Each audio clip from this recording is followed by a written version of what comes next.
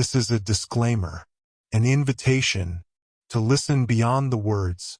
Dear listeners, as you step into this tale, remember, words, like stars, shine in their own way. A name may sound different, a rhythm may shift, but these are not flaws, only the breath of a story made alive. Embrace the creases in the map, the quirks in the voice, the imperfect magic of storytelling. Listen with an open heart, and the journey will remain unchanged. Subscribe for future content updates and new stories. James Potter and the Morrigan Web by G. Norman Lippert. Chapter 20. Tyranny of Final Days. The sense of relief James felt at the sight of his father, uncle and aunt, along with the other members of the new order, was nearly overwhelming. A collection of heavy logs and smooth boulders had been levitated into position around the fire, forming a circle of benches. As Harry resumed his seat, James squeezed in next to him. Ralph plopped gratefully next to tiny Professor Flitwick, who was dressed in a traveling cloak and comically enormous leather boots, a floppy, wide-brimmed hat pulled low over his brow. Scorpius, however, remained standing, his arms crossed at the edge of the flickering firelight, since Hagrid's bulk occupied the entirety of the remaining boulder. "Shall I summon you a log, Mr. Malfoy?" Flitwick offered cheerfully, producing his wand. Scorpius shook his head. "I'll stand if you don't mind, until I know a bit more about what this is all about." "Oh, he looks so much like his father at that age." Hermione smiled wistfully, nudging her husband. "I can see it," Ron muttered. "It's not exactly a halcyon memory, if you recall." Ralph peered carefully across the firelight at Professor McGonagall. "Are you all right, Professor? We read about what happened to you in the Quibbler." McGonagall straightened and raised her chin. "Despite what you may have read, I am not intimidated by a gaggle of hired brutes. I held my own quite well, if I do say so myself. They attacked her in her garden." Revalvier spoke up disgustedly, glaring into the fire, her golden hair shadowed by a deep red hood. 5 of them set upon a defenseless woman." "Not exactly defenseless," de Bellows grinned mirthlessly. "She sent 3 of the 5 to St. Mungo's with injuries far worse than her own. The other 2 fled back to their masters, no doubt with tall tales of being attacked by a she-giant with 10 arms. Still," Hermione said with a shake of her head, "the monstrosity of it. Poor Minerva spent weeks recovering from those curses. To attack a woman of her stature and experience." "If by that you mean a woman of my age," McGonagall said stiffly, "you are quite right. One does not bounce back quite so easily after their 8th decade. But I dare say it looked worse than it was." Harry turned to his son. "The professor told us everything as soon as she could.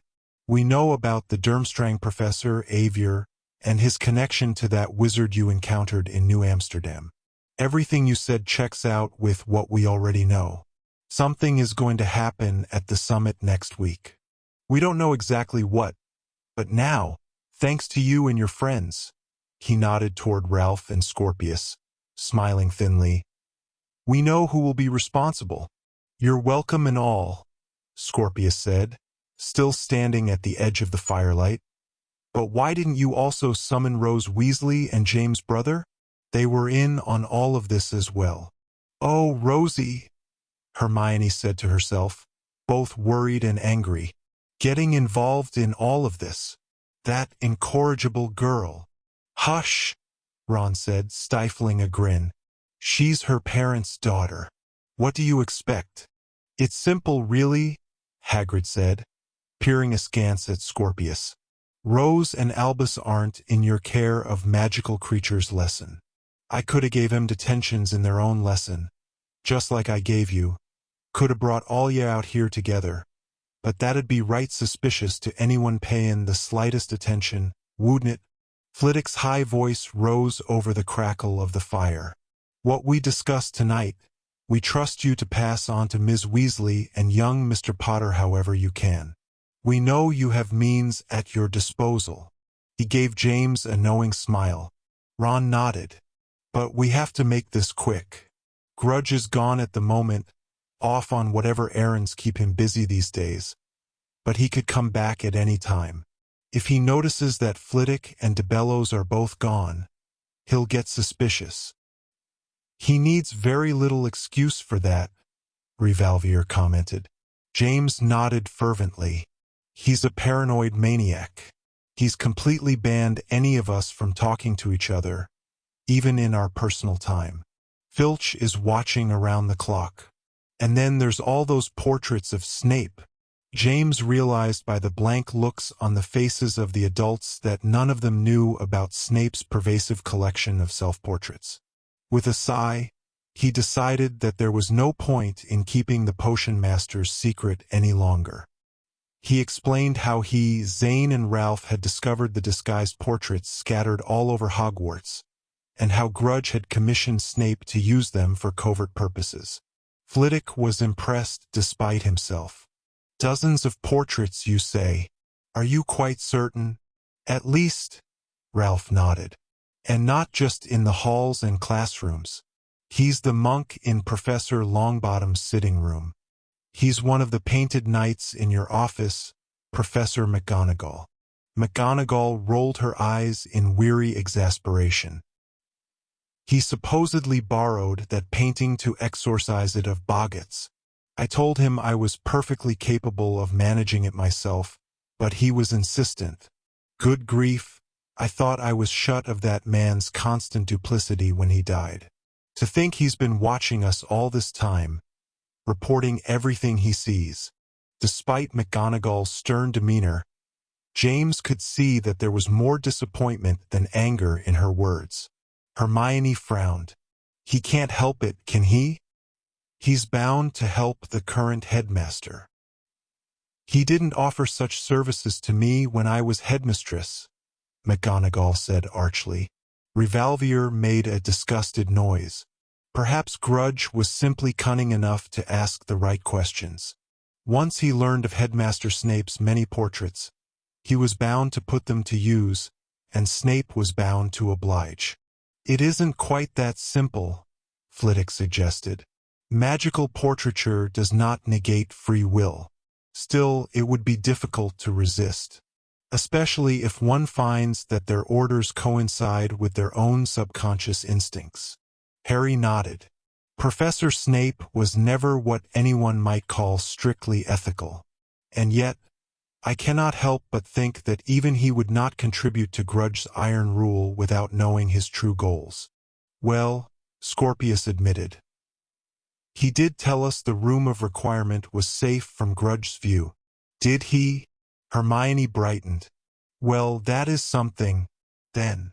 "Time's wasting," DeBellows announced briskly, clapping his meaty hands and rubbing them together.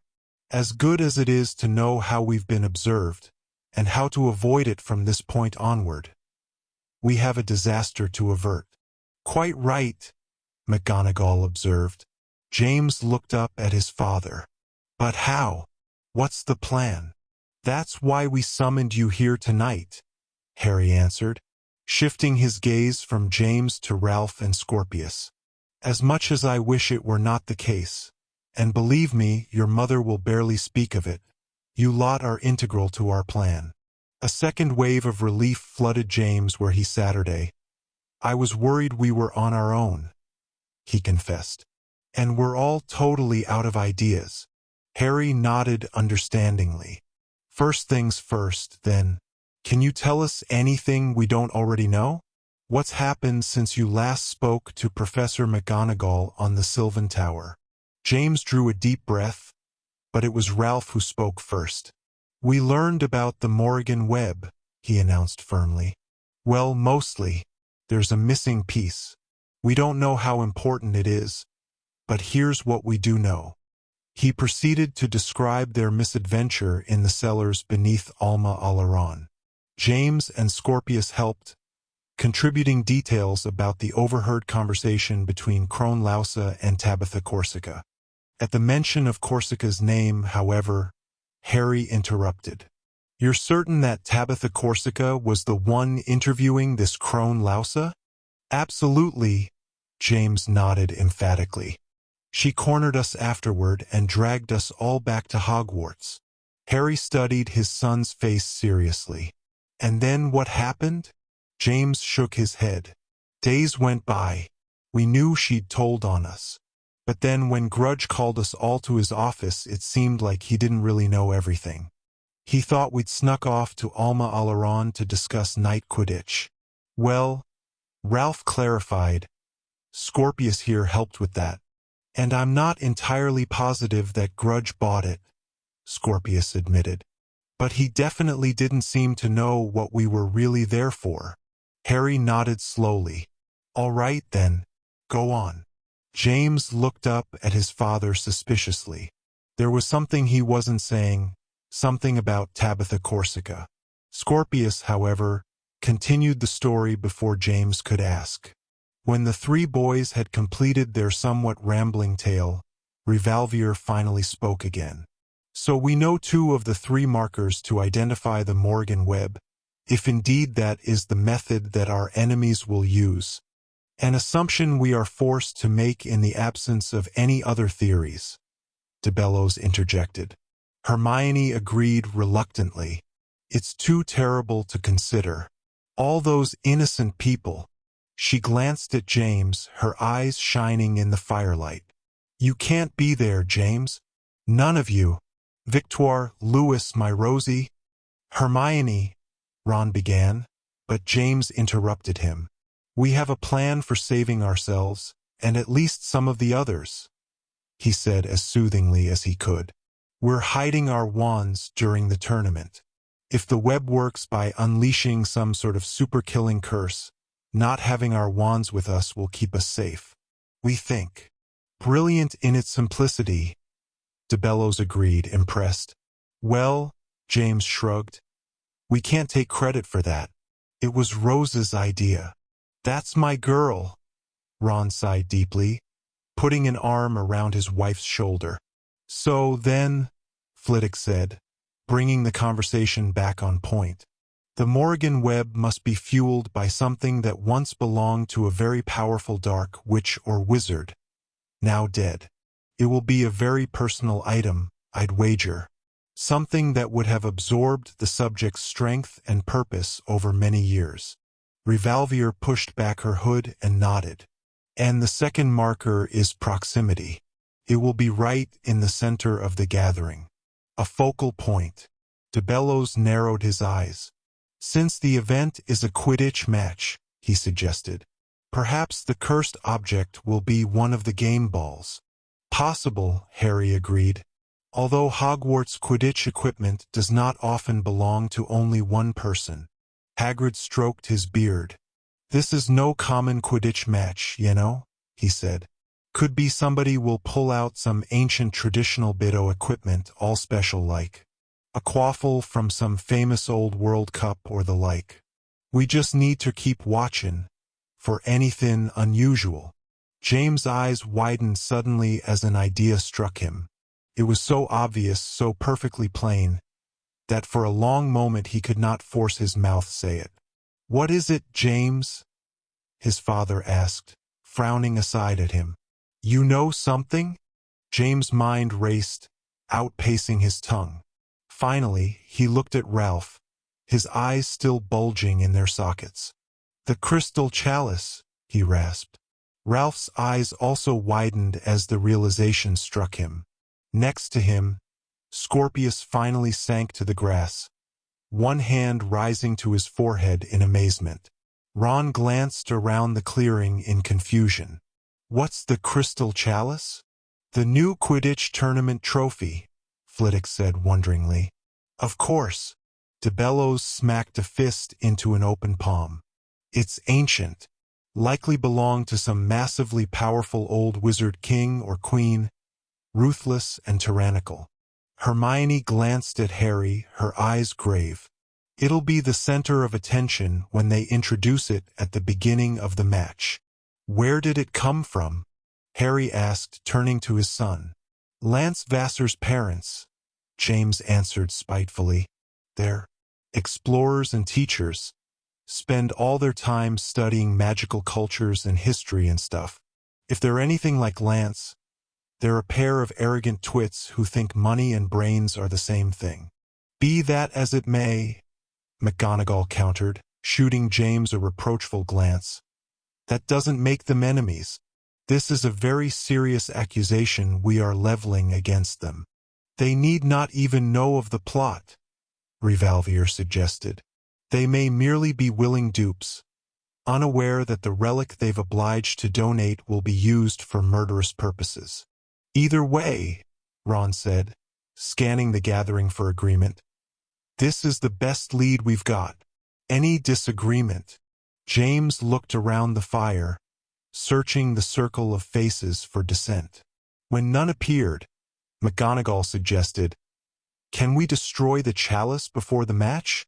Preferable but unlikely, de Bellows sighed. If it is indeed the source of the web, it will be guarded extremely securely until the time of its use. We must be prepared to take it in the moments before it is triggered.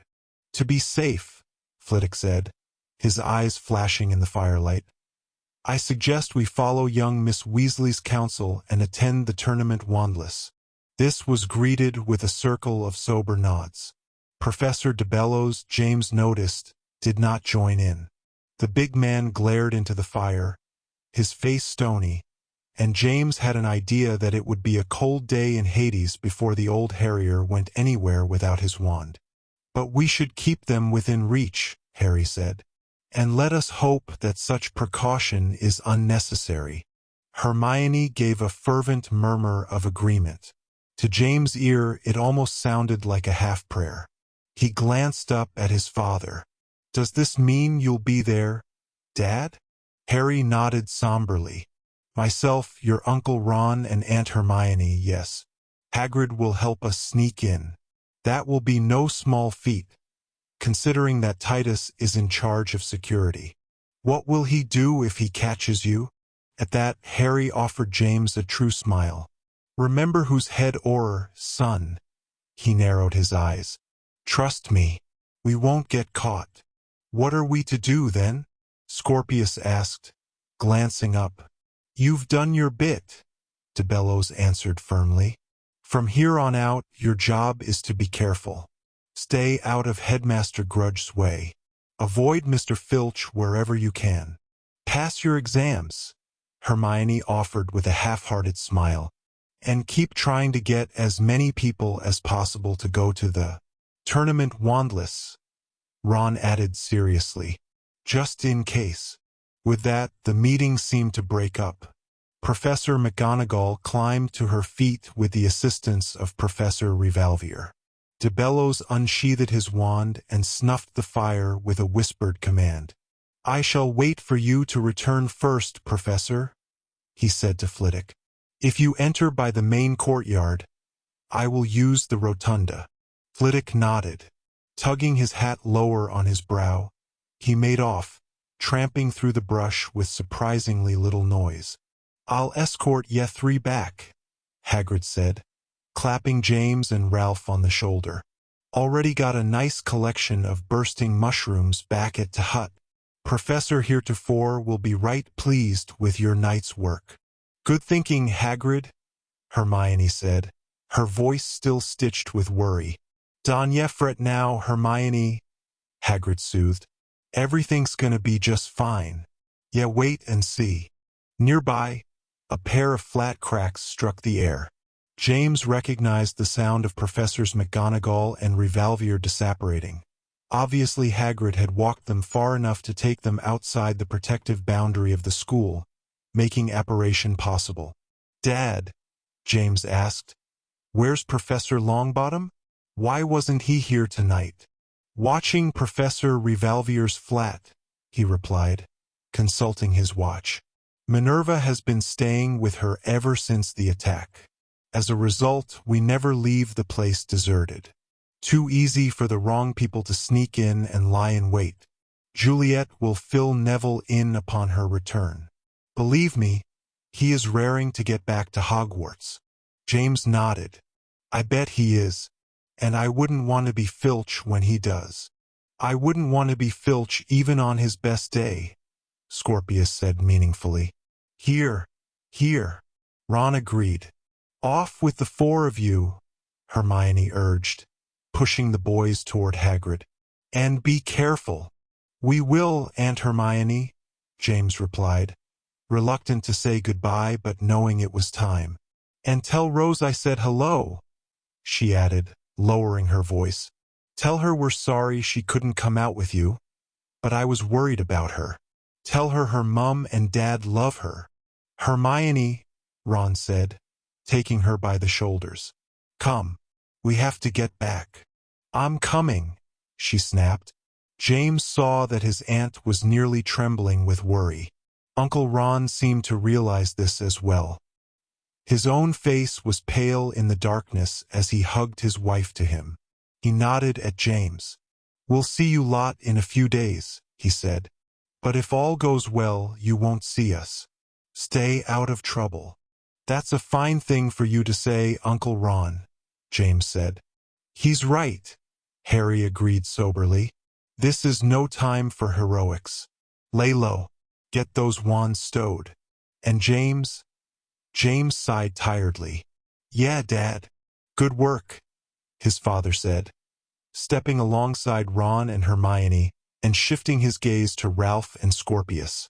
All of you, you've done more than any of us thought possible.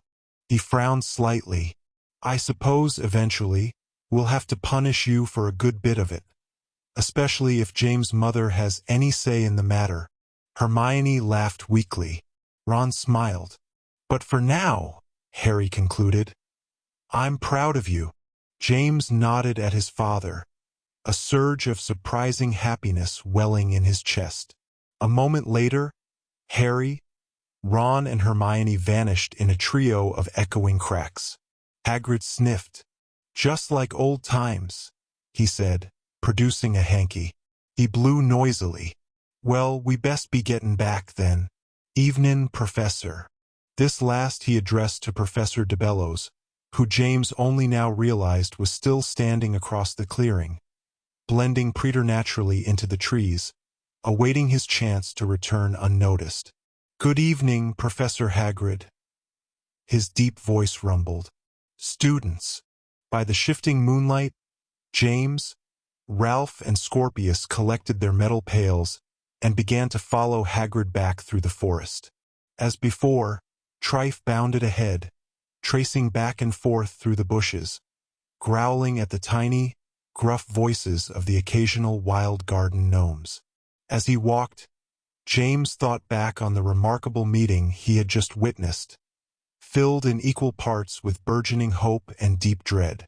For the first time in months, he was teased with the possibility that everything might turn out all right after all. And yet, if it didn't, more than students and Muggle world leaders might die. His father would be there, along with his Uncle Ron and Aunt Hermione. If the Morrigan Web went off, would they have their wands safely stowed? Or would they, like Kendrick DeBellows, be willing to sacrifice themselves for the cause of constant readiness? What's a witch or wizard without a wand? He muttered fearfully. To himself, his voice lost in the clanking of the bucket at his side. The forest brooded all around, thick with shadows, but empty of answers. The last days of the term trickled by with infuriating lethargy. As final exams gradually finished, the overall school mood lightened, looking forward to the final Quidditch tournament and the beginning of summer break with increasing boisterousness. Finally, Deirdre Finnegan shook her head at breakfast on the day of the tournament. We can get out of this prison, unless Grudge finds some way to send Rules home with us over break. I wouldn't put it past him to try, Aloysius Arnst declared, his eyes bulging beneath his furrowed brow. The more things seem to fall apart out in the world, the more he tries to fill in the gaps. If he could follow us all home, he totally would. Devendar stabbed a piece of sausage fiercely with his fork. Don't give him any ideas. He'll figure out a way. I don't know about the rest of you, Hate Thomas said in a low voice, but I'm thinking about skipping next year. Rose looked aghast. But you're a prefect, and you can't just skip school. Graham rolled his eyes. There's laws about that. Bugger the law, Hate said darkly. And bugger being prefect, too. My dad grew up in Provence. My grandparents still live there. If I go live with them, I can transfer to Beauxbatons. Now you're talking, Graham announced, straightening in his seat. Matter of fact, I'm coming to live with you. From further down the table, Lily set down her fork primly. I don't know what you lot are being so grumpy about. I think this year has been perfectly lovely. Got Stockholm Syndrome, that one? Deirdre muttered, cocking a thumb toward Lily. Fallen in love with her tormentors. I'm not in love with Headmaster Grudge, Lily bristled. And I totally hate Filch. But still, I had a good year, mostly, and can't wait to come back. That's because you don't know what it used to be like, Graham sighed. And you're all googly-eyed about being an emissary of the magical world at the summit. Lily sniffed as she climbed from her bench. I'm proud to represent us all, if that's what you mean, and I'll do my best to gloss over certain bad-tempered people who insist on only seeing the negative. Yeah, Chance Jackson agreed firmly, joining Lily. Together with Marcus Cobb and Stanton Ollivander, the group of first and second years threaded toward the double doors. Ah, to be young and idealistic again, Hate commented wistfully. We were never that naive, were we? Aloysius scoffed. You spent your whole first year leading the common room in the Hogwarts tribute every night before bed. Yeah, well, things were different then, weren't they? McGonagall was headmistress. Gryffindor had a winning Quidditch team. Oh, don't remind me, Devendar interrupted, waving his hands in agitation. I can't stand it. Have you seen that new trophy? Lance's parents and a pile of guards arrived with it last night. The thing's 3 feet tall if it's an inch, and glows like a rainbow in Antarctica. He sighed sorrowfully. It's so bloody beautiful it makes me want to totally punch someone. Hate leaned away from his friend. Save it for Vassar, he suggested, nodding toward the head of the table. He's so full of himself about that new trophy that his head's twice as big as normal. And that's saying something. He'll be out there on the pitch presenting it alongside his parents, Graham mourned, pushing away his half-eaten porridge. James, who hadn't been able to eat a thing for the giant knot of anxiety worming in his stomach, followed Graham's annoyed gaze. At the head of the table, directly beneath the dais, Lance Vassar sat with his usual entourage of 6th and 7th years, all laughing breezily, as if they hadn't a care in the world. Lance's perfectly coiffed hair caught the sunbeams from the high rose window, forming a fine halo of pinkish morning light. I could bring myself to absolutely hate him if he wasn't so ridiculously dreamy, Willow Wisteria commented with an angry sigh. Devendar could bear no more. He tossed his fork to the table with a clatter, stood up and stalked away. A reverberating gong rang overhead, emanating from the monstrous clock. James glanced up at it and saw that all but the center face had shut down. The Durmstrang, Beauxbatons, Alma Alaron and York faces all pointed stiffly to noon. There would be few more trips through the vanishing cabinets now that the term was virtually over. James wondered if the clock would be gone next year. He fervently hoped it would. Of course, he reminded himself there may not even be a next year. If his father, uncle, and aunt failed to stop the Morrigan Web. But he couldn't think beyond that. It was too dreadful and there was too much to do. Last exam of the term. Rose sighed briskly to no one in particular, getting to her feet. Transfiguration with Professor Tofty. Shouldn't last long. She shot James a sidelong glance. I'll see you all later this morning, then. James gave a subtle nod. He knew what he had to do. His first stop was the Gryffindor common room. Sunlight streamed from the high windows, suffusing the space with a golden haze and transforming the old sagging chairs and scarred tables into glowing tableaus.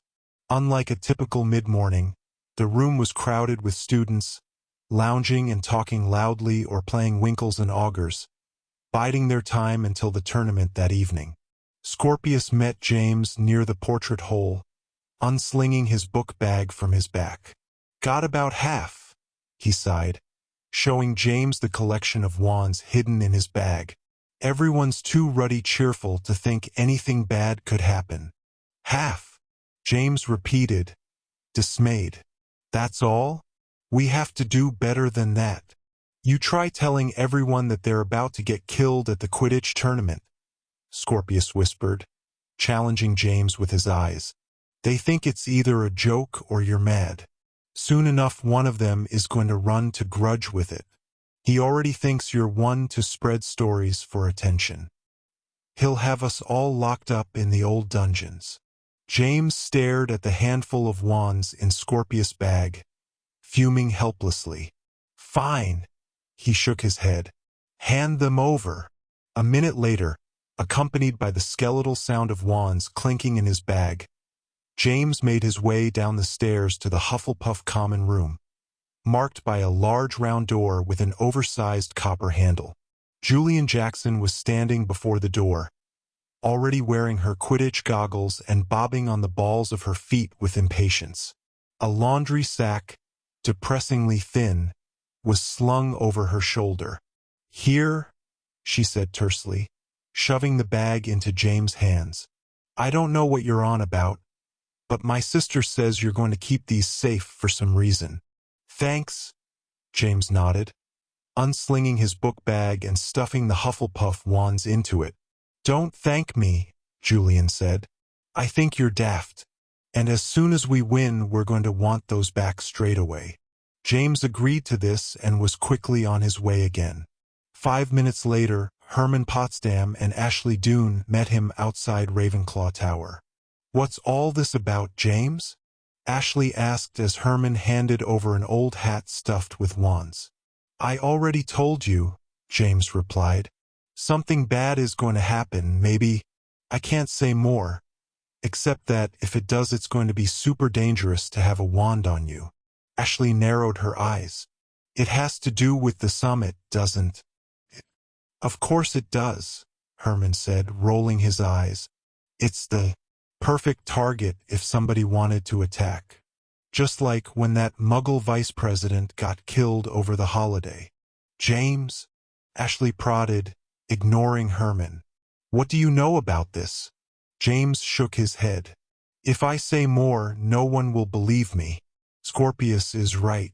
Most people already think I make stuff up just to hog attention. Grudge especially. I'm not one of those people, Ashley said impatiently. Jennifer Tellis is my big sister's best friend, and she says you're honest, even if you were a lousy gremlin. James frowned, taken aback. Jennifer said I was a lousy gremlin? Ashley rolled her eyes. You're no marauder, James. That was your grandfather. You're just a bit too responsible for your own good. Now Zane Walker. She sighed and looked wistful. Good beater, Herman agreed. Could have used him this year. A shame those Yanks got him. They don't know beans about Quidditch. Ashley shook her head, coming back to the point.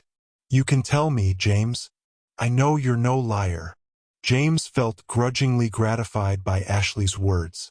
Look, he said, dropping his voice to a whisper. There is an attack planned on the summit. If it happens, lots of people are going to be killed. It won't be wand-to-wand combat, either. More like a magical bomb.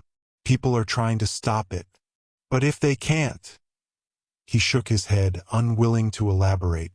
Wait a minute, Herman frowned, blinking. That's why we're hiding our wands? I thought it was because Grudge was going to confiscate them. James rolled his eyes. That's just a rumor. But who knows? Maybe it's even true. Either way, this is the best thing for all of us to do. Oh, Ashley countered, backing away. My wand isn't in there. James blinked at her. What? Why not? Like I said, James, she replied soberly. I trust you. If you say there's going to be an attack, I'm inclined to think you're right. And no way am I going into a fight without my wand, magical bomb or not. But, James protested, shaking his head. But that's the point. Your wand will be the thing that kills you. Ashley cocked her head. I trust you, James, she said thoughtfully. But that doesn't mean you're always right. I'll be keeping my wand handy. And who knows? Perhaps you'll thank me later. Maybe Ashley's right. Herman nodded, squinting into the old hat in James' hands. Before James could stop him, the big boy stuffed his hand inside and retrieved a long, warped wand. There she is. Sorry, James. James protested further, but Ashley and Herman seemed to have made up their minds. Together they ascended Ravenclaw Tower, leaving James nearly sick with frustration below. Albus and Ralph had even less encouraging news outside the Slytherin dungeons. There, Albus said, dropping 4 wands into James' bag. That's mine, Ralph's, Trenton's, and Minch's. She's a first year and has a thing for OL Ralph here. For wands, James declared angrily. That's all. Slytherins aren't in the habit of handing their wands over to Gryffindors, Ralph said, hushing James and steering him away from the dungeon door. Besides, if your dad and his mates do their job, it won't be a problem, right? And what if they don't? James demanded. Come on, James, Albus replied. It's Dad we're talking about. He and Uncle Ron and Aunt Hermione are unstoppable. Didn't you read Revalvier's books? It was a joke, but James couldn't share his brother's confidence. A pall of deep dread was settling in his heart, turning his stomach into a bag of stones and filling his thoughts with nightmare visions. After all, it was more than the Collector they were facing. The Collector was just a mask worn by Avier Dorcascathan, and Avier himself was merely a twisted man, haunted and driven by a past that wasn't even his own. The real threat was Judith and her sister Fates, Petra and Izzy. James had no idea how they would play into the plot, except that, together, they represented a force of destiny that was exactly as powerful as it was unpredictable. And worst of all was the fact that, even now, virtually no one fully believed him or understood the threat they faced. Harry Potter, Uncle Ron, and Aunt Hermione may well be able to foil the Collector. But could they thwart the combined, chaotic might of Petra, Izzy, and Judith? As the 3 boys exited the entrance hall and darted into the brilliant morning sunlight with their clattering bag of wands, James warred with himself at every step. Petra could not allow Judith to kill. That had been her primary motive on the night of the unveiling. And yet Petra seemed to believe, somehow, that allowing the attack was the only way she could break the chain of destiny, to shatter the bonds that made her and Izzy's sister Fates with Judith. And worst of all, what if she was right? What if the Morrigan Web was simply the price that had to be paid for an even greater salvation? What if it was necessary somehow, for the greater good? In the blazing morning sunlight, as the Quidditch pitch loomed ahead, its banners fluttering gaily in the soft breeze, a cold shudder racked James' shoulders. No, he muttered to himself, unheard as Ralph and Albus ran ahead, aiming for the hidden trunk behind the Gryffindor grandstand. No, there's a better way. There has got to be. Even to his own ears, however, he sounded much more confident than he felt. Chapter 21. The Third Marker. The final Quidditch match of the term was always a massively popular event. Each grandstand filled raucously with students and teachers, peppering the air overhead with firework charms and bursts of confetti, all in various team colors. This year, however, the crowd was far thicker, packed to overflowing as students were crammed into the upper seats, leaving room in the lower boxes for Muggle dignitaries and their entourages, along with their wizarding counterparts and a liberal collection of ambassadors and translators from various international ministries of magic. Even before James, Rose and Scorpius reached their seats, threading with difficulty through the milling, noisy throng, Rose was excitedly pointing out the foreign gatherings all around. "That's the Prime Minister of India and his wife," she exclaimed, hopping on her toes and pointing over Scorpius' shoulder. "And over there with the Slytherins, look, that's the German Chancellor. And the French President sitting next to the French Minister of Magic and Madame Maxime." Sidling to a bench above Haight Thomas and Deirdre Finnegan, James asked, "How do you know all these people?" "I read Lily's ambassador instruction packet," Rose admitted, settling into her seat. It had a listing of all the attending government representatives. Extremely impressive, all of them being here today. "Muggles at a Quidditch match," Scorpius shook his head. "What's the world coming to?" "Hush," Rose scolded. James glanced from grandstand to grandstand, watching the various Muggle leaders gaze from their seats with a wide-eyed mixture of wonder, anxiety, and undaunted curiosity. A collective gasp rippled around the pitch as the Hufflepuff and Slytherin teams emerged from the locker rooms far below, spiraling up into the air on their brooms and swooping around the grandstands like hummingbirds, their cloaks snapping behind them. The crowd of students raised a deafening cheer, joined somewhat more respectably by the government representatives and ambassadors. In the lowest box of the Hufflepuff grandstands, James spied the American president. Drummond was his name, clapping mildly amidst a knot of men in black suits and ties. His vice president was conspicuously absent, of course. "Look!" Rose suddenly exclaimed, pointing. "Aunt Ginny!" A thrill of sick shock descended upon James as he followed his cousin's pointing finger.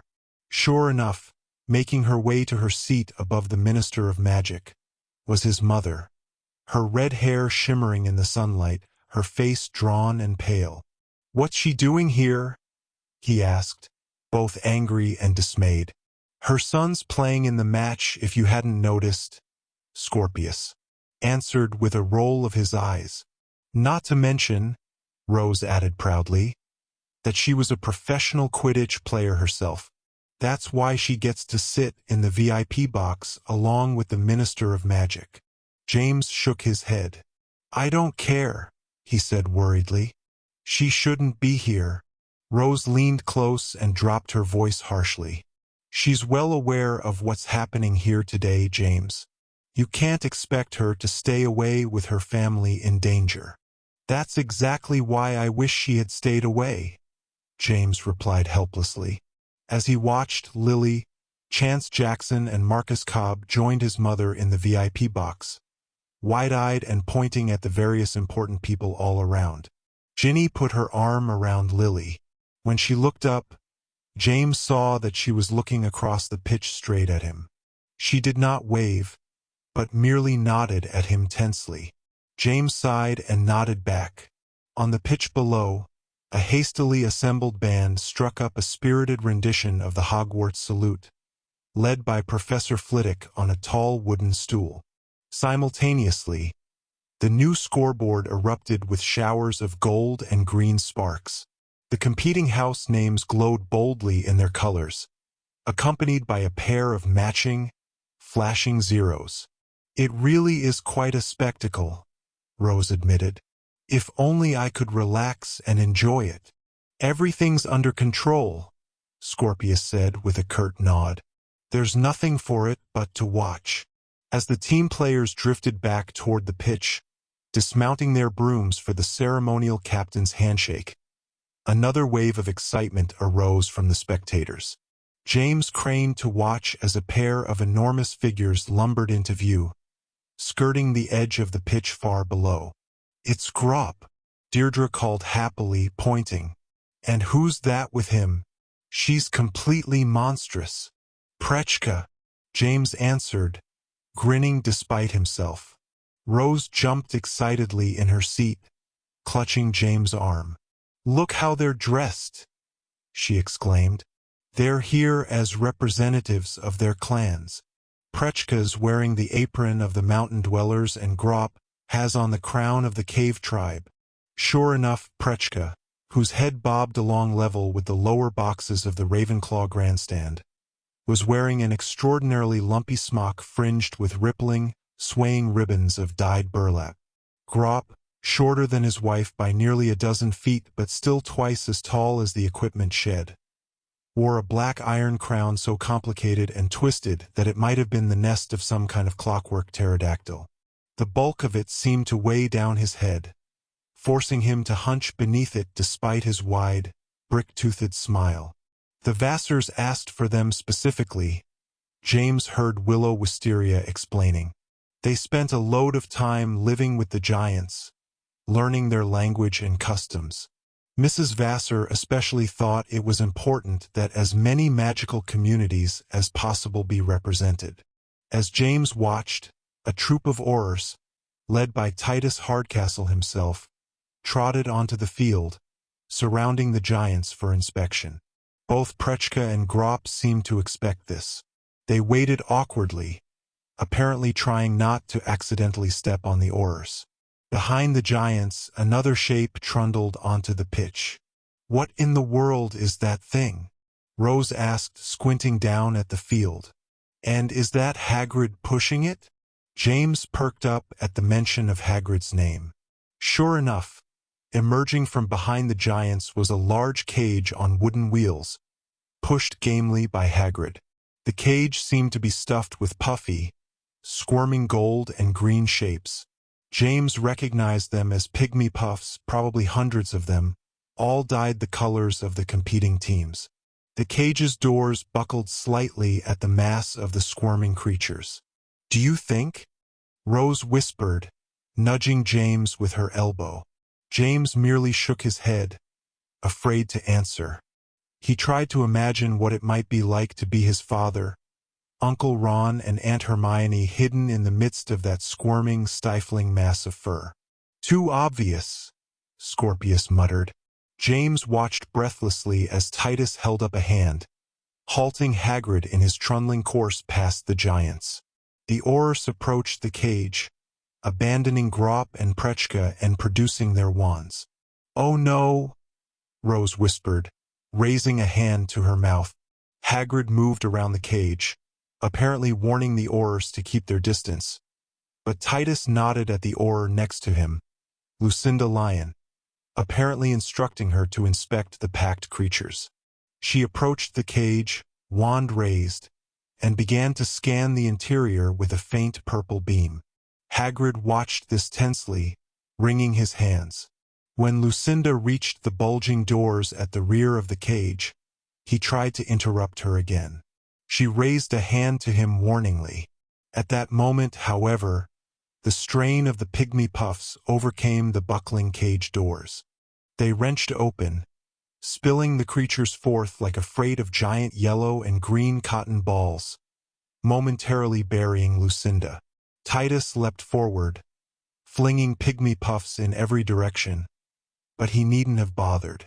These creatures, as James could clearly now see, had apparently been bred just for the occasion. Tiny, fluffy wings unfurled from each of the puffs, flapping in mad blurs and lifting them into the air. They bobbed like clumsy balloons, swirling up in a great, expanding cloud. A roar of confused laughter and applause greeted the floating pygmy puffs, even as, down on the pitch, Hagrid and Titus pulled Lucinda to her feet. "The cage," James said, confused. "It's empty." As the pygmy puffs drained from the cage, floating awkwardly into the afternoon air, they left nothing but blank wooden floor. "Look at the giants," Rose hissed.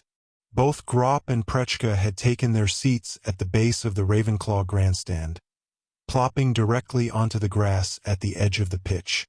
Grop's massive iron crown sat next to him, casting a complicated shadow up onto the door of the Ravenclaw locker room.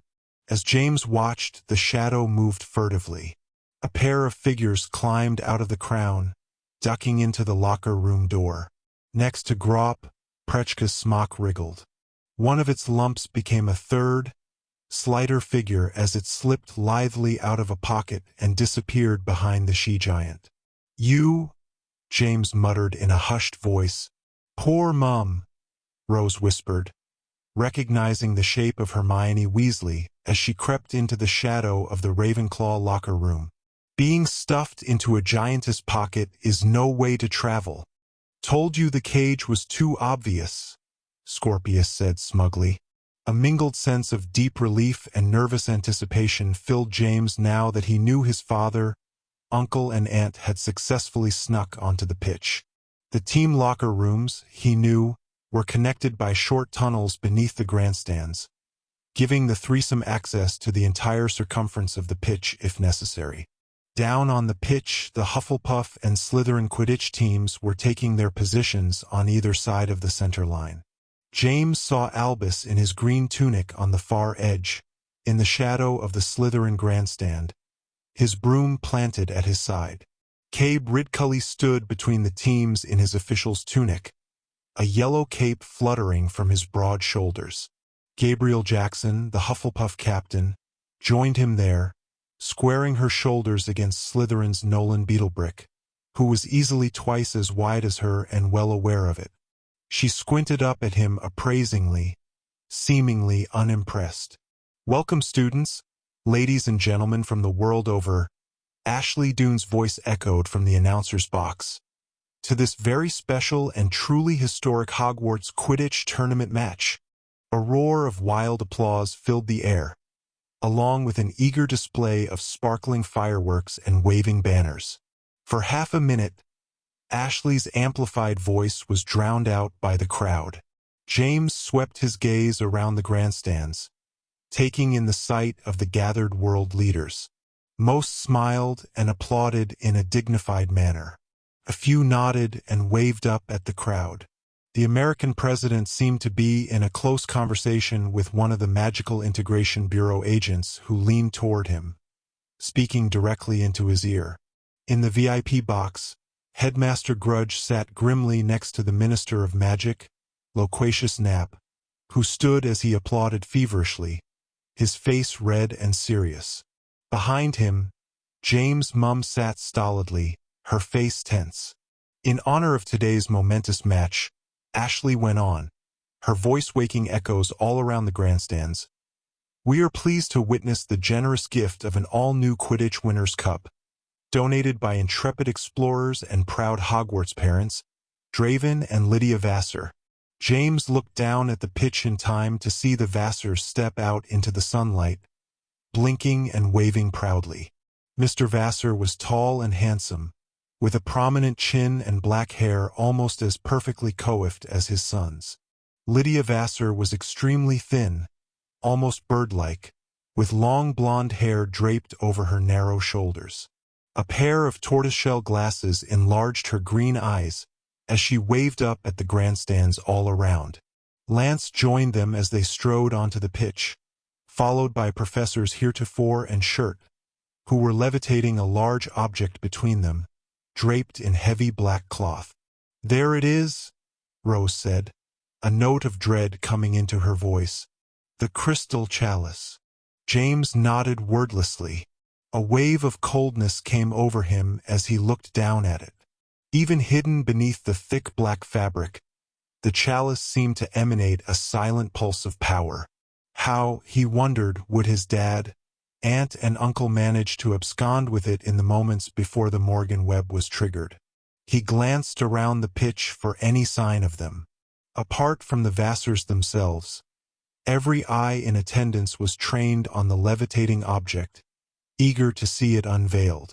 Even the giants, Grop and Prechka, were mesmerized where they sat, wide-eyed in the sunlight at the edge of the pitch.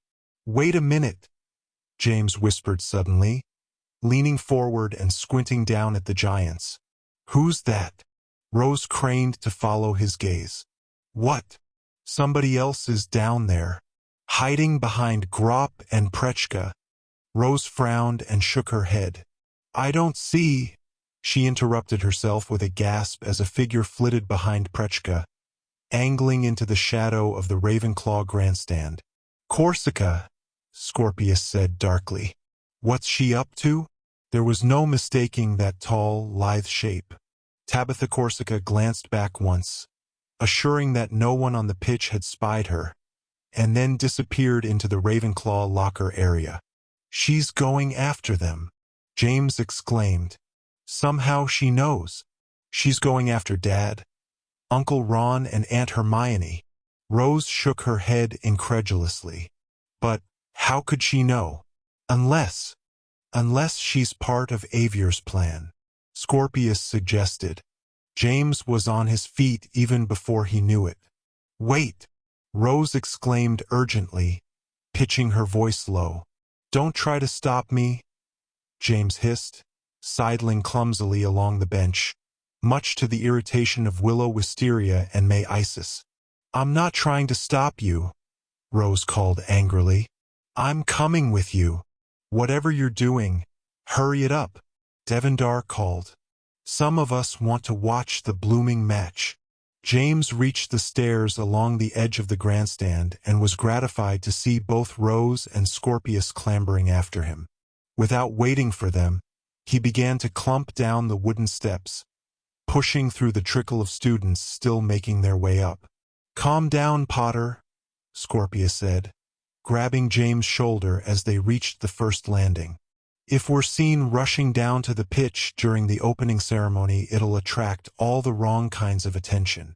James knew Scorpius was right but could not restrain himself.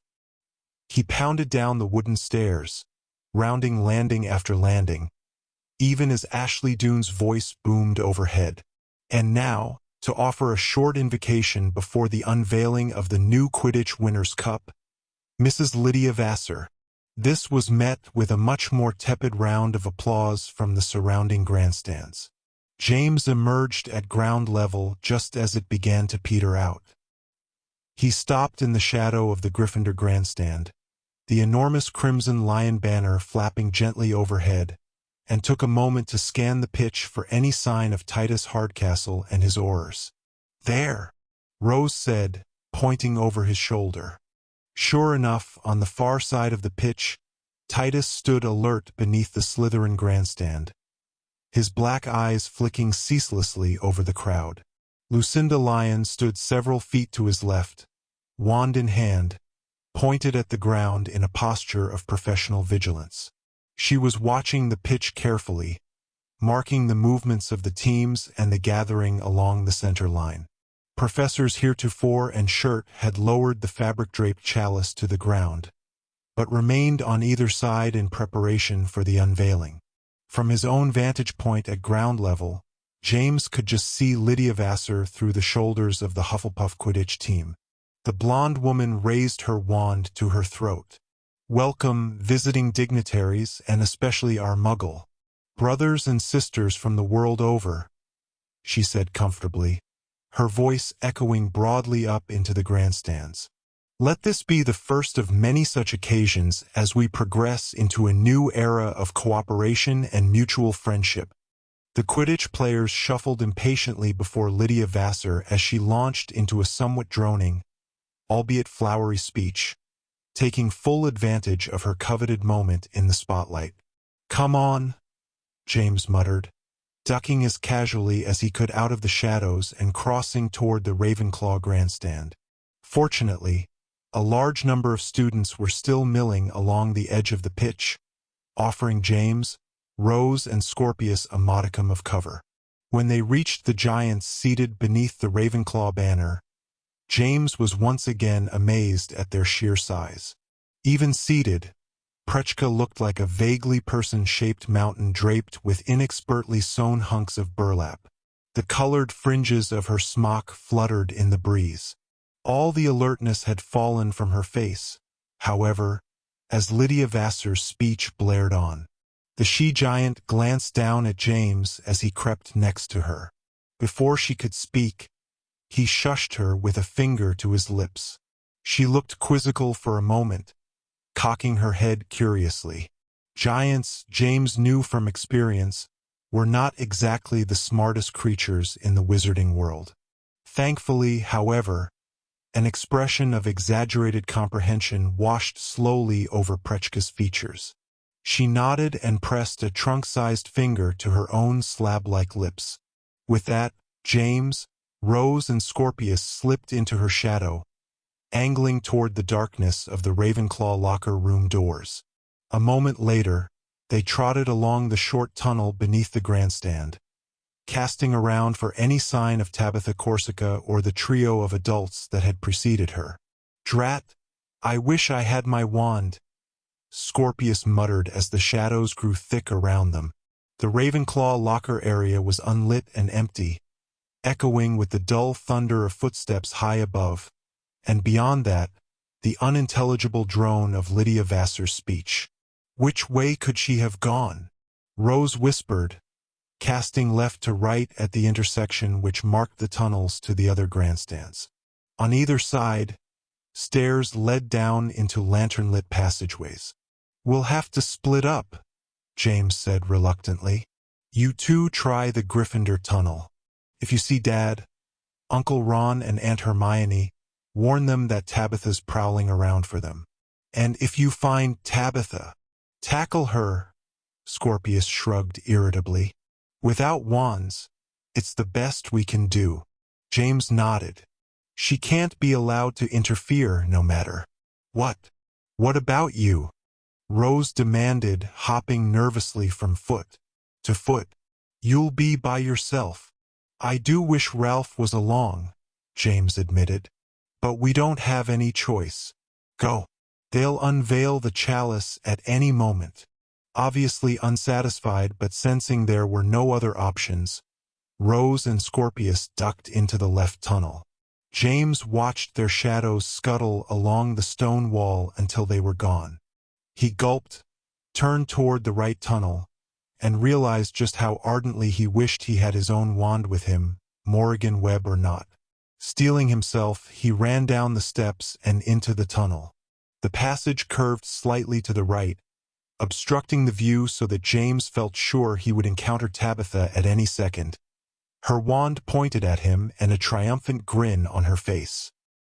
He forced himself to run on regardless, eventually spying the stone steps and faint daylight of the Hufflepuff locker area. He scampered up and threw himself against the inside wall of the stairway, breathing hard and feeling horribly defenseless. Furtively, he glanced around the corner, first into the brightly lit but apparently empty Hufflepuff locker room, then along the short passage leading to the pitch. Framed by the open doors, James could see the grassy pitch stretching away, crowded with the Hufflepuff and Slytherin players, their brooms held upright at their sides. Lydia Vassar was facing away from him, her wand still raised to her throat, her voice still casting flat echoes up into the grandstands. At her heels, the crystal chalice still stood covered in black cloth, flanked by Professors Heretofore and Shirt, their wands at the ready. And crouched just inside the double doors, her own wand protruding from her fist, was Tabitha Corsica. James' breath caught in his chest, amplifying the thunderous pounding of his heart. Corsica seemed to be watching the ceremony avidly, her gaze sweeping the pitch as if searching for something. "And that is why," Lydia Vassar's voice rang out, "we are proud to present this, our latest and perhaps most important discovery, the fabled crystal chalice of Timor Rune, the last king of the United Wizarding World, 19th in line from the Elder King Kriegel, and last to witness an age of Muggle and magical coexistence. Some say his was a rule of despotism and tyranny, but that is all the more reason that this, his most famous relic, should herald an age of mutual tolerance and respect."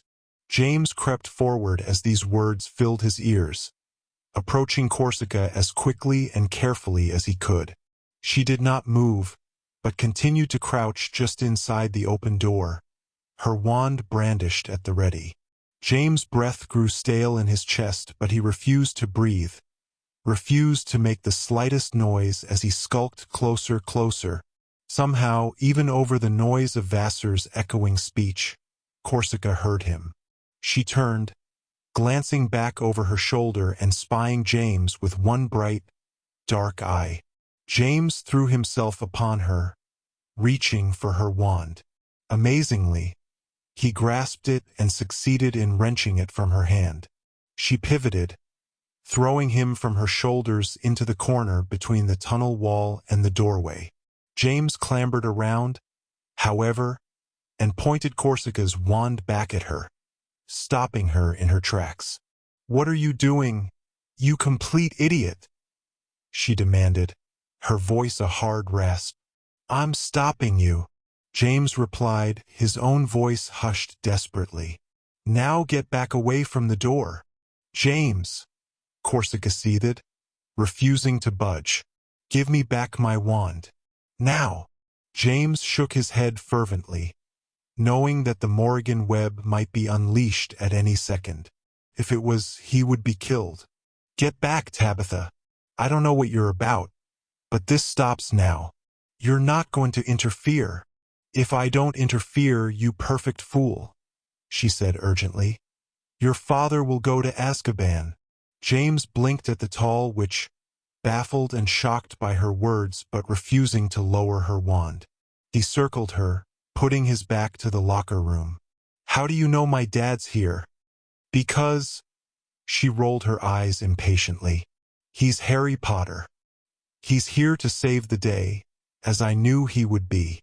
You told him your daft suspicions about the Morrigan Web, and he and his friends were stupid enough to believe you. I was watching for them and witnessed them slipping beneath the Ravenclaw grandstand. I followed, meaning to find them before it's too late. My intention is to warn them that the day doesn't need to be saved." "You're a liar," James exclaimed, renewing his grip on her wand. "You're in on it. You have to be." "If I was," Corsica answered immediately, taking a step toward James, "would I be hiding here with a wand in my hand?" James shook his head in angry confusion. "You're crazy, just like the night of the triumvirate when you thought you were the bloodline of Voldemort. You couldn't possibly want to help my dad. You hate him." Corsica took another step toward James, forcing him to back further away. "Think back to when I first confronted you at York," she demanded, speaking very quickly. "Do you recall when I told you that a certain mysterious benefactor had intervened on my behalf, recommending me for that post?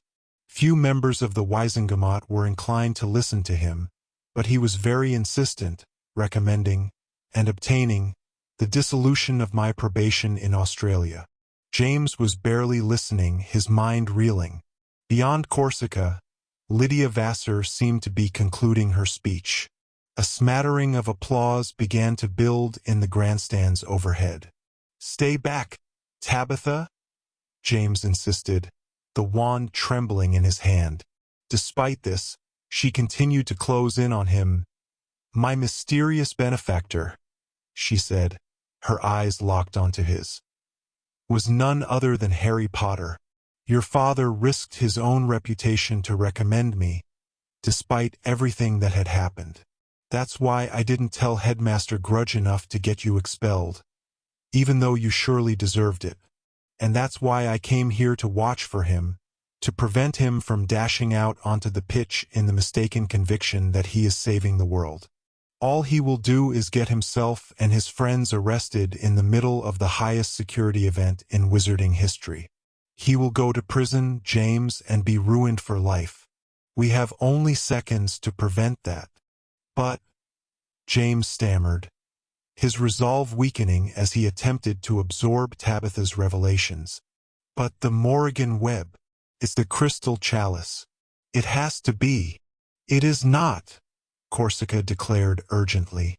"There are 3 markers for identifying the Morrigan Web." James nodded, still backing away from Corsica, her wand still raised in his fist. "I know. It has to belong to a powerful dead witch or wizard, and it has to be the centerpiece. It fits perfectly. You missed the third requirement, James? Corsica exclaimed, holding her hand out for her wand. The third requirement is time. It takes months for the enchanted object to steep in its destined location, to build its power, to reach the proper culmination of strength. The chalice only arrived last night. It couldn't spawn a single magical spark, much less the Morrigan Web. Time, James repeated, stunned. Could Tabitha Corsica, his longtime nemesis, be telling the truth? Was the crystal chalice actually harmless, nothing more than a curious relic passed off as a sporting trophy? If it was, then his dad was indeed charging into capture and imprisonment at the hands of his own partner, Titus Hardcastle. He glared at Corsica, trapped in a hopeless, crippling web of indecision.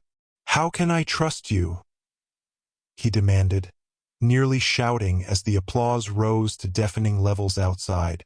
"Because I have nothing to gain by lying," she yelled in answer, raising her own voice. James' heart was slamming against his ribs, his mind reeling.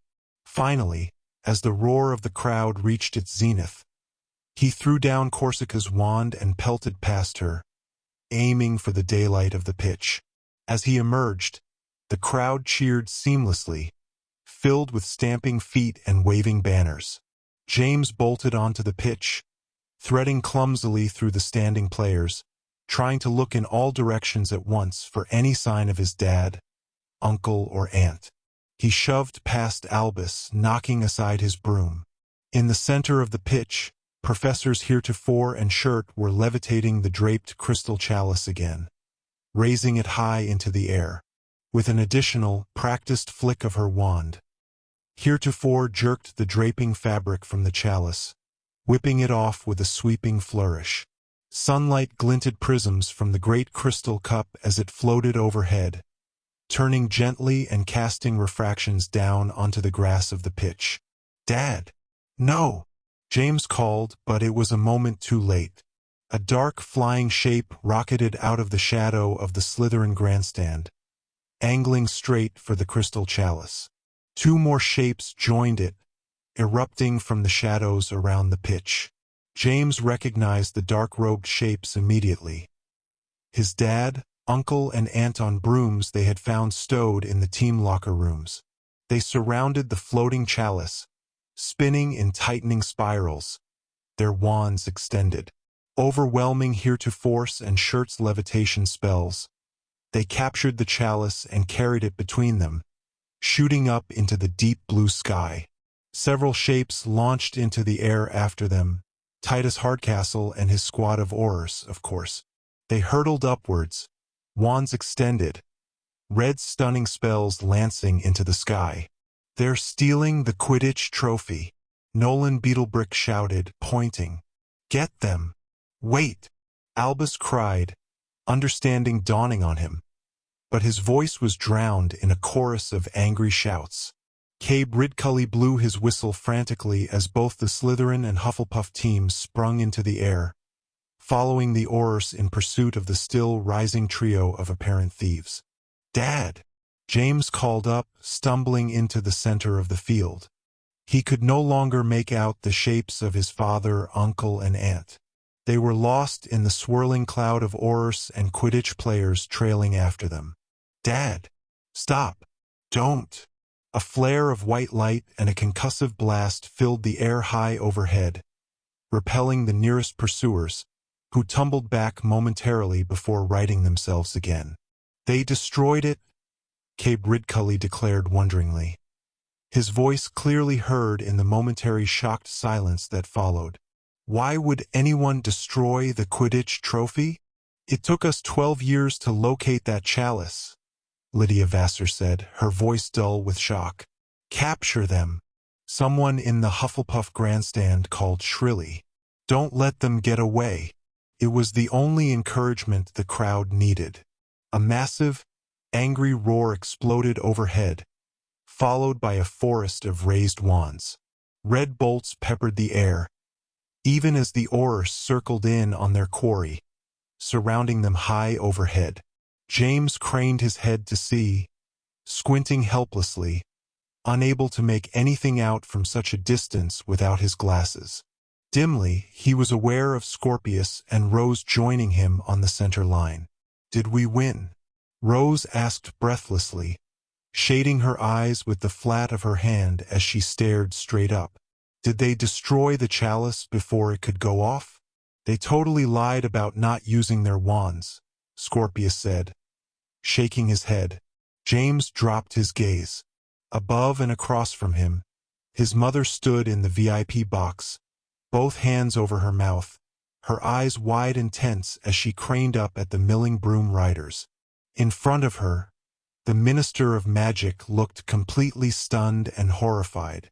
Headmaster Grudge, however, merely glared down at James, a wry twinkle in his gray eyes. Suddenly Scorpius grabbed James' shoulder and pointed to the side. "Look out! Here comes Corsica!" Ignoring Scorpius, Tabitha Corsica joined the gathering in the middle of the pitch, peering mildly up at the gawking, swooping Quidditch players. In the center, Titus Hardcastle and his Aurors lowered slowly, their wands trained on the three dark-clad figures. "You know, James," Corsica said, pocketing her wand, "this reminds me of your first year, when you tried to steal my broom." She sighed lightly and shook her head. "You really do have a thing for ruining Quidditch tournaments, don't you?" Slightly over 2 hours later, James, Scorpius, and Rose met Ralph and Albus at the edge of the pitch. The match had finally concluded with a Hufflepuff victory, much to Albus' compounded disgust. Bedraggled and sweaty in his green tunic, he dragged his broom behind him, fuming blackly as the fivesome ducked beneath the Gryffindor banner, seeking the trunk hidden at the rear of the grandstand. Wind whipped capriciously around them, snapping the banners high overhead and carrying grit into the air. A pall of clouds had pushed in over the course of the match, blotting out the sun and dropping the temperature by 10 degrees, as if the weather itself was competing with the confused darkness of James' own mood. No one spoke of the fiasco which had preceded the match. The one small mercy to come from it was that Titus Hardcastle had allowed the three thieves to remain in their cloaks and hoods during the course of their arrest, thus preserving the secret of their identities. Lucinda Lyon had taken charge of security for the remainder of the match, while Titus and a second Auror escorted the three figures back to the castle at Wand Point, accompanied by resounding boos and jeers from the uniformly furious crowd. Mingled with the deep disappointment about the arrest of James, Albus and Rose's parents was the strange and unexpected relief that, in spite of everything that had gone wrong, everyone had survived the Quidditch summit. There had been no attack. James' dad, uncle, and aunt had been willing to sacrifice themselves, triggering the Morrigan Web at a safe distance from the crowd gathered below. But the chalice had not been the trigger after all. There was no Morrigan Web. In all the feverish worry and preparation for disaster, this was the one outcome that James had completely failed to consider, that he had been quite simply wrong. But Avier said he was going to attack the summit, he reminded himself. Had the twisted old wizard simply been lying? Was he, perhaps, insane? Delusional? Surely that was a possibility, considering the cracked nature of his past. And yet, as the five students rounded the corner of the grandstand, James was not exactly surprised to find a gaggle of waiting students, all looking terse and impatient. More seemed to be approaching from the exiting throng as the grandstands emptied, accompanied by a distantly echoing fanfare of Professor Flitwick's band. That was some attack, Fiona Fourcompass called accusingly, spying James. It was nothing more than a stupid prank. Who were they, anyway?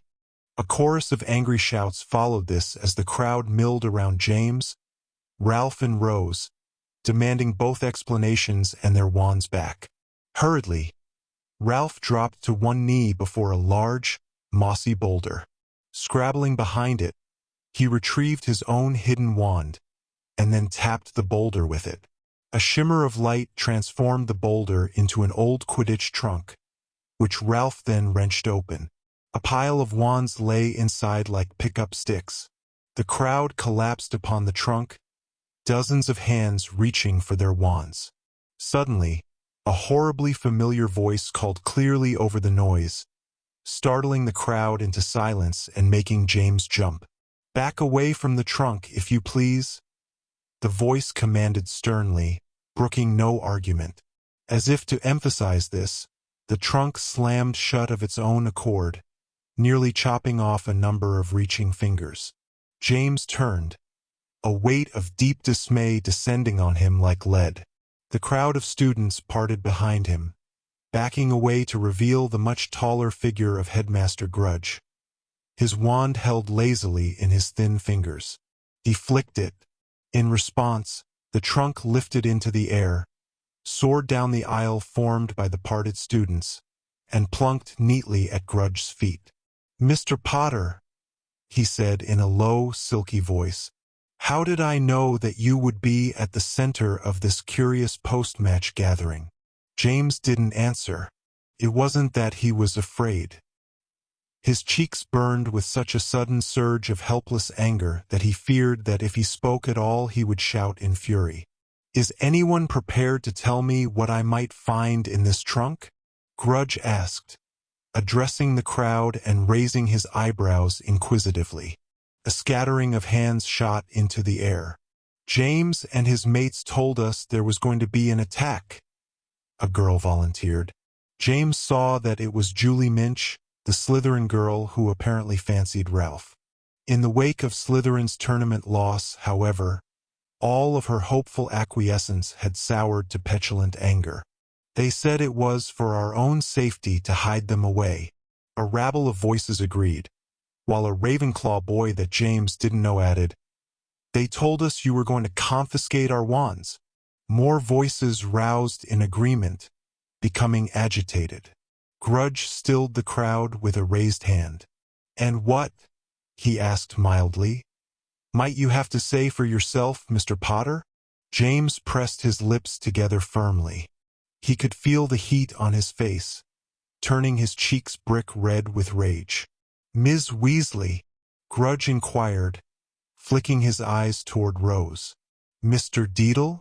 Mr. Malfoy? Anyone? Would you really like the truth, sir?" Scorpius replied, giving the headmaster an appraising look. "I would indeed," Grudge answered with cool magnanimity, spreading his hands slightly. "At least, whatever limited perception of the truth you and your persistently troublesome friends adhere to." Scorpius cocked his head. "The truth, sir, is that no one trusts you. Even if we were wrong about what was meant to happen here today, the fact is that everyone here was willing to entrust their wands to us because they do not trust you, either as their protector or their leader." The dead silence that followed this statement spoke as loudly as a chorus of shouts. James glanced aside at Scorpius, not sure if he was more impressed or mortified with the blond boy's blunt candor. Scorpius merely glared up at the headmaster, his expression passive, almost bored. "I would not be so quick to speak for those present here this evening," Grudge commented, allowing his gaze to roam over the assembled students. "They may not ascribe to your limited perception of current school events. They may, in fact, be mere pawns in your plot of discord and sedition. And yet, they have found themselves rather easily duped by your lies." Here Grudge returned his gaze to James. "Mr. Potter, you invented the fiction that these unfortunate students were going to have their wands confiscated. Of course, I have harbored no such intention. In light of this situation, however, I find that perhaps yours is an idea worth some merit. If these students are so eager to hand their wands over to anyone with a fanciful tale, perhaps they should be taught the responsibility that comes with the privilege of wand possession." Grudge studied James for a long moment, his eyes glittering. Meanly, then he lowered his gaze and flicked his wand once more. A stream of thick chains sprayed from his wand tip. Clanking and rattling, they coiled around the trunk at Grudge's feet, snapping tight and clamping shut with a large iron padlock. "Until further notice," the headmaster said, pocketing his wand. "And by order of me, your headmaster, these wands are indeed officially confiscated. You may have them returned to you before the end of term if—" He held up a narrow finger, quelling the growing protests. "You present to me an essay of no less than 12 inches of parchment titled, 'Why I Will Never Relinquish My Wand Again.'" The crowd redoubled its protests, shrill and furious. "On second thought," Grudge amended, raising his chin and narrowing his cold eyes, "perhaps 16 inches would be more illuminating." He glared around, challenging the students to continue their protests. Instead, the crowd fell silent, crackling with barely restrained fury. "Much better," Grudge said softly, turning away. "Do enjoy your evening, students. I look forward to your remorseful thanks in the years to come." As he paced toward the castle, the chain trunk began to follow him, clunking along atop its own shadow. Wind whipped Grudge's cloak and carried restless waves over the grass. 16 inches! Graham Wharton seethed, punching James in the shoulder. "One day before end of term and 16 inches of essay. Thanks loads, you great idiot. That's the last time I ever listened to a Potter about anything," Fiona declared loudly. This was greeted with a murmur of angry assent as the crowd began to trickle toward the castle. "Well, there's one good thing to come from all this," Scorpius commented, clapping James on the back. "At least now you weren't wrong about why we hid the wands." James could not bring himself to respond. He was so numb with rage and frustration that he couldn't imagine ever feeling cheerful again. Silently, he began to follow the crowd as it drifted toward the castle, snatches of angry comments carrying back to him on the cooling wind. Chapter 22. An Impossible Bargain. Dinner in the Great Hall was a rushed affair, as a much grander dinner and conference for the worldwide delegates was planned for later that evening.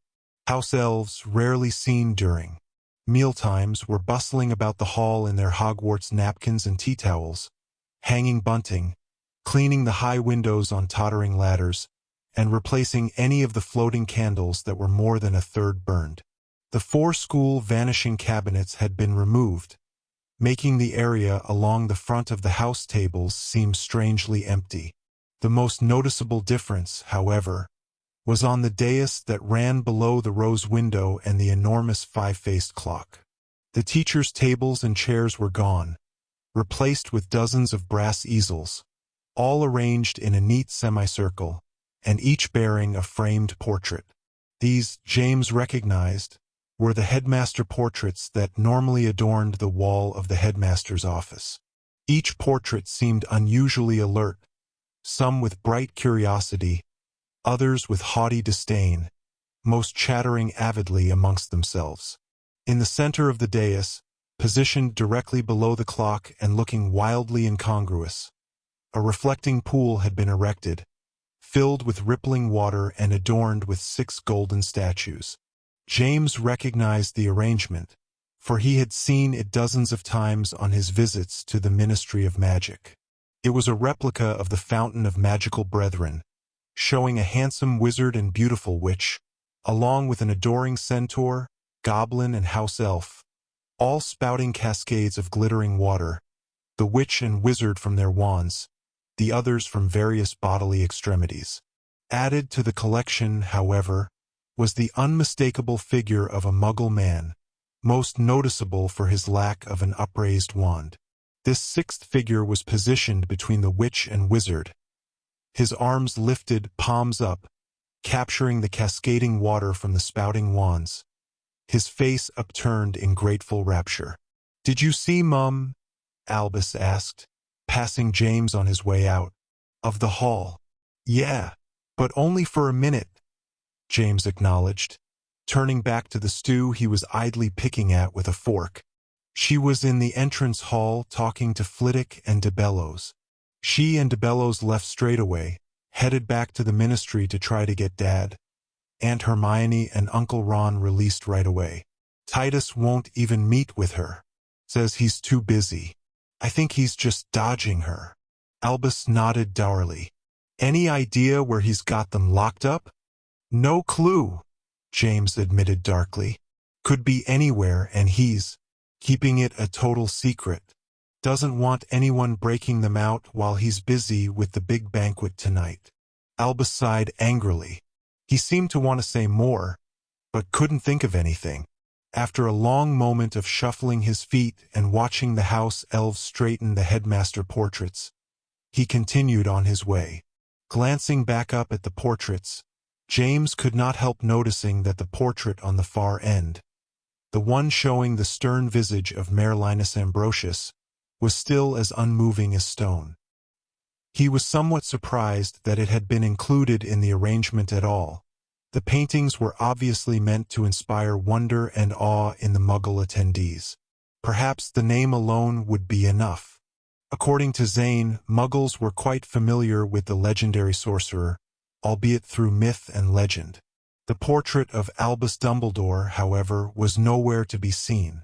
This was not particularly surprising, James supposed.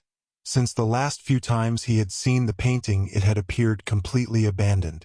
Despite the bustle of the room and the palpable air of anticipation, the atmosphere around the house tables was tainted with sullen anger. Even the Hufflepuffs, who under normal circumstances would have been celebrating their tournament victory, sat in a shroud of subdued gloominess. Not only had their trophy been stolen and destroyed by unknown vandals, the entire team had given James their wands, and seen them subsequently confiscated, at the behest of their captain, Gabriel Jackson. Even now, she glared at James from the Hufflepuff table, still wearing her Quidditch tunic, her hair pulled back in a frayed ponytail. James ate as quickly as he could and left the great hall by himself, unable to bear the silent anger of his classmates any longer.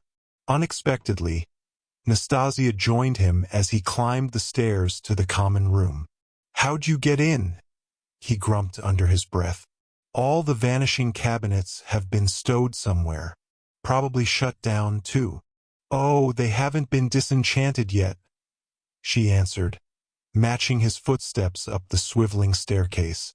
"There are still a few students out and about, finishing up last-minute assignments. Besides, I've been here all day. I wanted to see what happened. Must be nice to be able to turn into a snake and slither around unseen," James muttered. "I told you," she said primly. "I don't turn into a snake, but yes, it's handy." They reached the top of the stairs and angled toward the portrait of the fat lady. James said, "So I suppose you saw everything." Nastasia shrugged non-committally. "I saw that things didn't go how you'd planned." "That's an understatement." James barked a sardonic laugh.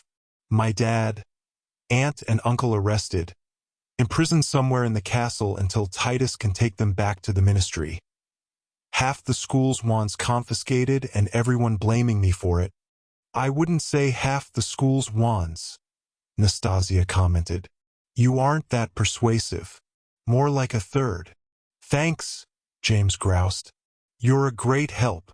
He stopped in front of the portrait and spoke the password. The fat lady swung open with a faint creak. "Are you going to invite me in?" Nastasia asked. James looked back at her. "Why should I? I've got 16 inches of essay to write." "You aren't writing any essays tonight," Nastasia said with a knowing smile. "And I think you could use a friend." James paused on the threshold of the common room. Nastasia was right on both counts. "Fine," he sighed. "Come on in. But I'm not going to be especially good company tonight." "That's all right." Nastasia laid a hand on his shoulder and gave him an apologetic look. "You never are." James rolled his eyes and ducked through the portrait hole. Nastasia followed. If anything, the common room was even more moody than the great hall had been. Even those who did not have essays to write seemed strangely subdued. considering that the term was virtually over and summer holiday was upon them. Part of it was likely the weather. Darkness pressed against the windows, which rattled with sudden, whistling gusts of wind. The fire had been stoked against the strange chill outside. James spied Rose seated at her usual corner table, along with Deirdre Finnegan and Shivani Yadav, all bent dourly over parchments, quills in hand. Scorpius was nowhere in sight, likely still down in the great hall finishing dinner. As James and Nastasia threaded toward the fire, Lily came skipping down the stairs of the girls' dormitory, resplendent in her dress robes, her red-blonde hair neatly parted with a jeweled clip. "I'm off," she announced giddily. "We're going to sing for all the international leaders and the Minister of Magic and all the Aurors. Oh, I'm so nervous." "Well, you look simply wonderful," Nastasia assured her with uncharacteristic warmth. "If you sing half as nicely as you look, you'll knock their socks off." Lily tittered at this, soaking up the compliment. James was in no mood for cheerfulness, even from his sister. "Don't you have an essay to write, too?" he said grumpily. Lily cocked her head and drew something out of the pocket of her dress robes. It was her wand. "Headmaster Grudge gave mine back," she said sweetly, batting her eyes. "Me and all the other student ambassadors. Didn't want us distracted from our duties," he said. "Maybe he's not so bad as everyone says." She glanced at the clock over the fire and exclaimed, "Oh, I need to go. We're all meeting in the entrance hall just before 7. Professor Heretofore will let us in all at once. In a procession, no less." She grinned, beside herself with excitement. With a quick wave goodbye, she dashed toward the portrait hole. "She doesn't know, I assume?" Nastasia asked in a low voice. "About Dad?" James replied, "No, we kept her out of it. She has no idea who got arrested today." Nastasia nodded. "Good for her. I'm sure it will all be worked out before she ever needs to know." James wasn't interested in Nastasia's meaningless assurances. He threw himself into a sagging armchair before the fire while she settled onto the end of the sofa nearest him. Neither said anything further on the subject. How, James mused to himself, glaring into the fire, how could he have been so totally wrong? It wasn't just that Avier had admitted his plan to attack the Quidditch summit. It was the arrangement of wizard chess pieces on his desk, seeming to signify some ongoing conflict, each piece representing real people. Himself, a knight, his father, the Diamond King, and Rose inexplicably the Queen. And on the other side of the board, ranged against them, Petra/Judith as the Dark Queen, the Collector as the King. Could it possibly all have been a sham? The lunatic ravings of Avier's broken mind? Wouldn't Petra have told him? After all, when she had met him in the mysterious gazebo, she had warned him that he was getting too close, figuring too much out. If it was all just a madman's delusion, wouldn't she simply have said so? James frowned at the fire, his mind spinning. It simply didn't make any sense. There had to be something he was missing. He had been so sure that the crystal chalice would be the trigger for the Morrigan Web. It had made such perfect sense. But was it possible that that had been his biggest mistake? Like Hagrid's cage, he muttered to himself. Scorpius said it was too obvious. What? Nastasia stirred next to him. James shook his head, trying to clear it, to arrange his thoughts. When Dad and Uncle Ron and Aunt Hermione snuck into the tournament, he murmured, still frowning into the fire. Rose and I thought they were hidden in Hagrid's cage, buried in all those pygmy puffs. Blue. Nastasia stuck out her tongue. Sounds like a form of torture. Those things stink when they sit in the sun too long. But Scorpius said it was too obvious. James went on, ignoring her. He knew it was a diversion. James sat up in the armchair, thinking furiously. Was it that simple? Had the crystal chalice purposely been included in the tournament as a decoy? A diversion, meant to flush out anyone who planned to stop the Morrigan Web? So it had worked perfectly. And after all, the summit wasn't over. Even now, world leaders and magical administrators were gathering in the Great Hall below, along with a collection of student ambassadors, teachers, and aurors. Perhaps Avier had purposely misled James, allowing him to believe the attack would occur during the tournament in order to distract him from his real plan. But what could it be then? He asked himself. I've got to think. What are you talking about? Nastasia asked, raising one eyebrow at him. You're not still on about the Morrigan Web, are you? Give it a rest already. Something that once belonged to a powerful witch or wizard, now dead? James' mind raced, trying to find something that fit. Something that's a centerpiece, that everyone would notice. Could it be the new fountain and statues on the dais? No, they were too recent, because according to Tabitha Corsica, the third marker was time. The object needed to have been there for months, right out in the open, seen by everyone. Time? James' mouth dropped open with sudden realization. He nearly leapt out of his chair. What? Nastasia demanded, taken aback. It has to be it. James muttered tensely, his eyes bulging at the fire.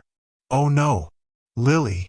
With that, he did leap from his chair, turning to dash for the portrait hole. Wait, Nastasia exclaimed, grabbing him by the elbow. It's too late, whatever you're talking about. Look, she pointed at the clock over the fireplace. It's 7:15. Lily and her procession of little ambassadors marched into the Great Hall 15 minutes ago. 10 Jacks says the doors were locked after them, and probably guarded by a couple of those wand-happy aurors of yours. James stared at the clock in mute frustration. We have to get in there somehow. What's going on? A voice whispered at his shoulder. James glanced aside to see Rose standing next to him, her essay forgotten on the table behind her. It wasn't the crystal chalice, he rasped at her. But I know what it is. We have to get down there right away to stop it. Rose's frown deepened with confusion. What are you talking about? Down where? The big formal dinner in the Great Hall, he explained, nearly bursting with impatience. The Morrigan Web was never meant to go off at the Quidditch match. That was just a trick to throw us off track, and it totally worked. It's meant to go off tonight, downstairs, and I know what's going to trigger it. You were pretty sure last time, too? Nastasia commented mildly. Shut up, Nastasia, Rose said. To James, she whispered. No matter how sure you are, we can't just sneak into the Great Hall. It's got guards all around it. Every door will be locked. I know, James exclaimed, trying desperately to keep his voice low. Even so, he felt the uncomfortable stares of several people nearby. We need some help. Hagrid, maybe, or your parents, Nastasia suggested. Both Rose and James turned to her. James narrowed his eyes. You know where they are? I do, Nastasia answered with a nod. I followed that guy, Titus, when he brought them back to the castle. It was either that or watch the Quidditch match, and I have to admit I've never really understood that crazy game. Rose looked confused. You followed Titus? And he didn't see you? How? She has ways, James answered with a roll of his eyes. Trust me. Fine, Rose said, dismissing the topic for the time being. Where are our parents, then? And do you think we can break them out? I'll show you, Nastasia answered, turning to lead James and Rose toward the portrait hole. As far as breaking them out, it's doubtful. But that doesn't mean it isn't worth a shot. As the three students exited the portrait hole, James was pleased to see Ralph approaching from the opposite direction. Hi, he said dourly. No fun in the Slytherin common room tonight since we lost the match, and Julie Minch is on the lookout for me. Says I owe her an essay. I was wondering if maybe I could hang out up here? Walk with us, Ralph, James said, grabbing his friend by the elbow and turning him around. Stuff's up. Not again, Ralph moaned, following along reluctantly. What is it now? James has figured something out. Apparently, Rose whispered, turning to trail Nastasia down a side corridor. Hurry, Nastasia, James hissed. We don't have much time. Where are we going, then? Ralph asked nervously. Because I just came to hang out. Maybe play some wizard chess. Try not to get cornered by that mad Julie Minch. Take it easy, Ralph, Rose answered. We're just off to break out our parents. Ah, Ralph nodded weakly, apparently unsurprised. And we're doing this because? Because the Morrigan Web is still going to go off, James replied in a low voice. And we need help stopping it. But we've been through this, Ralph protested, his face flitting in and out of shadow as they hurried on. The crystal chalice was supposed to be the trigger, except it wasn't. It was never the trigger, James said with dark certainty. The trigger's been in front of us all along. We didn't see it because we'd gotten too used to it. Nastasia turned, leading the others down a curving stone stairway. So? She said, her voice shuddering as she tramped down the steps. Do tell. What is it, then? James paused as they reached the bottom of the steps, gathering in the high corridor that led to the defense against the dark arts classroom. It's that bloody clock, he declared fiercely, meeting Rose's and Ralph's eyes in turn. The clock that's been hanging in the Great Hall all year, plain as day. Rose's eyes widened as she considered this. But we don't know who it belonged to, do we? James shook his head. Who knows? Could be anyone. Or maybe the trigger is hidden inside it, even. It's big enough. And it's been the centerpiece of the entire school for the whole year. Everyone's been watching it, running their entire day by it. Just a little further, Nastasia urged, striding forward again. James, Ralph, and Rose followed. How can you be so sure it's the clock? Ralph frowned. We were certain it was the chalice, after all, and that turned out totally pear-shaped. I know the third marker for the Morrigan Web, James proclaimed. Tabitha told me. She did. Ralph's eyes widened. When? James waved a hand impatiently. Long story. Point is, the clock fits all three markers. The first one is ownership. We don't know where it came from, but for all we know it belonged to some horrible witch or wizard. Rose nodded, quickening her stride. The second marker is proximity. The clock is definitely the centerpiece of the Great Hall, right in the middle of all the action. And the third marker is time, Nastasia concluded. It's been there all year, steeping in both attention and its own magic, just waiting for tonight. She stopped in front of the defense against the dark arts classroom door and put her hand on the handle. 2 paces behind her, however, James came to an abrupt halt. He stared at her in the dimness, his face filled with sudden suspicion. I never told you, he said slowly, what the third marker was. Silence filled the corridor as every eye turned toward Nastasia. She gazed back at James unwaveringly. It'll all make sense in a minute, she told him. With that, she pulled open the classroom door. James glanced inside. For chunky shapes stood in shadow, the 4 school vanishing cabinets, removed from the great hall and apparently awaiting disenchantment. Standing in the middle of them, also apparently waiting, was a tall, hooded figure, its face lost in shadow. Ah! The figure's deep, grinning voice said, Ms. Hendricks and friends, do come in. Rose gasped sharply. It was the collector. James recoiled from the door, pulling his cousin with him. Before he could retreat, however, something sharp poked him in the back, stopping him in his tracks. He spun around to find Nastasia behind him, her wand raised meaningfully in her hand.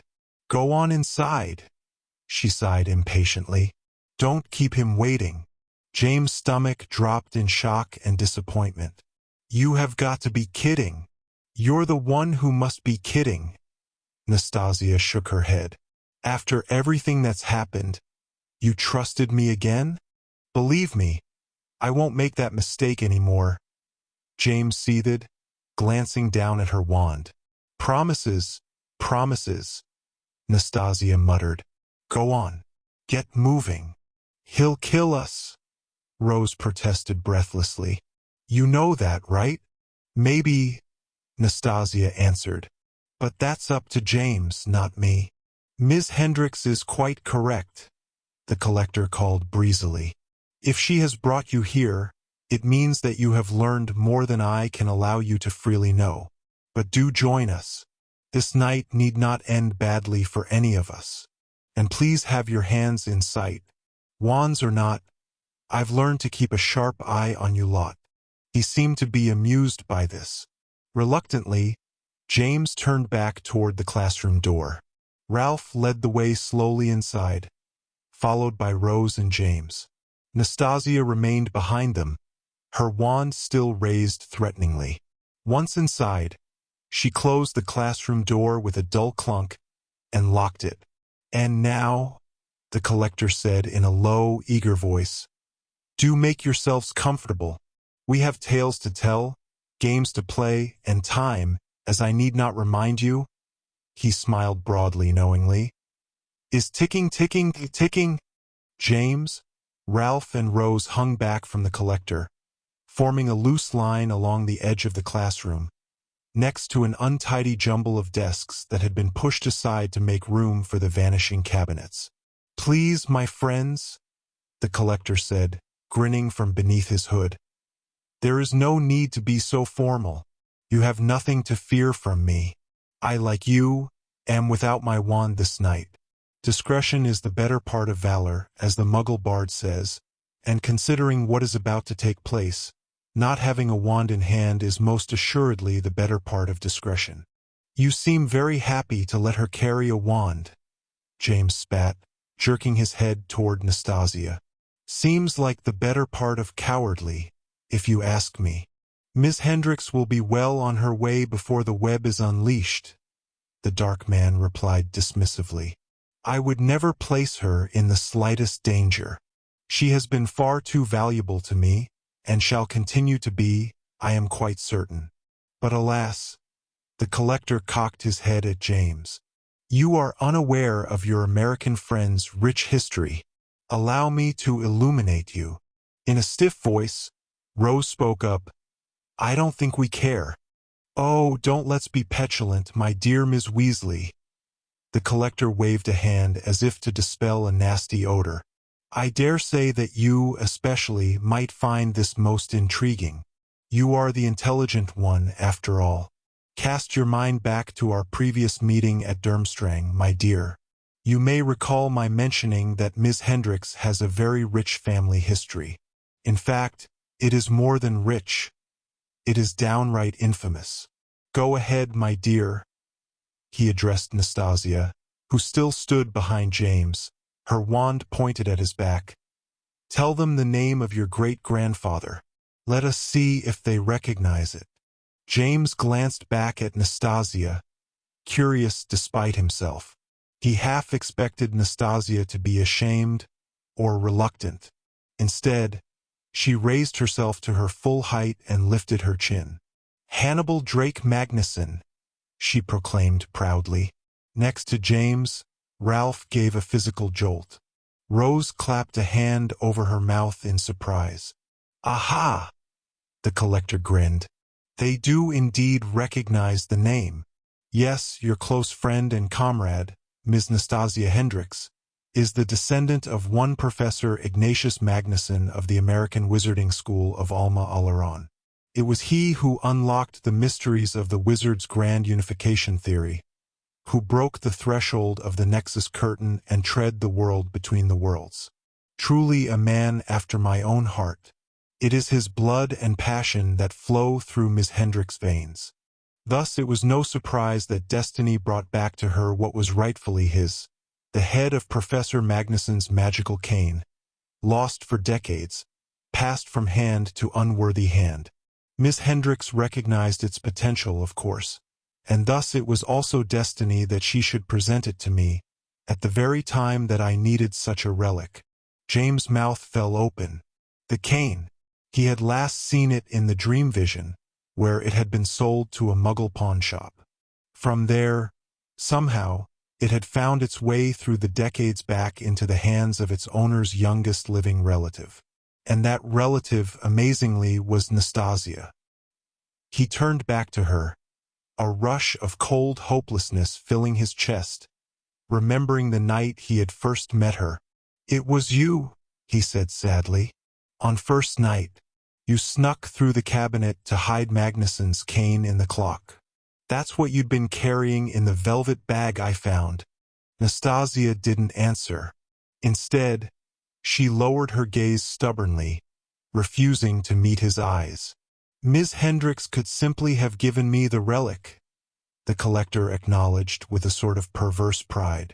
"I could have placed it in the clock myself." But she insisted on a more active role.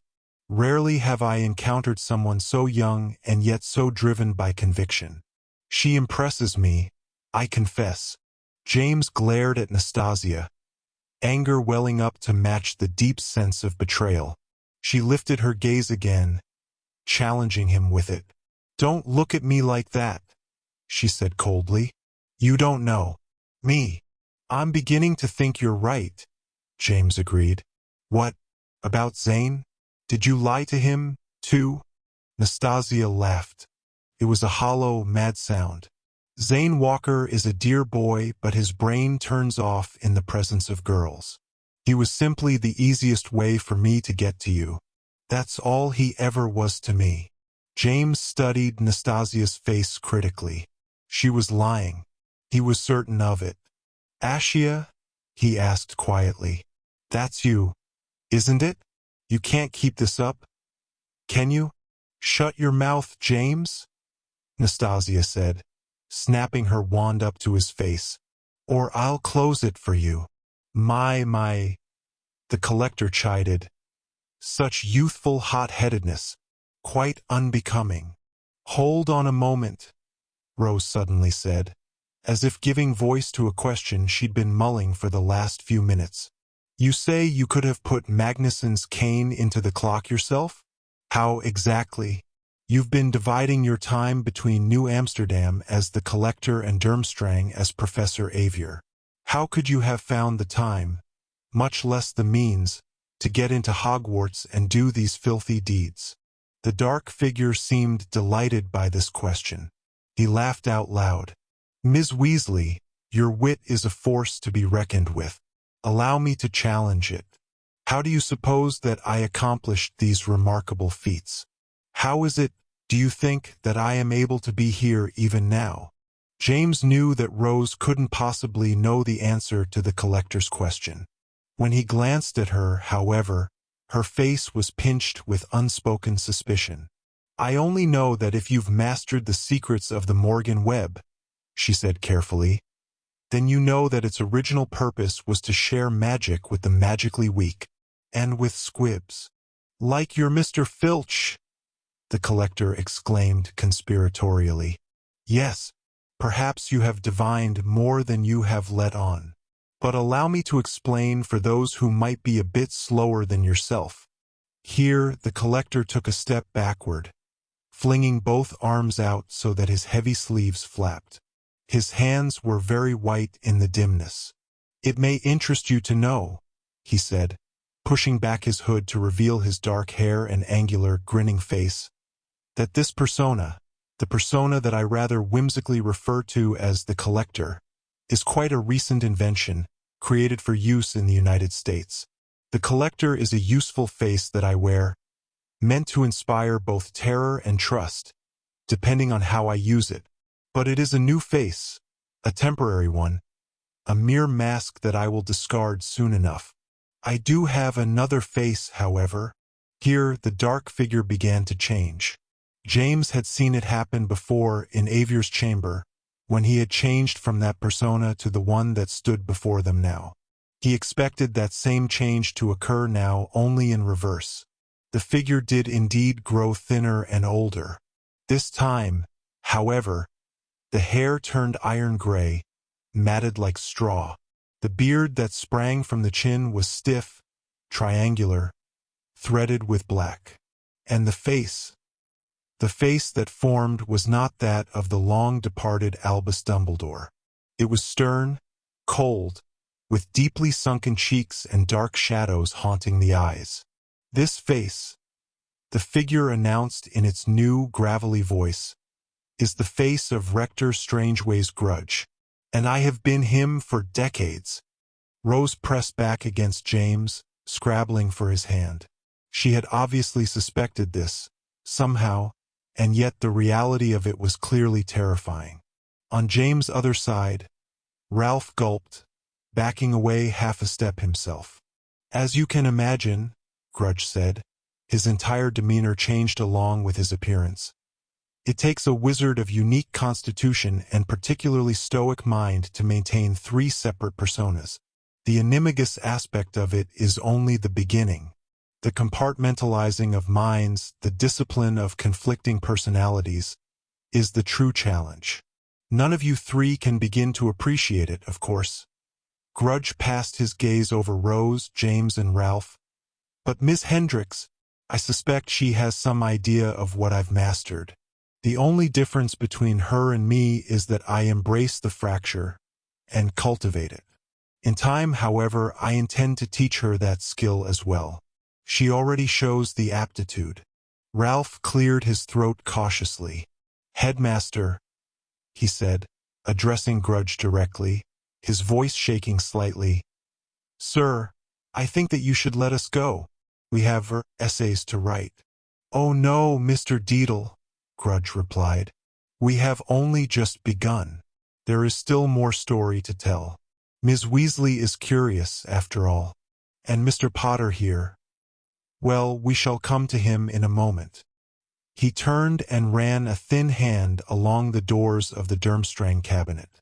Before I, Rector Grudge, was headmaster of this school, I was employed by the Ministry of Magic. Ms. Weasley has surely already ascertained this. I was an unspeakable, consigned to the Department of Mysteries. This was by my design, for it gave me access to the deepest and most terrible secrets of the wizarding world. Grudge walked on, passing in front of the Alma Alaron cabinet. It is said that, apart from its creator, only 2 people knew the tale of the Morrigan Web, how it came to be, and how it was accomplished. These 2 were the international wizarding investigators who interviewed Professor Lausa after her first tragic experiment. It is further said that the accounts of these investigators were lost to history, deliberately buried in the endless annals of the Department of Mysteries. I can tell you that this is indeed the case, for I alone found their tales. I absorbed them. It was my single goal as an unspeakable. Using what I learned, I perfected Professor Lausa's technique. By my hand, transference of magic became a reality. Mr. Filch's cane is the result. With that object, Principia Lausa's original dreams are finally realized. But the clock in the Great Hall, bearing the relic of Ignatius Magnuson, is also the result. With that object, Principia Lausa's darkest nightmares are soon come to life. But why? James asked, anger and frustration turning the question into a demand. But I have already answered that question, James, Grudge said, and as he did his face changed again. He transformed into Professor Avier, altering his bones and flesh with swift precision. It is because destiny demands it. The rightful place of wizardkind is to rule. The Muggle world needs us. Left to their own devices, they are unruly, unpredictable, a danger to themselves and others. We must subdue them. For their own good. Rose gave a disgusted laugh. You're going to rule them by killing them? Some, yes, Avier replied, his voice deepening as he morphed back into the collector. But only those who must be put down to make way for us. Only those whose cooperation cannot be obtained by other means. It is a cruel mercy, but a mercy nonetheless. But my sister is there, James cried out, growing desperate. She'll die as well. Oh, I'm afraid the reality is much worse than that, dear James, the collector said, shaking his head sadly. You see, your parents are also there. Rose startled violently and emitted a little eep of horrified surprise. James' mouth dropped open. Ralph stepped forward. What do you mean? Mr. Potter and Mr. and Mrs. Weasley are imprisoned somewhere in the school. They aren't in the Great Hall. Well, no, the collector replied, hedging slightly. You do have me there. They are in the antechamber directly behind the Great Hall. Unconscious, I might add. If things should go especially badly, do take some solace in that. They will not have suffered the suspense of their own impending death. Unlike this afternoon, when they willingly embraced what they believed to be their own doom, sacrificing themselves for the ungrateful crowd below. I suspect, were they conscious now, they'd feel somewhat silly about that. Pity we cannot all enjoy a hearty laugh over the affair. What do you want? James demanded furiously. The collector sighed dramatically. As he did, he transformed yet again, shifting back to the shape of Avier Dorcaskathan with a subtle crackle of bone and tendon. This is also a question I have already answered, James, he said. In my office weeks ago. History repeats itself, only this time we must get the details right. Like your father and Albus Dumbledore, you must join me rather than oppose me. We must be partners, you and I, and by your own willing decision. If you do so, I shall see that your sister and parents are moved to safety. It's all quite simple, really. James shook his head helplessly. That's crazy. How am I supposed to join you? How could I? We shall come to that, Avier smiled thinly. For now, simply answer the question. Do you mean to partner with me? Will you, James, join me, as your father joined Albus Dumbledore? Fine, James exclaimed. Anything. Just get my sister and our parents away from the Great Hall. In a moment, Avier nodded. But first, I'm afraid, the details of our partnership. He drew a deep sigh and regarded James speculatively. You are not my first partner, James. I have another, a fetching yet powerful woman. It was she that introduced Miss Hendricks to me, who recognized the potential of our alliance. You know this partner of whom I speak, do you not, James? James' mind was such a blur of fear and worry that for a long moment he had no idea what Avier was talking about. Then, with a shock, the truth clicked into place. You mean, he said, not quite daring to say it aloud, would Avier laugh at him? Mock him? Doubt him as had so many others? He steeled himself and went on. Your other partner is Judith, the Lady of the Lake. Avier nodded slowly, meaningfully. I am jealous of you, James, he said almost playfully. You've known her rather longer than I. You two have a history. Don't attempt to deny it. Rose turned to James as Avier spoke, her eyes wide, but not exactly shocked. He knew what she was thinking. She could no longer afford the luxury, the comfort of doubt. The Lady of the Lake was real. Avier knew her. She was his partner. Ralph sidled closer to James. Blimey, he said under his breath. You were right, Avier went on. It is the history that you and she share that I mean to speak of, James, he said, a bit too casually to hide the intensity of his interest. For it shall form the foundation of the partnership between you and I. As Avier spoke, he changed again, more gradually this time, transforming back into Rector Grudge. He turned, pacing slowly along the line of vanishing cabinets. There is something that I want, Mr. Potter. Something you have heard of, no doubt. It is a great tool, even greater than the Morrigan Web itself. I have come to understand that whoever possesses it possesses the very fabric of destiny. With it, they can step outside the capricious and nonsensical restrictions of fate. Rather, they can make fate their slave, bending it to their every whim. You know the tool of which I speak, James. My other partner, Judith, whom you call the Lady of the Lake, assures me of this. In fact, she tells me that you are, quite simply, the key to it. You, my young friend, Grudge said, turning to face James squarely, piercing him with his cold, gray eyes. You are the key to the crimson thread. James returned Grudge's stare, his mouth suddenly as dry as cotton, completely dumbfounded. And thus, Grudge went on, approaching James slowly, measuring him. I present to you the nature of our partnership. I desire the crimson thread. I have already told you that it is nearly in our grasp. I am assured that you are the key to it. It is in your very hand. All you must do to save the lives of your sister and parents is give it to me. James could not speak. More than anything, he wanted to save his sister, his dad, his Uncle Ron and Aunt Hermione. But he had no idea what the crazily transforming figure was talking about. Why would he think that James was the key to the crimson thread? Why would he say that it was in his, James' hand? Helplessly, James glanced down, opening his hands. They were empty, of course. She lied to you, he said faintly, not looking up from his open hands.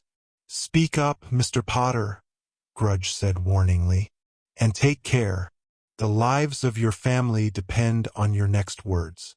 James shook his head, wishing he had something else to offer, wishing that Judith hadn't been so horribly cruel. He raised his eyes to Grudge. She lied to you, he said, angry tears prickling the corners of his eyes. Judith is the one who told you I was the key to the crimson thread. But she lied. It's a trick, a horrible, mean trick, on both of us. Mr. Potter, the dark figure said, transforming once again into the collector. Are you telling me that you refuse to give me the crimson thread? I'm telling you, James said, raising his voice, that I don't have it to give. He glanced aside at Ralph. Last time we saw the crimson thread, it was in the world between the worlds. Only what we saw wasn't really the crimson thread at all. It was just a symbol. The real crimson thread was a girl. Her name was Morgan. She's dead now. Judith killed her. That's what she does. James returned his gaze to the dark figure before him, his eyes blazing. Judith kills.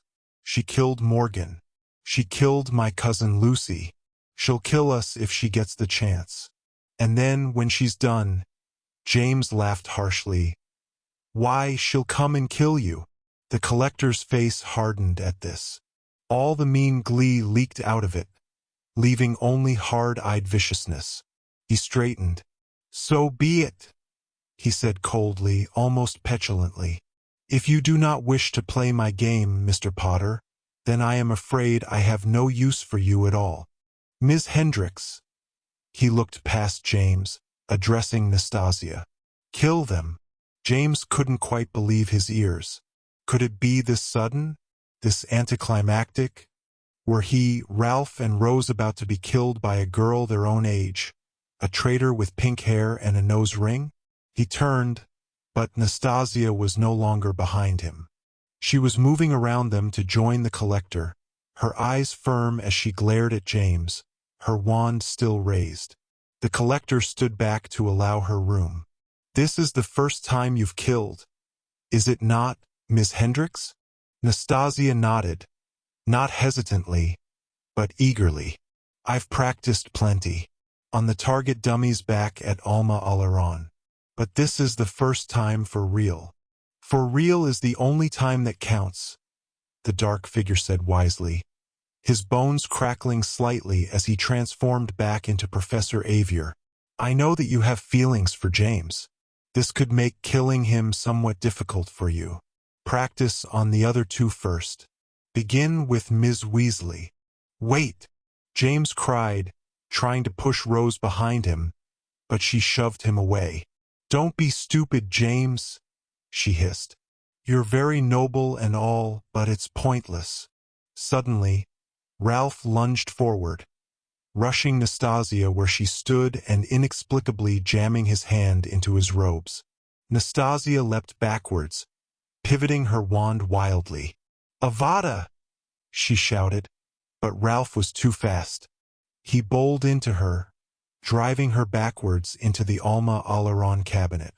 Their combined weight knocked the cabinet off balance, teetered and crashed to the floor with Ralph and Nastasia atop it.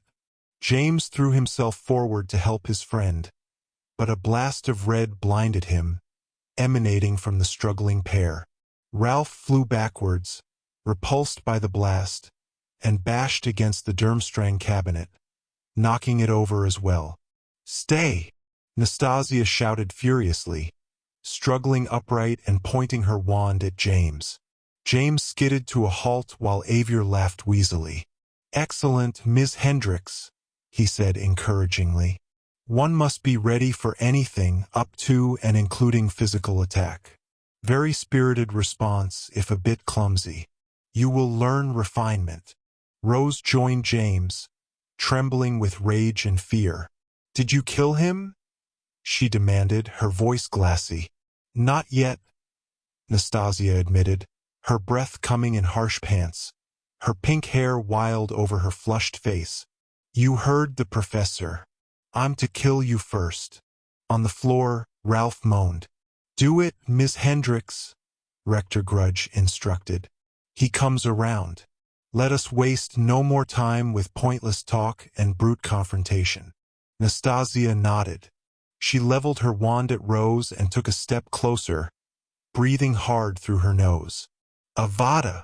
James pushed himself in front of Rose again, but she only shoved him back once more. Stop it, you git! She rasped angrily, hopelessly. You think I want to watch you die in front of me? She grabbed his hands, refusing to look at Nastasia. Instead, she squeezed her eyes tight shut. James waited breathlessly. 5 seconds passed. There was no flash of deadly green. He looked aside, still grasping his cousin's hands. Nastasia stood exactly as before, wand extended, panting hard through her nose. Avada! She said again, more loudly. Do it! Grudge commanded. Nastasia opened her mouth to finish the killing curse. What came out, however, was her own name. Nastasia! She shouted. James blinked at her in confusion. Avada Nastasia? Rose opened her eyes, glancing aside at the pink-haired girl. Nastasia's wand trembled in her hand. Nastasia! She called again, apparently involuntarily. Her eyes seemed to lose focus, to drift, almost to look in 2 different directions. Nastiasia! She shouted. Then, more emphatically, Nasty! Ashia! James had the eerie, haunting sense that Nastasia was arguing with herself. Nasty! She cried, the wand gradually lowering in her hand. Ashia! Nasty! Ashia! Grudge strode forward impatiently. He reached to wrench Nastasia's wand out of her hand, to do the horrible deed himself, but she flicked her wand, barely even pointing it at him and without so much as a sidelong glance. The old man was thrown backwards amidst another flash of red light. He tumbled over Ralph and collapsed to the floor between the fallen cabinets. With a sudden, spasmodic movement, Nastasia gripped her wand in both fists, twisted it, and snapped it in half. What's she doing?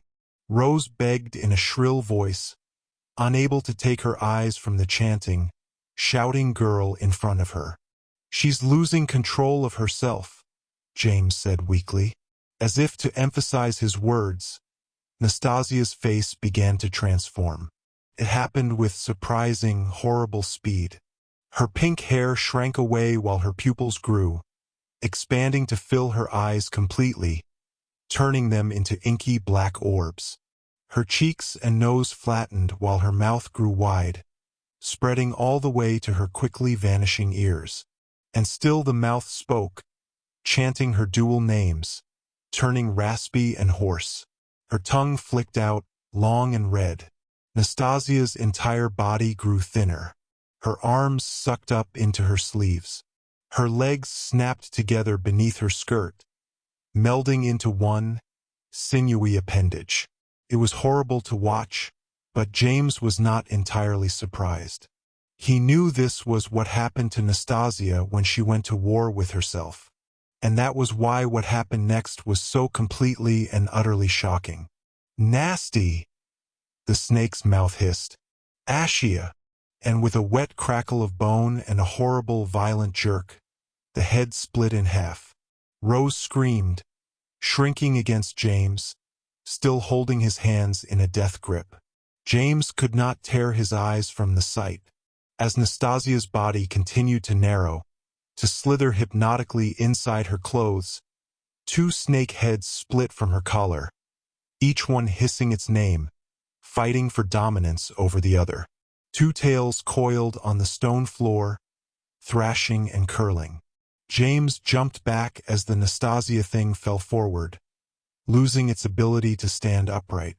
Out of her limp clothing slithered two snakes, each the size of a giant python, one black and oily, the other bright pink with glinting, sharp scales. Both snakes hissed at each other viciously, circling, rising atop their coils and bearing horrible, glistening fangs. Then, in an explosion of lithe violence, they fell to battle. The snakes curled and thrashed around each other, forming a blur of whipping coils and snapping jaws, each still hissing its name in a battle for dominance. Ralph stumbled around the melee, his forehead bleeding from his collision with the Durmstrang cabinet. "What the ruddy hell?" he cried breathlessly, grabbing James' arm. "We have to get out of here," James declared, pulling Ralph and Rose back from the battling snakes. "To the Great Hall while we still have a chance." "Oh, I think not," a rough voice cried madly. A hand gripped James' shoulder, clutching like iron. Another fell on Ralph, fisting in his robes and yanking him off balance. Stumbling, fighting against the iron-like hands, James was dragged around the thrashing snakes, away from the classroom door. "You really are simply a constant source of trouble," the collector growled through gritted teeth, hefting James and Ralph toward the Beauxbatons cabinet.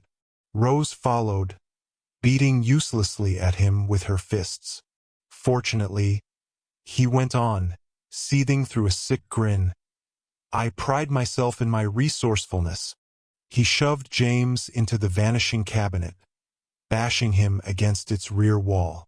Ralph was thrown in after him, followed by Rose, who fought and thrashed furiously against the collector's unnatural strength. "I will grant you this," the collector gasped, his eyes dancing with mad rage. "You are intrepid, and you are far luckier than any mere rabble-rousers should ever expect to be." Behind him, the black and pink snakes wrestled on, thumping wildly, their 10-foot bodies twined in vicious struggle. "But I dare say none of that will help you cover 1,000 miles in the next 30 minutes. Au revoir, my troublesome young friends," he cackled shrilly. James struggled to jump out of the cabinet, along with Ralph and Rose, but the door slammed upon them, closing them in seamless darkness. "No!" James shouted, but it was no use. A flash of light filled the compartment, accompanied by a sickening lurch, like a lift suddenly dropping in its shaft. A moment later, gravity reasserted itself, propelling the 3 students out of the cabinet, tumbling them onto a cold marble floor.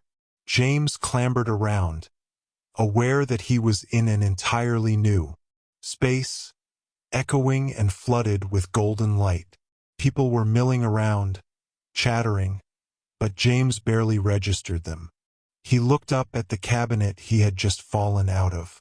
Its doors creaked slowly shut as he watched, revealing a woodcut of the Hogwarts crest, split so that half adorned each door. He jumped up, threw himself into the cabinet again, and without waiting for Ralph and Rose, jerked the doors shut. There was no flash, no sickening jolt. The doors merely creaked open again slightly, letting in the curious gaze of a collection of blue-robed girls. Ralph and Rose clambered to their feet in front of them. Rose opened the doors fully, her face tense and pale. "Broken," James announced helplessly. "Or destroyed on the other side. He shut it down somehow. Closed off our only way back." Rose's mouth opened soundlessly, dumb with shock. Next to her, Ralph's face was a mask of frustrated anger. Blood still trickled freely down his forehead and cheek. French voices babbled all around and James finally recognized where they were. Beauxbatons, of course, in the gilded and richly vaulted atrium at the center of the school. Broad white staircases leapt up in twin curves on either side, lined with brass-framed windows. "What are you lot doing here?" A voice, thankfully not speaking French, called out. Ralph and Rose turned, looking back as a figure approached. James did not think it was possible, but his spirits dropped even further at the sight. Morton Comstock strode toward them, his head cocked and a sardonic smile cinching the corner of his mouth. "Don't tell me you actually came to help get Professor Moreau safely back home after all this time. If so, you only missed it by about 3 hours. His welcome home party was quite an event. Nobody celebrates like the French." James shook his head, unwilling even to formulate a response to Comstock's irritating prattle. Wearily, helplessly, he stepped out of the useless cabinet. "We have to get back," he said. "If we don't, everyone dies." Ralph nodded darkly. "But how? Like that madman said, it's impossible. 1,000 miles in 30 minutes. "Wait a minute," Rose suddenly said, her eyes sharpening. She glanced back at Comstock. "Where, exactly, did this Professor Moreau just get back from?" Comstock scoffed and adjusted his glasses. "You mean where didn't he just get back from?" he chortled. "You lot just don't get advanced arithmetics at all, do you?" Dismissing Comstock, Rose turned back to James and Ralph, her eyes bright with intent. "I think," she said, raising a hand to point at the Muggle boy, "we just might be able to travel that 1,000 miles after all." Chapter 23. Collective Constant. "It isn't like a cab, you know," Comstock said, straightening his glasses as Rose hurried him along. "You can't just hop across countries neat as you please. It's complicated. That's why you're along," James said, turning left at a tall, marble archway and hurrying between a pair of impeccable suits of armor. Sky-blue vaulted ceilings, decorated with winking golden stars, spread away for what seemed miles. Beneath them, dressed in normal clothes with only a few robes in sight, were a scattering of Beauxbaton students, some levitating trunks, others lounging in alcoves on collections of Baroque chairs and sofas, all looking up curiously as James, Rose, Ralph, and Comstock sped past. "Who are these, Morton?" A tall girl in jeans and a rigor mortis t-shirt called curiously. "Hi, Adela," Comstock called back as Rose hurried him on. "Friends, I guess." "Morton!" A trio of younger girls walking in the opposite direction sang, giggling. The ginger-haired one in the middle waved. "Parasitat. Change your mind about the dancing lessons." Morton gave a forced laugh. "Some other time, Muriel. I'm busy, apparently." "Wait a minute," Ralph frowned, wheeling Comstock around another corner.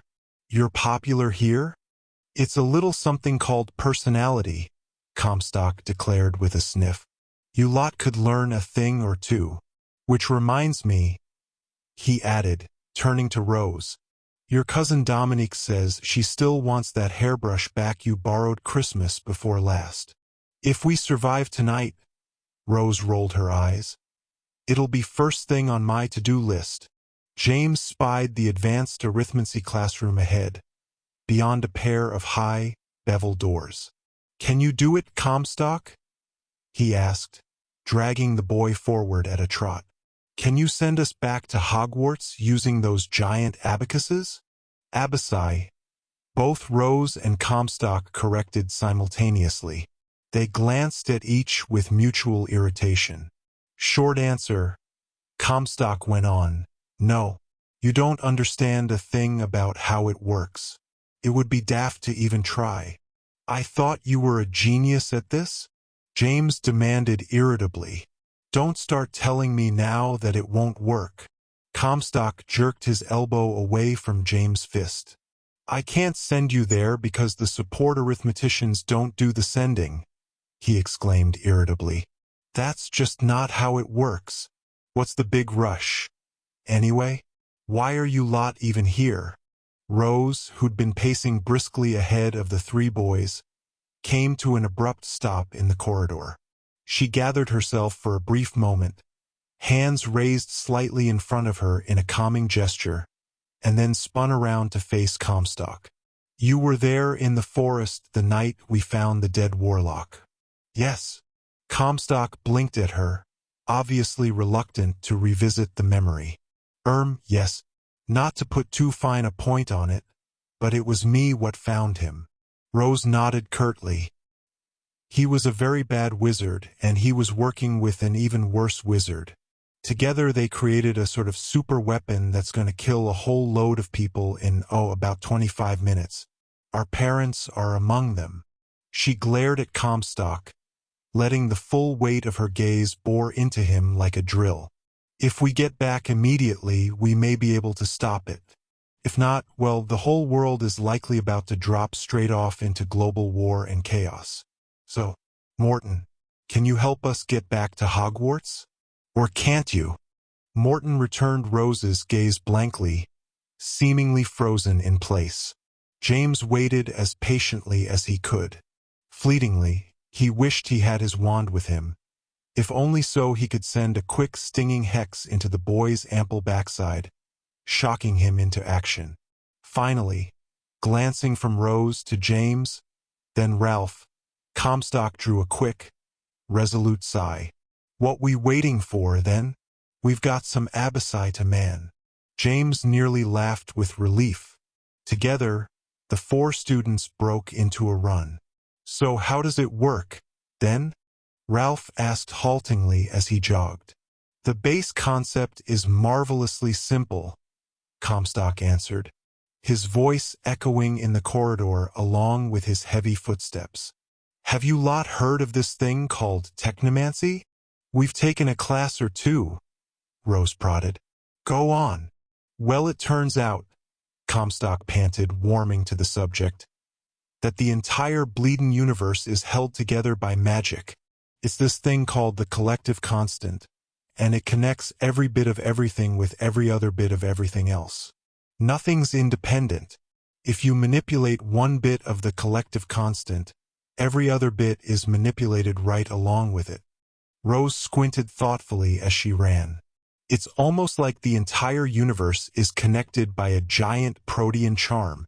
Fascinating, James exclaimed breathlessly as they pelted into the advanced arithmetics classroom, which was dark except for the golden glow of the corridor beyond. He stumbled to a halt amidst the hulking rows of abaci. But how does that take us to Hogwarts? Well, that's the really cool bit, Comstock said, passing James and gesturing toward the dark abaci. It doesn't. Ralph shook his head irritably. Running always made him grumpy. You're not making any sense. Nothing takes you to Hogwarts, Comstock said, a note of triumph in his voice. Because you bring Hogwarts to you. Rose's eyes widened excitedly. Somehow we disengage from the collective constant. she said in an awed voice. Like stepping off a merry-go-round. Except the merry-go-round is all the rest of the universe. Comstock nodded eagerly. Then, you just move the constant around you until the universe is where you need it to be. This, Ralph said with feeling, is completely and absolutely mental. It's not mental, James sighed impatiently. It's just quantum. It's both, Ralph insisted. We don't have any choice. Rose overrode him. We have to try it. Morton, what do we do? Simple, really, Comstock said, and then seemed to change his mind. Actually, not simple at all. Mind-bogglingly complex, really. But fortunately for you three, that's my bit. See, once you disengage from the collective constant, you just need to move the universe around you until it's where you want it to be. Step back into the constant and bammo, Bob's your uncle. Me, I have to do all the calculations on my end to keep you from turning the universe all inside out and wibbly-wobbly. Rose looked aghast. It can't be that dangerous, can it? So I'm overstating it just a bit. Comstock shrugged, moving in front of an abacus and cracking his knuckles. Mostly, I'll just be keeping you lot from accidentally dragging yourselves through any supermassive black holes and whatnot. Should be manageable enough since you'll be keeping it in the celestial ballpark. No flings out to Neptune, although Professor Moreau apparently has a nice flat there. Are you sure you can do this by yourself? Ralph asked skeptically.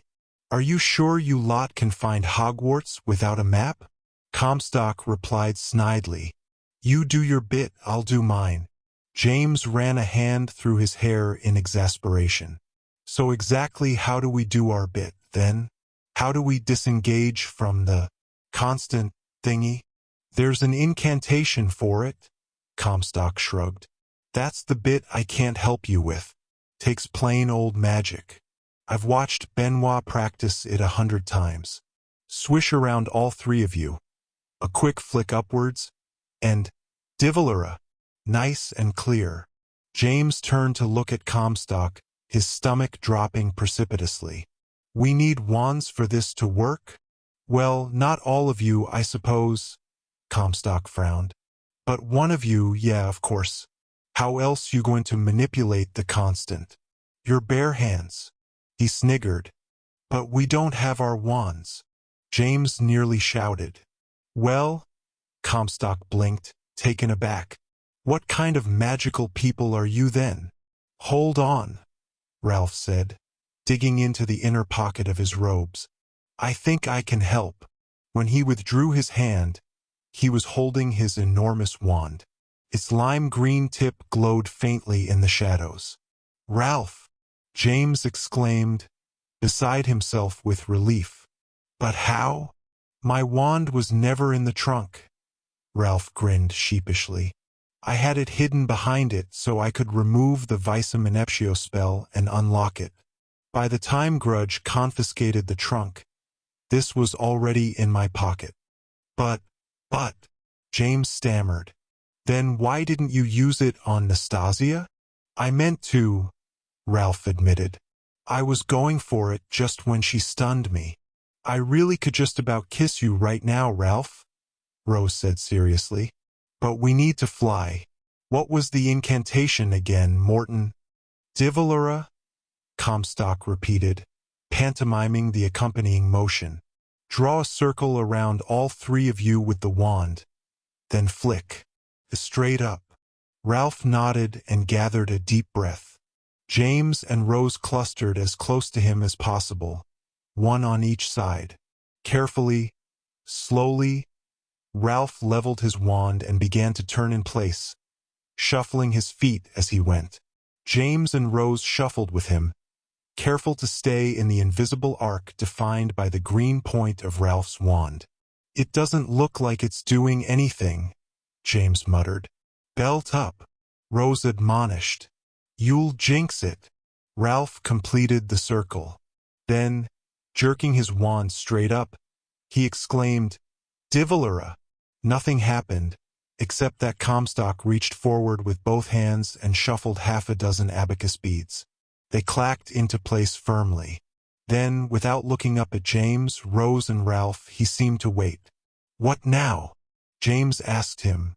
Strangely, Comstock seemed to ignore him. James grew anxious. "Hey, what do we do now? It didn't work. Try again." Comstock continued to ignore him. He stared at the beads of the abacus, studying them intently. "I'll give it another go," Ralph said. But as he thrust forth his wand again, the classroom sped away from them in a shocking blur of motion. Rose gasped as walls flickered past, showing micro-glimpses of life around Beau's batons. An instant later, the entire palace itself shrank away to the size of a model, albeit a model with absolutely perfect detail, right down to the banks of glowing windows, deep blue conical roofs, streams of pencil-thin white smoke issuing from dozens of chimneys, and the moon-washed white cliff upon which the building sat. Pine trees blanketed the surrounding hills and valleys, deep blue in the darkness.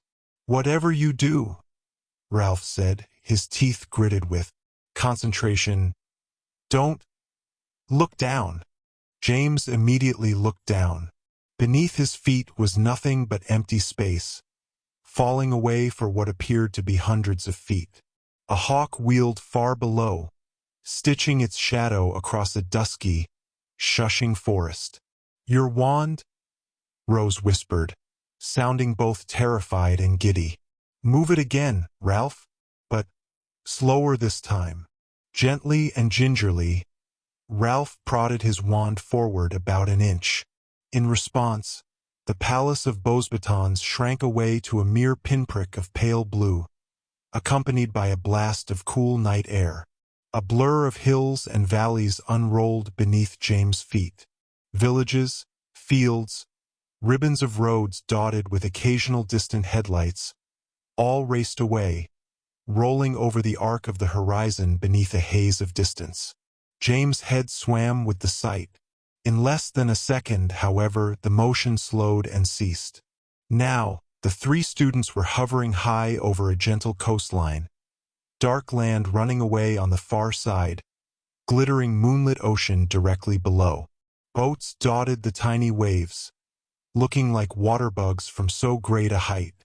"It's all in your wand," Rose breathed. She glanced aside at Ralph, her eyes bright. Ralph lowered his gaze to his wand, trying very hard to hold it still. "So," he said slowly, "I move us around by moving my wand? Weren't you paying any attention at all?" Rose scolded impatiently. "We're staying perfectly still. When you move your wand, you move the entire universe around us. And Comstock's keeping track of its progress and smoothing out all the wrinkles as we go. That's why he was just sitting there while we thought the spell hadn't worked. We hadn't gone anywhere yet, so he had nothing to manage." Ralph screwed his face up in concentration. He nodded slowly, then changed his mind and shook his head. "This whole thing is completely mental," he said again, emphatically. "Who cares how it works?" James interrupted. "We're going the wrong way, and nowhere near fast enough. We have to go back across France, up past England. Go, Ralph. Quit bodging about." Ralph sighed again, steeling himself. Then, in a long, swift motion, he jerked his wand backwards over his shoulder. The world bowled away beneath them, rolling forward this time. Clouds blasted past them in great, whumping ripples. Cities sped beneath their feet in streaks of yellow light. Mountains rose up ahead and shrank away behind in mere moments. Even the moon wheeled slowly overhead, passing in and out of hazes and fogs, flickering through banks of storm clouds. A strip of glimmering blue water rolled over the curve of the earth, dividing the dark mass of the land. "Is that a river?" James called, raising his voice over the rushing ball of the wind. "It's the English Channel," Rose cried back. "And beyond it, that's got to be London already." The world was slowing down beneath them, unspinning gradually. More, Ralph, James prodded. We're barely halfway. Ralph nodded. He took a step backward, somehow managing to remain in exactly the same place, and swept his arm back again, drawing his wand in a long sweeping arc. Immediately, the earth wheeled away beneath them again. The English Channel whipped past. London streaked beneath, a mere blur of lights and snarl of grid streets, instantly replaced by open country. Small towns and villages swept below like comets, connected by looping country lanes and fat motorways, studded with lights. Here we come, Rose proclaimed, pointing ahead, her hair whipping wildly about her face. Slow us down, Ralph. How? The big boy called back shrilly. I don't know, Rose said. Just do it. The world spun away below, blending into foothills and craggy cliffs. Forests wickered past, covered with blankets of cool night air. Mountains rose in jagged peaks ahead, unspooling toward them with shocking speed. James glanced aside at Ralph. Bring us lower, he said, pantomiming vaguely with his hands. And slower. Ralph swept his wand forward again carefully, gripping it now with both hands. In response, the earth's sickening spin became a mere roll. Gradually, it seemed to sweep upwards, rising to meet them. Easy, Rose shouted, hanging onto Ralph's elbow. Careful. I'm being as careful as I can, Ralph declared tersely. I've got the entire universe in my hands here. There, James cried, stabbing a finger forward. That's Hogsmeade. See? There's the train tracks and everything. Rose nodded, forgetting her fear as familiar landmarks began to slide beneath them. Just a little to the left, Ralph, she instructed, calming her voice. Right over those trees. See? There's the lake. We're almost there. Amazingly, Ralph seemed to be getting the hang of what he was doing. He moved his wand in gentle forward and back sweeps, tilting it slightly this way and that, as if the universe was a ball of cotton candy. He was bouncing on its lime-green tip. Hogwarts Castle heaved into view, rising over the trees of the Forbidden Forest. Hagrid's hut drifted below, followed by grassy grounds, awash in moonlight. The windows of the great hall glittered like molten gold. BRR, James declared suddenly, hugging himself as the castle swept closer, filling his vision. Why's it so cold? Rose glanced around, her face pale in the night air. Yeah, she said in a worried voice. This is no summer chill. I think it is. Look, it's actually snowing. She pointed. Sure enough, as Ralph manipulated the castle beneath them, turning it gently, flecks of white blurred past, tossed like confetti in an icy wind. Something's really wrong, James muttered as the world slowed, rising to meet them. This is bad. Should we go straight into the Great Hall? Ralph asked, still concentrating on his wand, nudging the universe with gentler and gentler motions. Only it's pretty hard to park this thing on a dime, you know? No, Rose declared suddenly. Not yet. We need to make one stop on the way. What do you mean, make a stop? James demanded. Like Comstock said, this isn't a cab. Just trust me, James, Rose insisted. She pointed to the right toward Gryffindor Tower. Over there, the east turret. You want us to stop in the girls' dormitory? Ralph clarified with a nervous frown.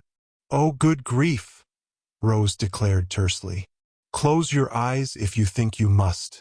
No one will be there at this hour. I need something.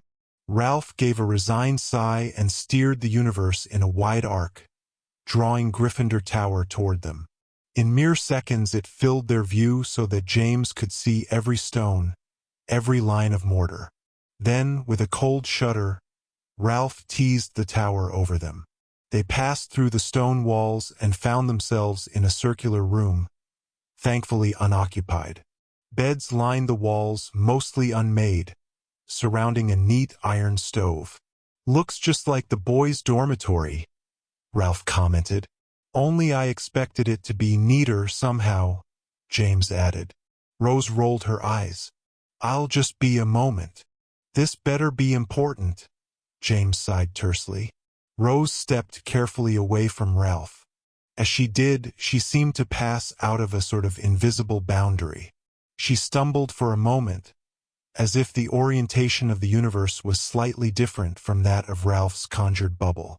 Recovering quickly, however, she dashed to one of the beds. It was neatly made, James noticed, and knelt before the trunk at its footboard. She opened it, rummaged in it briefly, then straightened and hurried back toward James and Ralph. When she neared them, she stopped and blinked vaguely. "Where are you?"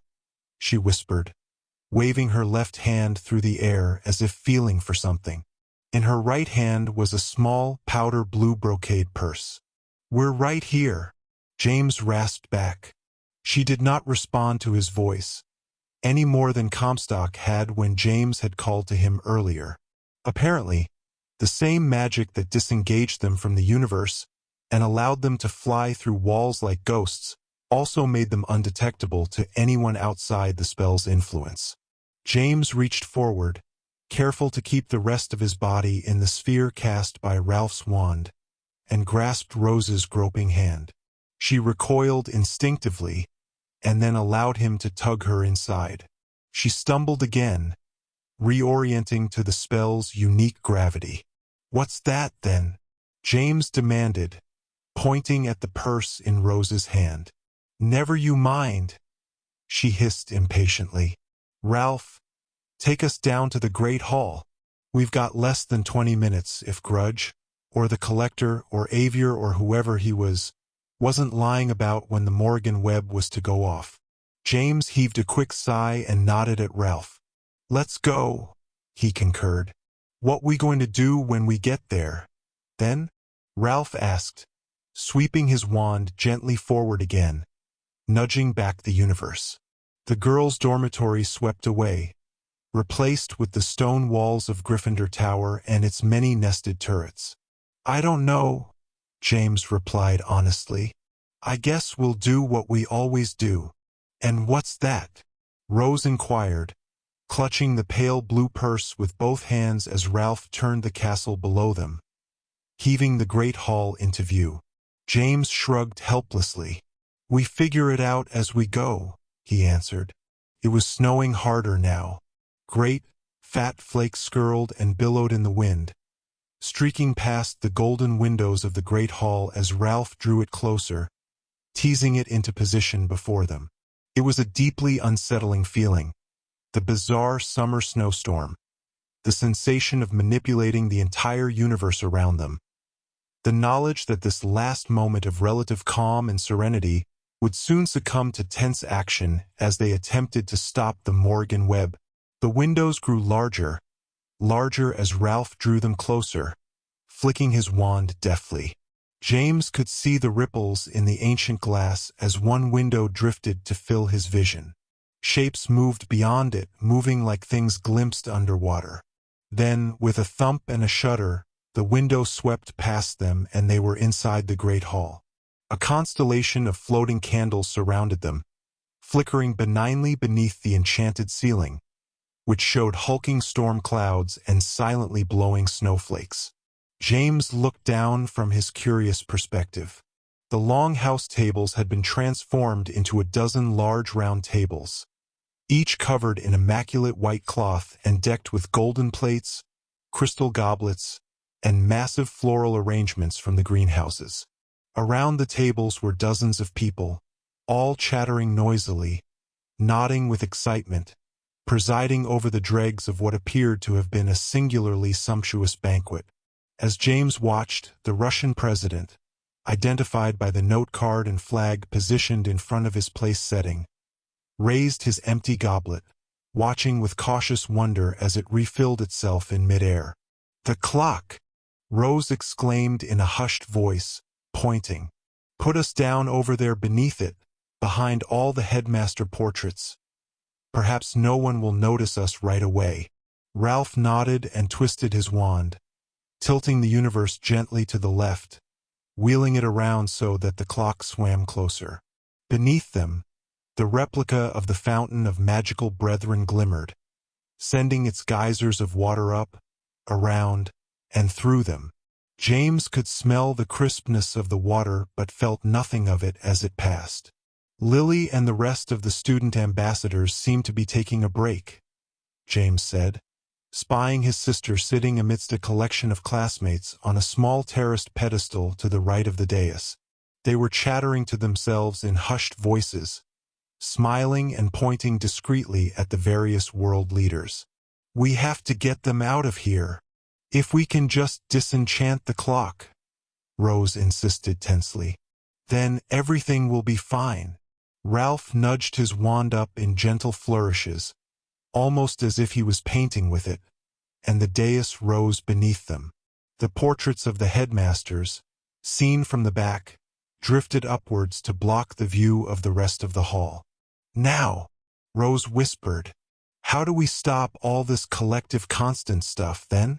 Ralph asked, bringing his wand to a trembling halt. "Comstock forgot to tell us that bit." "Try the incantation again," James suggested, with a downward flick this time. Ralph shrugged gamely, still keeping his wand as steady as possible.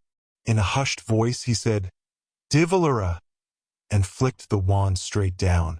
James stumbled as his feet struck the floor of the dais. For a moment there was a sense of extreme disorientation, as if the universe had somehow just remembered he was there and had forcibly reclaimed him. Then all the axes of reality seemed to realign again. "That was a good guess, James," Rose gasped, putting a hand to her throat. Ralph took half a step forward. His shoulders stooped and peeked between two of the headmaster portraits and the fountain beyond. "I don't think anyone's noticed us," he whispered. James joined Ralph, peering out at the chattering crowd. Titus could be seen roaming carefully around the perimeter of the hall. Lucinda Lyon seemed to be stationed by the door. James glanced down. Rose was on her hands and knees next to him, reaching through the brass legs of one of the portrait easels toward the pattering fountain beyond. "Rose!" He nudged her with his foot. "What are you doing?" "Quit it!" she rasped up, still straining toward the fountain. "This isn't as easy as it looks. It looks like you're about to get us caught." "Fine," she proclaimed, dropping back onto her haunches and wiping a trickle of sweat from her brow. "So what do we do now?" James glanced up. From this angle, the enormous five-faced clock was a gilded monstrosity, its gears, flywheels and pendulums clearly visible behind the complicated scrollwork and ivory faces. Only the central face continued to mark the time, ticking audibly with a noise like spider legs dancing on sheet ice. "We need to get inside it," James whispered, nodding up to the clock. "We have to get Magnuson's cane out of it if we can." "But that's not how it works," Rose whispered back, grabbing his shoulder. "If we just remove it, the Morrigan Web will trigger early." "Well, that was your parents' plan, wasn't it?" Ralph said, huddling down behind them. "They didn't know it was a mistake." Rose rolled her eyes. "Because you two forgot to tell them. Lucky for all of us the chalice wasn't the trigger. The cane is. If we just yank it out, it'll release all of its energy right then and there." "So how do we stop it, then?" James asked fearfully, glancing from Ralph to Rose. Rose bunched her fists in frustration. "How should I know? It was your bloody idea to make it up as we go." "Wait a minute," Ralph interjected, narrowing his eyes. "Crone Lausa said that the relic could be replaced. But it had to be replaced with something equally as powerful. And something belonging to the same person." Rose nodded impatiently. "But what good would that do?" "No," James said, struggling to keep his voice hushed. She said it had to be replaced with something related to the same person. It doesn't have to have belonged to them. It just has to be connected to them somehow. That'd have to be one ruddy strong connection, Ralph breathed, shaking his head. Either way, where are we going to find such a thing? We've only got about 18 minutes left. What ho? A deep voice interrupted, not whispering in the least. How'd I know I might encounter you lot here? Ralph startled so violently that he fell over, very nearly taking the row of headmaster portraits with him. James slumped, recognizing the voice. He turned and glanced behind him. Hi, Titus, Rose sighed. Nothing much gets past you, does it? In this case, Titus Hardcastle rumbled, his wand held lazily in one ham-sized hand. It's less professional vigilance and more long-time familiarity. After what your parents did, I had a feeling I'd be seeing you tonight. Up with you both. Deedle, too. And hand over your wands. We don't have our wands, Rose replied, giving Ralph a brief warning glance. Headmaster Grudge confiscated them all. Hardcastle nodded. Heard about that, actually. Thank heaven for small favors. Titus, James said quickly, rising to his feet. You have to listen to us. We're not here to pull a prank or anything stupid like that. We're here because something horrible is about to happen in a few minutes and we have to stop it. If you help— Oh, I already know all about it, Titus nodded, prodding the students ahead of him, taking them off the dais and toward the student ambassador's pedestal. Your father explained it in great detail on the way back to the castle. The Morrigan Web, he said. Worst weapon in the whole wizarding world. Going to kill us all with an interconnected blast of concentrated magic. Yes, James nodded, a small surge of hope welling in his chest. Except it wasn't the crystal chalice, like we first thought. It's the clock, right there. You can help us get it down. You can. I can place you in temporary custody right here in the Great Hall, Titus interrupted tersely. And thank you not to make a scene. I've already briefed the minister on the false alarm your father raised. The last thing we need is for you lot screaming bloody murder in front of the whole world, wizarding and muggle alike. You'll sit here with the student ambassadors and not say a single word. Understand? But Titus, Rose insisted, it's not a false alarm. It's not another word. Titus growled dangerously, showing them his wand. I don't want to have to langlock you, but I will to keep you quiet if that's what it takes. He placed a hand each on Ralph's and James' shoulders, shoving them firmly into a seat on the bottom terrace of the small podium. Rose remained standing next to them, a look of wild alarm on her face. She dared not speak lest Titus perform the Langlock curse on her, silencing her completely. But she dared not remain silent either. James! Lily hissed from above and behind him. What are you doing here? James could not bring himself even to look back at his sister. Thus far, his plan, such as it was failing miserably. All around, the world leaders, muggle and wizarding alike, chattered on obliviously. Chamber music lilted from an enchanted violin, bass, and harpsichord, the instruments playing cheerily by themselves to James' left. And the clock over the dais ticked onward, the minute hand resting just before the 9. If Avier's threat had been accurate, they had barely 16 minutes left. Satisfied that the students were subdued, Hardcastle turned away, lowering his wand to his side. Suddenly, Ralph stirred next to James. He leapt to his feet, brandishing his wand and leveling it at Titus' back. Stupef! Hardcastle turned so quickly he was nearly a blur. His wand flicked up at the hip, unleashing a thin bolt of white. Ralph slammed back into his seat so hard that the entire row of students above him collapsed backwards, their feet poking into the air and their muffled voices crying out in confusion. A murmur of alarm rippled through the round tables. Several people leapt to their feet. The Magical Integration Bureau agents around the American president perked up in postures of wary vigilance. Hardcastle took a swift step forward, grabbed Ralph's wrist with one hand, and wrenched the wand out of it with the other. "Foolish," he growled furiously. "Very foolish." "Titus?" Rose squeaked, wringing her hands before her chest. "Seriously, this is a huge, huge mistake." "Quiet," Hardcastle seethed, "or I swear you'll be next, and I don't give a hard-boiled hippogriff egg who your mum is." "Everyone," he called, turning around, raising Ralph's wand in his meaty fist and putting a grim smile on his face. "Some good-natured school hijinks. Nothing to be concerned with. Everything's under control. Go back to your dinners." "No!" James exclaimed, leaping to his feet, his voice echoing up into the enchanted rafters. "Everything's definitely not under control.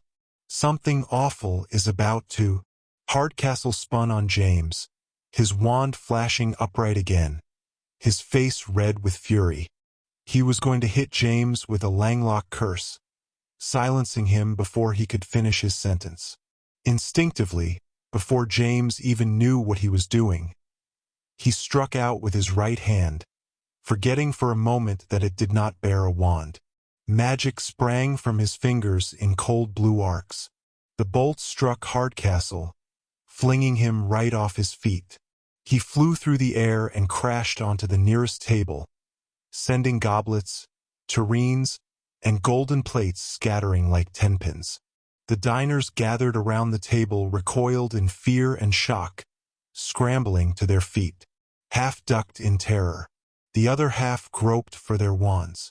The rest of the hall erupted in a roar of mingled surprise, panic, and anger. "Stop!" James cried out, sweeping his arm before him, palm outwards in a placating gesture.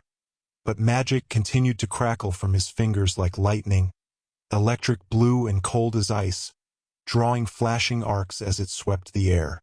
The crowd recoiled in fear. Even the other Aurors, James noticed, kept a distance, although their wands were raised, trained on him with unwavering accuracy. "Stun him!" Hardcastle roared, scrambling to climb off the table, the tablecloth tangled in his belt and dragging after him. "Put him down!" Red bolts sliced through the air from 5 different directions, converging on James. Each one, however, snuffed harmlessly mere inches from his body, as if an invisible force swirled around him, deflecting the Auror spells. James stared in shock at his own outstretched hand. Tendrils of icy power curled around his fingers, lancing and crackling like a dynamo. He glanced behind him, his eyes wild. Rose merely stared at him, both of her hands clamped over her mouth.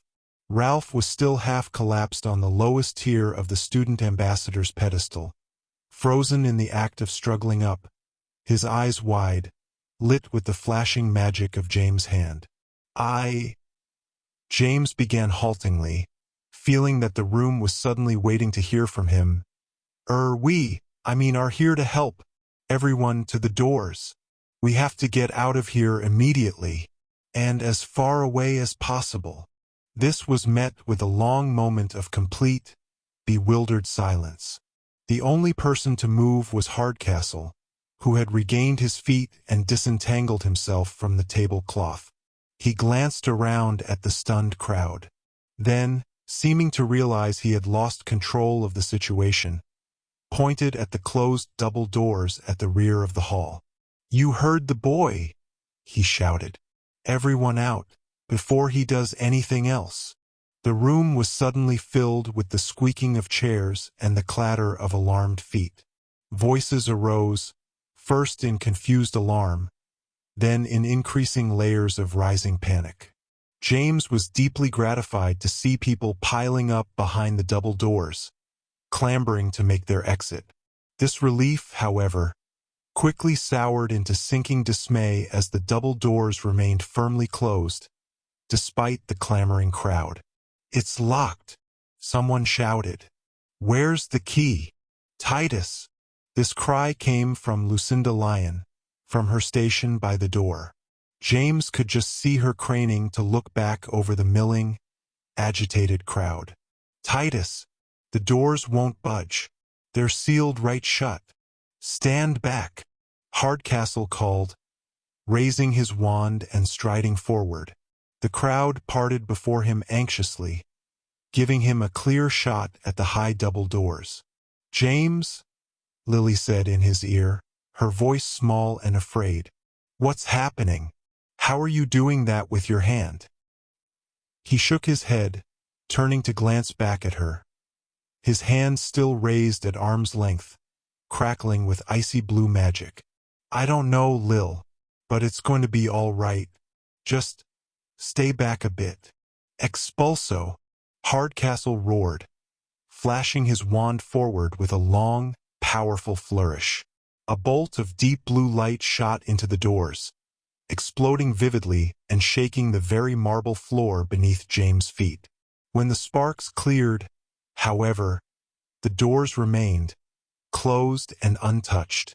The crowd began to scatter, to drift toward the windows in rising anxiety, apparently in the hopes of breaking them. Hardcastle was ahead of them, however.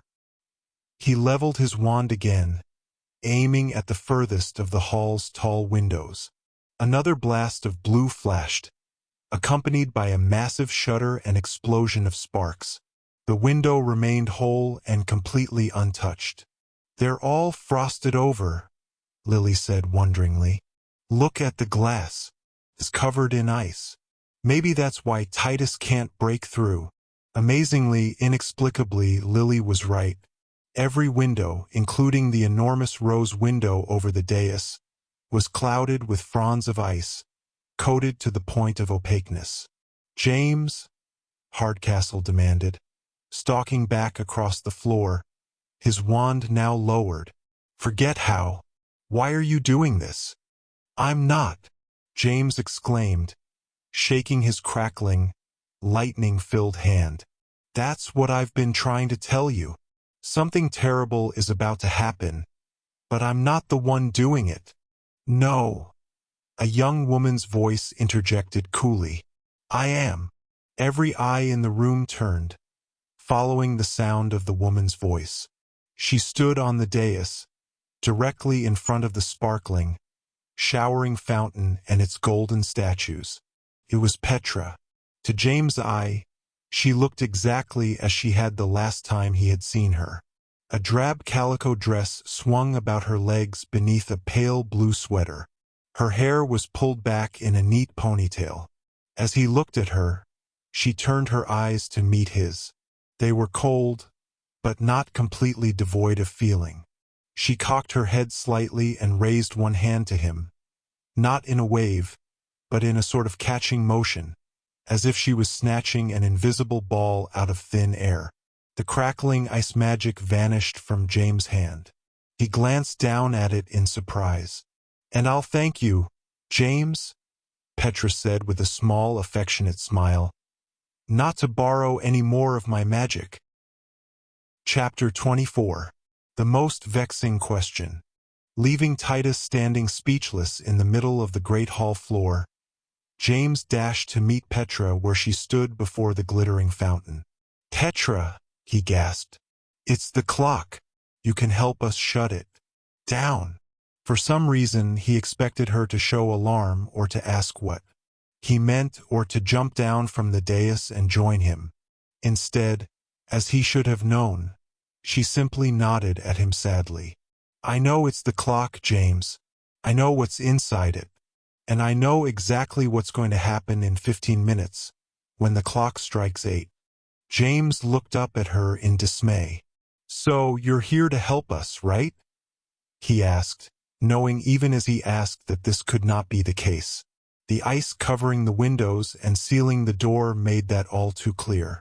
"No," she answered with a deep sigh. "I'm here to watch and wait." Rose joined James, along with Ralph and Lily. "Hi, Petra," Lily said, giving the older girl a little wave. "Where's Izzy?" "She's home." Petra smiled wanly. "Good to see you, Lil. Sorry about all this. But if you know everything that's going to happen," Rose declared, "why aren't you stopping it?" Petra pressed her lips together in pained irritation. "Look," she said, finally stepping down from the dais to join James and the others. "I don't know everything that's going to happen. Why does everyone keep thinking I'm all-knowing somehow? I'm a sorceress, not a prophetess." "But," James said, turning as Petra walked past him, "but you knew what we knew when you met me in your grandfather's gazebo. And just now you said you knew all about the clock and Magnusson's cane and the Morrigan Web." "Magnusson's what?" Hardcastle frowned, drifting closer, his wand at the ready but his hard face creased with confusion. "Whose gazebo?" Behind him, the rest of the dozens of government leaders, ambassadors and diplomats watched with restless agitation and bright, worried eyes. The other orators hung back, taking protective positions around the crowd. "I only know the things that I know," Petra said, turning back to James and lowering her voice. "Because I hired him." She gestured with her right hand. With a crack and a puff of pale smoke, a man appeared next to one of the abandoned tables. He was thin with an unremarkable face and wore a limp fedora hat, a bedraggled trench coat, and a loose burgundy-striped tie. "I'm visible now, right?"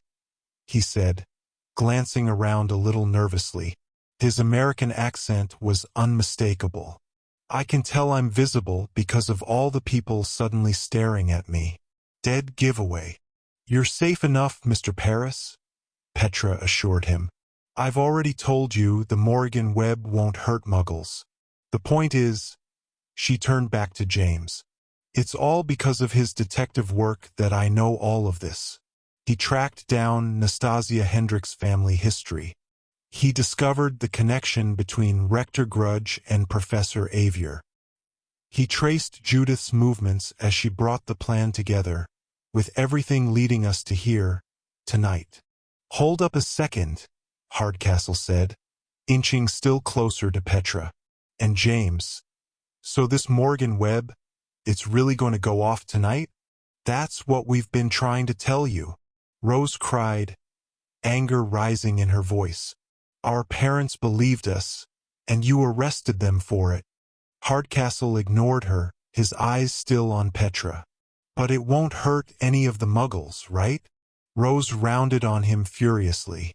"It will once all the witches and wizards are dead and Grudge and his assassins start picking them all off one by one." The crowd stirred again, growing tense. "Petra," James whispered, moving alongside the dark-haired girl and ignoring the sudden row between Rose and Hardcastle. "My dad's here. He and Aunt Hermione and Uncle Ron. They're locked up behind the dais in the antechamber. And Lily is right here with us, not to mention Rose. Ralph, you can let them all out, can't you?" She shook her head slowly, not meeting his eyes. "I told you to stay away from all this, James," she muttered. "I warned you. I can't help any of you now. I wish I could, but I can't." "But why?" James pressed, becoming desperate. "Petra, why does this have to happen? Why can't you stop it? Or at least let everyone go before it does?" "The Morrigan Web can't be stopped," Petra hissed, her icy facade cracking. "Paris and me, we couldn't learn much about it. But we do know that once it's put into motion it's unstoppable." "No," James interrupted her. "It can be stopped. We just need to find something equally." She overrode him, raising her voice. "And I can't let anyone go, not a single person. Because if I do, it won't be as tempting to her. She'll only show up if it's going to go off exactly as she planned. She won't risk appearing and facing me. If her plan falls apart, she'll just start over again with a new plan, an even worse plan, She'll only come if the Morrigan Web is actually going to go off and kill every witch and wizard here. She won't miss that for the world, because she loves death. She lives for chaos. It's the only thing that will bring her to me. But that's mad, James exclaimed, grabbing Petra's arm, making her face him. Why, Petra? Why do you have to face her? Because I have to kill her, Petra shouted, her voice flying up into the rafters and breaking into rolling echoes. The hall fell silent in the wake of this declaration. Even Hardcastle and Rose stopped their argument. James stared at Petra, shocked and slightly horror-struck. It wasn't that he didn't believe Judith deserved to die. It was that he wasn't certain, even if it cost him and every witch and wizard in the room their lives, that Petra could truly defeat her. And the worst part was the look on Petra's face. It was uncomfortably clear that, despite her resolve, she doubted this as well. That's why you left Izzy somewhere safe, James whispered, understanding dawning on him. Even though you're more powerful with her at your side, you couldn't risk her life as well. I'm willing to die for all this to end, Petra said, firming her jaw and standing straight. And for all of us to die as well? It may not come to that, Petra sighed, seeming to shrink slightly before James' eyes. I hope it won't. If I can defeat her fast enough. If there's still time. Behind Petra, something suddenly splashed in the fountain of the magical brethren. James glanced at it, his senses heightened to almost painful alertness, and saw waves slopping over the edge of the reflecting pool. Water slapped at the heels of the statues, growing choppy and rough, as if something large was heaving just beneath the surface. The already anxious crowd backed away further, pressing futilely against the hall's main doors, as water began to pour over the ledge of the pool, cascading down the dais and splattering to the stone floor. Then, with a deep, wrenching screech, the statues themselves began to shudder, to tilt, to lean. Behind me! Hardcastle growled urgently, moving to get between the students and the fountain, his wand raised. In a sing-song voice, Petra warned, I wouldn't do that if I were you. On the dais, the wizard statue toppled, tipping forward and crashing over the ledge of the pool. The centaur statue keeled over as well, knocking down a third of the headmaster portraits like a row of dominoes. The witch and house elf followed, bashing against each other, the witch statue breaking in half. Only the statue of the Muggle man remained, tilting and creaking ominously, its hands upraised in pointless rapture. Water continued to slop and cascade over the fountain ledge. The pool water itself heaved up into a sort of glittering, green bulge around the remaining statue's knees. And then, massively, the bulge burst, disgorging a tall feminine figure, seemingly completely comprised of rushing water.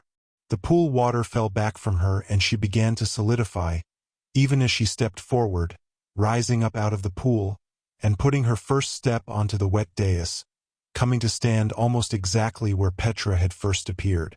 Good evening, everyone, the watery woman announced, her ringing voice still gurgling slightly. I trust everyone is having an enlightened time. Hardcastle fired. His bolt of magic passed right through the glimmering figure, exploding into prisms as it did so. The woman flung out a hand lazily, almost casually, and it turned into a writhing water tentacle. It uncurled across the hall and walloped Hardcastle where he stood. For the second time that night, the big oar flew through the air. This time, however, he struck a table and smashed it in half, sending its contents exploding in all directions with horrible finality. The huddled crowd cringed, screamed, and scattered away from the broken table. In the tinkling aftermath, Hardcastle made no move to get up. Petra, darling, the watery woman said, dismissing the sudden violence and stepping down to the main floor. I've missed you, and I know you've missed me. Otherwise, you wouldn't have searched so long and hard to find me.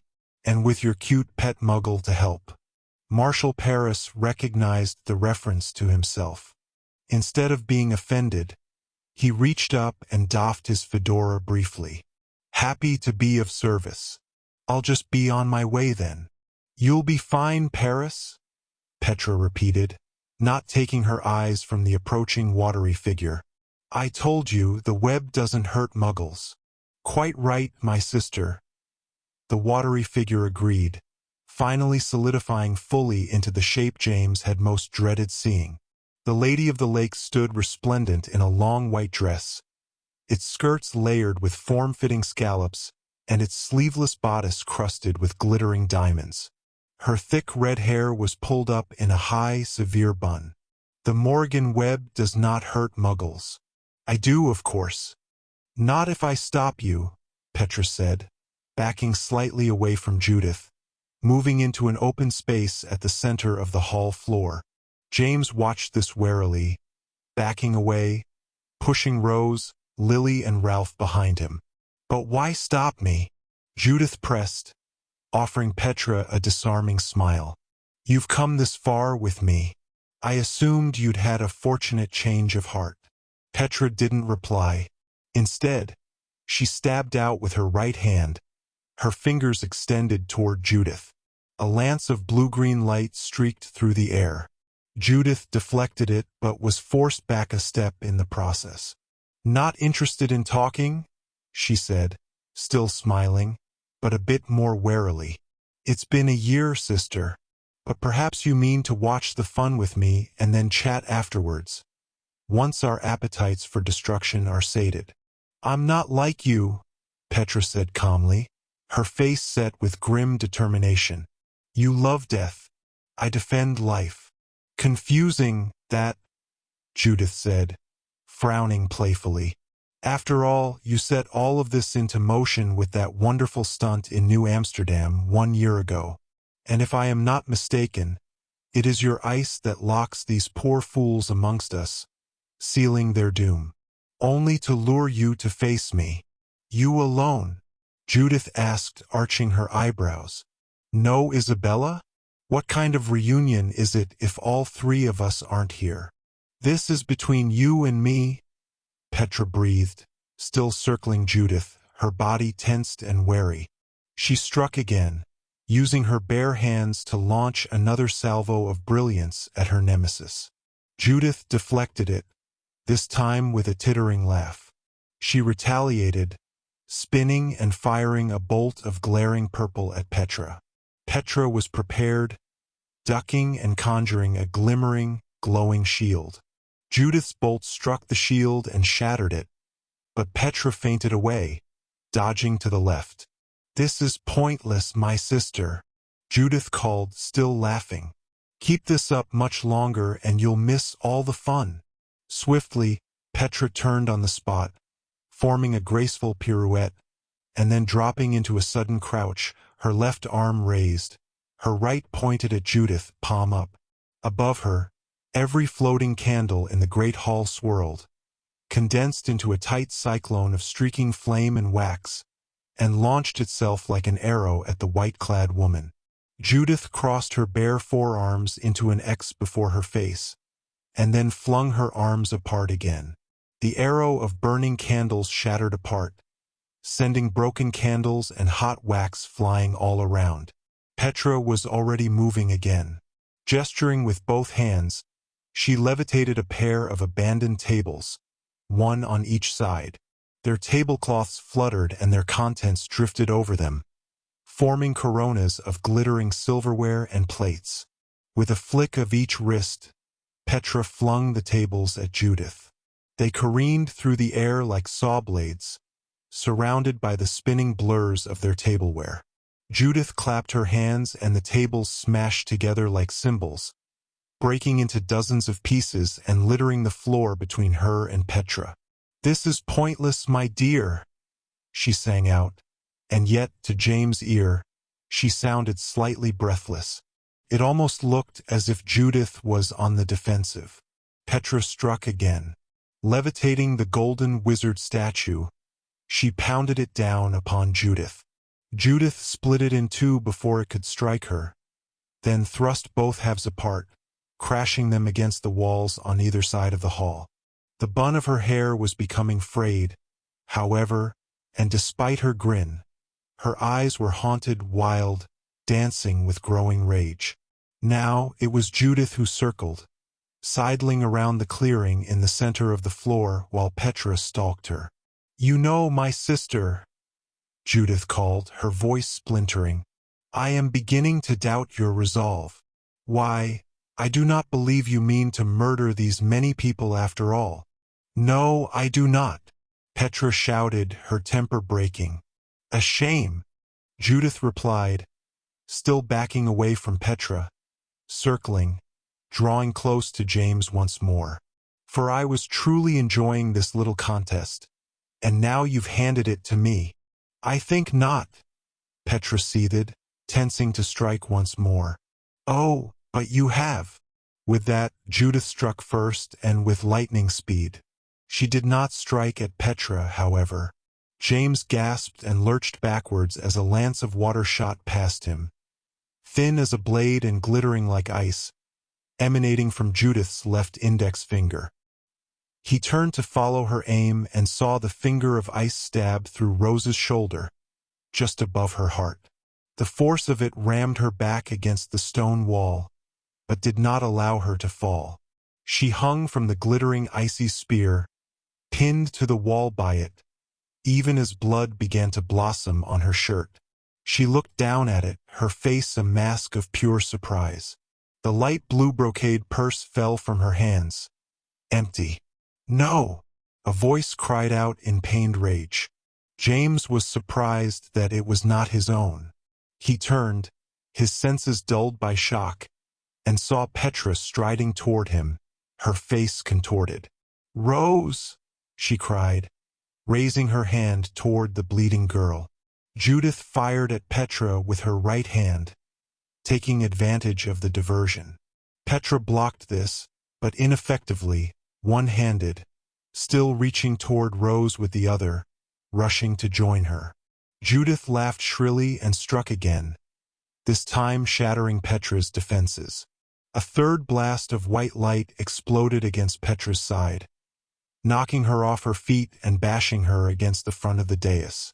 "Such a shame," Judith chided, her left hand still extended toward Rose, maintaining the spear of ice that impaled her. A battle of titans, ruined by that most boring of all weaknesses, sentimentality. "I am so sincerely disappointed." As she spoke, she approached Petra, who was struggling to her feet, dazed. Judith raised her right arm, extending it into another watery tentacle. It snaked toward Petra, twined around her, and lifted her bodily into the air. The slight girl struggled, but her hands went right through the watery shape. In seconds, the tentacle spun Petra into a sort of living, liquid cocoon, completely enclosing her. Judith cackled with delight, loud and glassy, watching as Petra struggled, her hair floating about her in the swirling ball of water, her cheeks bulging, holding on to whatever air she could. Judith jerked her arm away, breaking contact with Petra's watery prison, and simultaneously causing it to freeze solid. The enormous ball of ice crashed to the floor, solid as stone, clouded so densely that Petra herself was barely visible inside. "I hope you at least appreciate the irony," Judith smiled, cocking her head at the frozen sorceress across from her. "You, my sister, are not the only one who can use ice as a weapon." With that, Judith withdrew the icy spear from Rose's shoulder. Rose collapsed to the floor in a heap, blood running freely down her right side, her face pale and blotchy. James and Ralph ran to her, dropping to their knees beside her and taking her hands, one each. "Oh," Judith said, turning toward them and placing a hand to her cheek. "I'm sorry, James Potter. Did I go and kill another of your cousins?" "Rose," James cried urgently, clutching her hand. "Tell me you're not dead." "I'm not dead," Rose whispered weakly. Surprisingly, the Muggle detective, Marshall Paris, hunkered down on James' right. "Pressure's what she needs," he said under his breath, whipping off his tie. "Saw enough injury reports at the old man's law office to learn a few things. Wad this up and hold it hard against the wound." He did so himself, nodding for Ralph to help. "We have to get her help right away," Ralph said, his voice low and furious as he pressed the wad of fabric against Rose's shoulder. "We can't let it happen this way." James nodded helplessly, knowing there was very little they could do. "So noble," Judith nodded. "So rich with drama. Does it pain you to know that it's hopeless?" James looked over his shoulder at her. She smiled at him. "Your father is about to die, James," she reminded him, maintaining eye contact, "as he should have last summer. Why, it's been almost exactly a year, hasn't it? And now here we are again. And really, it's so much better this time. The gang is all here. Your aunt and uncle, your sister, your friends, and, of course, so many of your marvelous leaders and protectors. But alas," she interrupted herself, looking away slightly, "we are missing one important person." She snapped her fingers. Rector Grudge fell out of thin air in front of her, crashing to the floor in an untidy heap. He scrambled, eyes wild, searching his surroundings. When his eyes alit on the woman before him, they narrowed. "You!" he seethed. "How dare you?" "Oh, I know I'm naughty," Judith tittered. "But I simply couldn't let you toil away in your headmaster's office and miss all the fun now, could I?" "You mean to kill me as well as these?" Grudge breathed, his voice vibrating with rage. "But you forget. I have no wand." He gestured to emphasize his empty hand. The effect was ruined, however, by the wand that sat prominently on his open palm. He startled upon seeing it and made to throw it away. It remained firm and fast, adhered to his hand as if by glue. Judith clucked her tongue reprovingly. "Such a silly weakness for such a marvelous weapon as the Morrigan Web," she said. "But I've taken care of that, as you can see.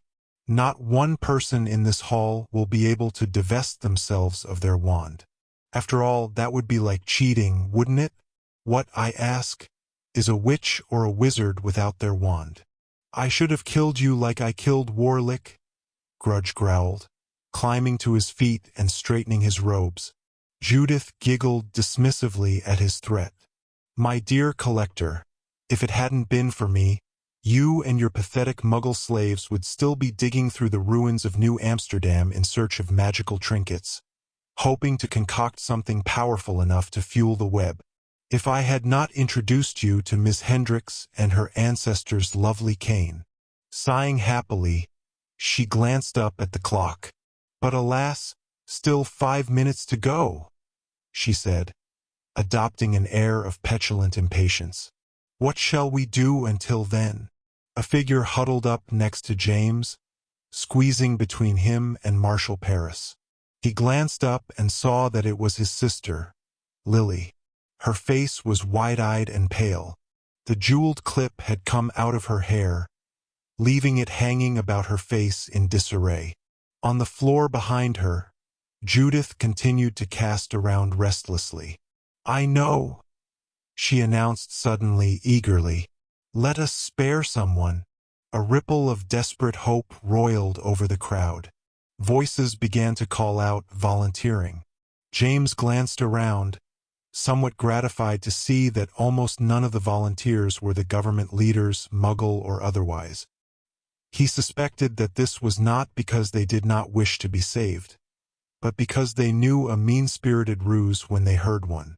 "I will choose one of you to spare from the ensuing chaos," Judith announced gleefully, glancing around. "Whoever I choose will not be killed by the Morrigan Web. Neither will they be killed in the massacre that follows." "Yes," she nodded, glancing back at the world leaders behind her. Yes, that part is true, I fear. None of you will leave this room alive. But still, one of you will not have to endure it. She cocked her head coyly. Because one of you, I shall kill right now. She smiled. Won't that be fun? James? Lily whispered faintly, clinging to his arm. A volunteer, Judith cried, whirling toward Lily. And a Potter, no less. How poignant. The boy who lived grows up to become the father of... She flung out her hand, transforming it into a writhing, coiling tentacle. The girl who died. She cackled as the tentacle flew through the air, converging on Lily. James flung his sister behind him, crying out in mingled desperation and rage, forcing himself between her and the icy coil of the Lady of the Lake. I'm about to die, he thought, squeezing his eyes shut. And the last thing I heard my dad say is that he's proud of me. Instead of a spear of deadly ice, however, a splash of tepid water struck James, dousing him where he stood. He opened his eyes. Judith stood before him, her arm extended, but ending in a dripping, faltering stump. She raised her dissolving arm and regarded it with complete, naked surprise. Turning her attention back to James, she narrowed her eyes and flung out her arm again. It extended, snaking, trailing streams of dripping water, and then dissolved away, crashing to the floor with a wet, resounding splat. What? She breathed, her voice shaking with confusion. What is this? How can this? She tried again, using both arms. The result was the same, only now her arms dissolved up to the shoulders. She boggled down at them, her mouth falling open. Suddenly, she whirled around, turning her attention to the gigantic ball of ice that formed Petra's prison. As if she fully expected it to be shattered into pieces, Petra standing free, teasing her with a knowing grin. Seeing the ice cocoon intact, however, Judith slumped, regrowing her arms somewhat sloppily. Softly, helplessly, she began to giggle. James watched this with growing confusion. Lily climbed to her feet behind him, clinging to him and peering around his shoulder. Judith's giggles increased, growing into hard, breathless gusts of laughter. And then, seamlessly, the laughter transformed into racking sobs. She spun around again, and her eyes were wide, wild, bulging in her face, dead as marbles. Where? She rasped, still giggling and sobbing uncontrollably. I hear you. I know you're back there. Now. She flailed, streaming her arms out into tentacles again. They whipped across the hall this time, fluid and spastic, aiming for nothing. Judith cackled, gasped, and suddenly, horribly, let out a blood-curdling, rafter-quaking scream. Rector Grudge was blasted aside by one of the tentacles. Seeing this, the remainder of the crowd panicked. People began dashing in every direction, trying to avoid Judith's blindly writhing appendages. The student ambassadors scrambled behind their platform, screaming in terror. Judith stumbled around the center of the floor, her head thrown back, her hair falling from its bun, her mouth screaming, cackling, sobbing, babbling nonsense beneath wide, utterly haunted eyes. What's wrong with her? Lily cried, her voice so high it was barely audible. James glanced behind him, to his sister's frightened face, and then lower. Rose still lay crumpled against the wall, Marshall Paris tie still compressed to her shoulder by Ralph's big hands. She glanced up at James with her eyes, then down, at the blue purse abandoned on the floor next to her. It was clearly empty, but in the shadows of its open mouth, James spied the unmistakable dregs of dried vines, broken leaf dust, and a single spiny burr. The Yuxa baslatma plants, the ones that had come back from Durmstrang, tangled variously into Rose's robes. That's what she had stopped in her dormitory room for. That's what she had been doing hunkered down beneath the easels when they had first arrived. Rose, who had at first refused to believe in the very existence of the Lady of the Lake, had in the end spied her best weakness. She travels by water. Rose had poisoned that water, filling it with 20 dreams worth of dream inducers. And now, 11 minutes after her arrival, every shred of those forced hallucinations was daggering into Judith's waking mind, driving her utterly, uncontrollably insane. Unfortunately, Judith's insanity was propelling her into a dangerous, deadly rampage.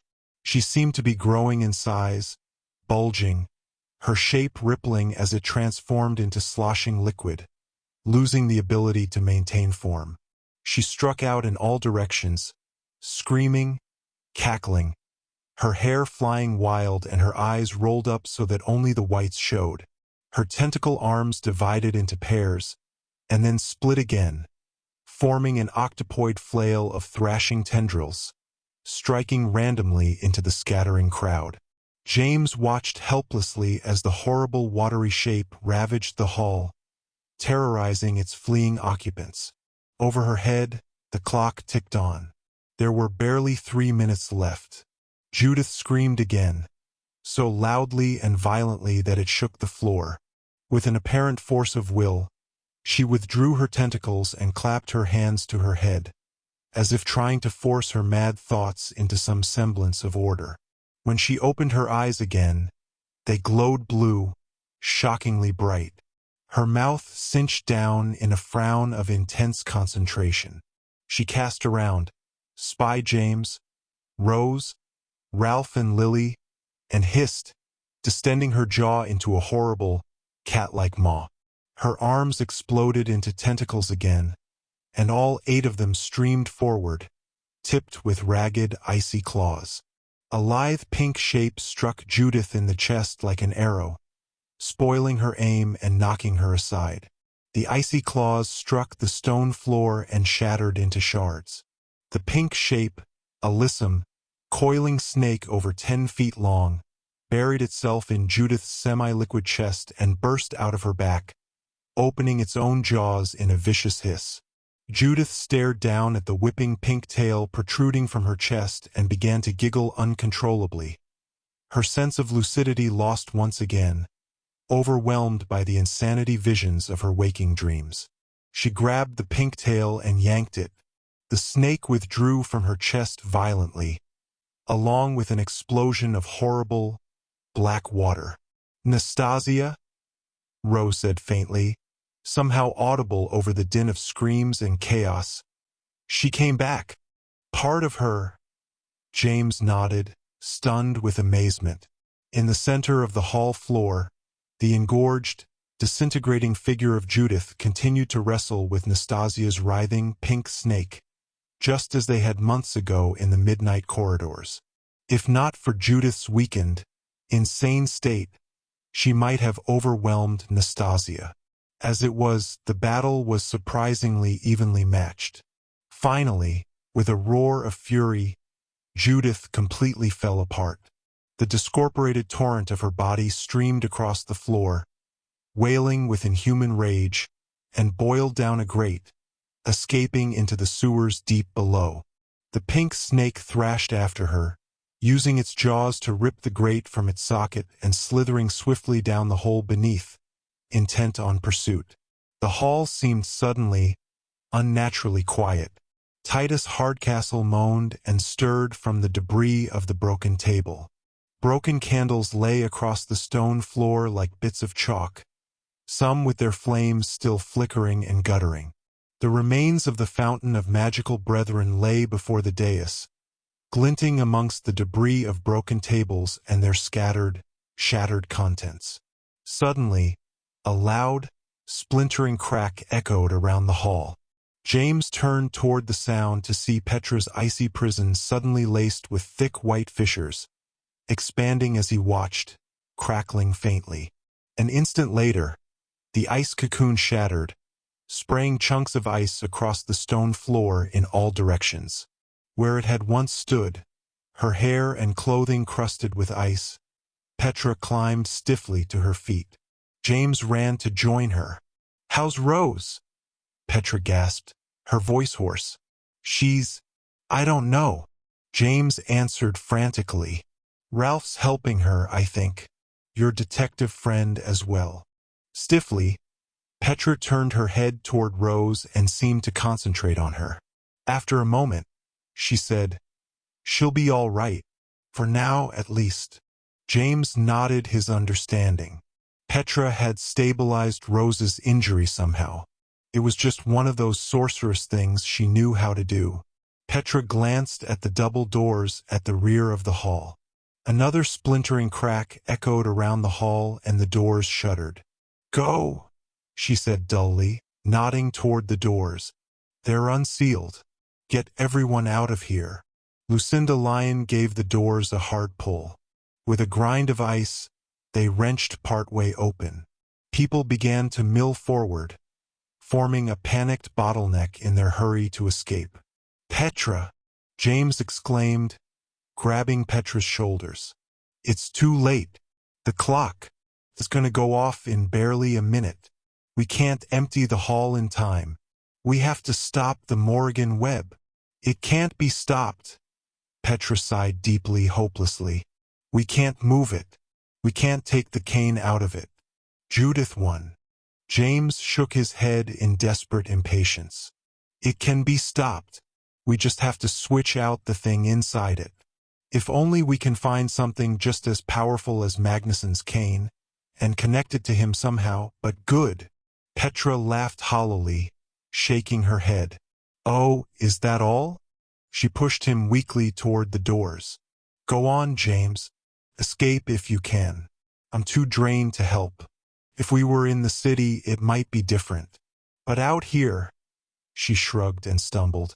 James grabbed her, threw an arm around her to support her.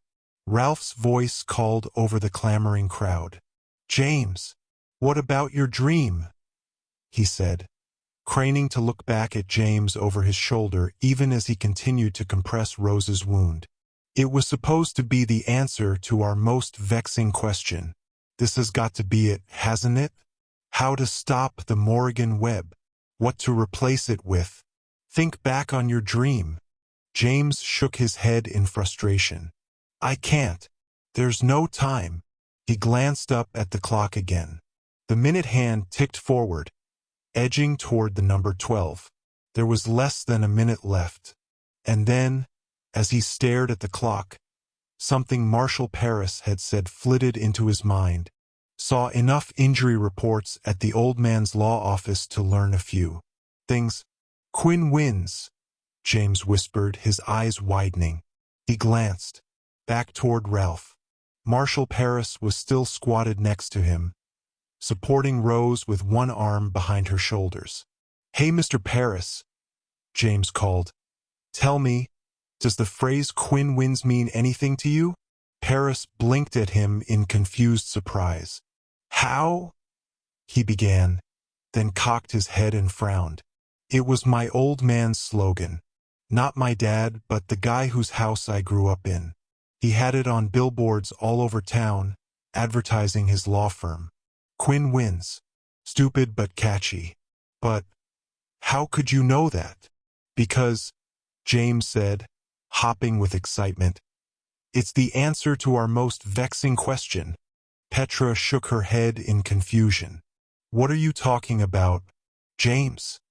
"The alley where his mother was killed," James said quickly, replaying the dream in his head. "She had the gun that killed Professor Magnuson all those years earlier. The same gun you had," James declared, his voice rising as he turned back to Paris. "When you ran into her killer years later, it saved you then. It's sort of a good luck charm, isn't it? It keeps you safe. That's why you're such a good detective, even in the wizarding world. The gun that killed Magnuson took his power, just like a wand would." Petra straightened and tilted her head at Paris. "The talisman," she said wonderingly, almost laughingly. "Is that ancient pistol of yours? Seriously. Paris rolled his eyes. Gently, he disengaged from Rose and stood up. He reached into his trench coat and produced a very old, grimy pistol. James recognized it immediately. "That's it!" he cried, dashing toward the detective, his hand out. "It's the key to stopping the Morrigan Web. It's as powerful as the cane, more powerful because it defeated it. And it's connected to Magnuson in the most important way of all. It ended him." "Hold on, Skippy," Paris said, withholding the ancient weapon from James' reaching hand. "I don't know who you are, and I sure don't know what you're talking about. This thing belonged to my mother. It's important to me, and it's dangerous. Just because you know the slogan for my old man's billboards. I'm not about to just hand it over to you." "Give it to him, Paris," Petra said. "No chance, doll," Paris replied firmly. Petra sighed impatiently. "I'll pay you 1,000 galleons for it. Here you go, kid." Paris nodded, dropping the old weapon into James' open hand. Behind them, obliviously, people mobbed at the partly open doors, pushing through with horrible sluggishness. "Petra!" James exclaimed, holding the weapon awkwardly by the handle. He'd never handled such a thing before. "Lift me up." Petra nodded. She closed her eyes and extended a hand toward James. Instantly, he felt gravity fall away, releasing him into the air. Gently, he lofted over the broken statues, the decimated fountain, and into the icy chill of the frosted rose window. The ugly five-faced clock hung before him, its guts ratcheting faintly, pushing the minute hand inexorably, gradually forward. Hovering before it, James studied the clock, looking for any hidden compartment or alcove. There were only seconds left. Desperately, James reached forward and grabbed the gigantic central white face with his free hand. He tugged at it, meaning to wrench the face off completely. With a brief screech, however, the face hinged open, swinging like a door and revealing the clock's ticking, gear-choked innards. A small compartment occupied the lower third. Inside it, glinting wickedly, was the familiar gargoyle-faced cane head. "Don't just grab it out," Rose called, struggling to raise her voice over the clambering crowd. "Switch them, James," Ralph added, "but be quick about it." James held the old pistol next to the glinting cane, bringing them as close together as he could. Like opposing magnets, they seemed to resist each other. James steeled himself, wrapped his free hand around the cane, which was hot to the touch, as if it had been sitting for months in blazing desert sun, and held his breath. He tugged. The cane didn't want to move. He tugged harder, straining and pushing the pistol forward, trying to force them to switch places. It wasn't working. Something forced them apart, a sort of tiny but undeniable gravity, a force field of destiny, insisting that what was meant to happen had to happen. And then, suddenly, the force field broke. The cane flew from the compartment at the precise moment that the pistol slammed into it. James recoiled backward, cane in hand, caught in midair by Petra's careful levitation. The clock struck the hour. Brilliant light exploded from it, blinding James.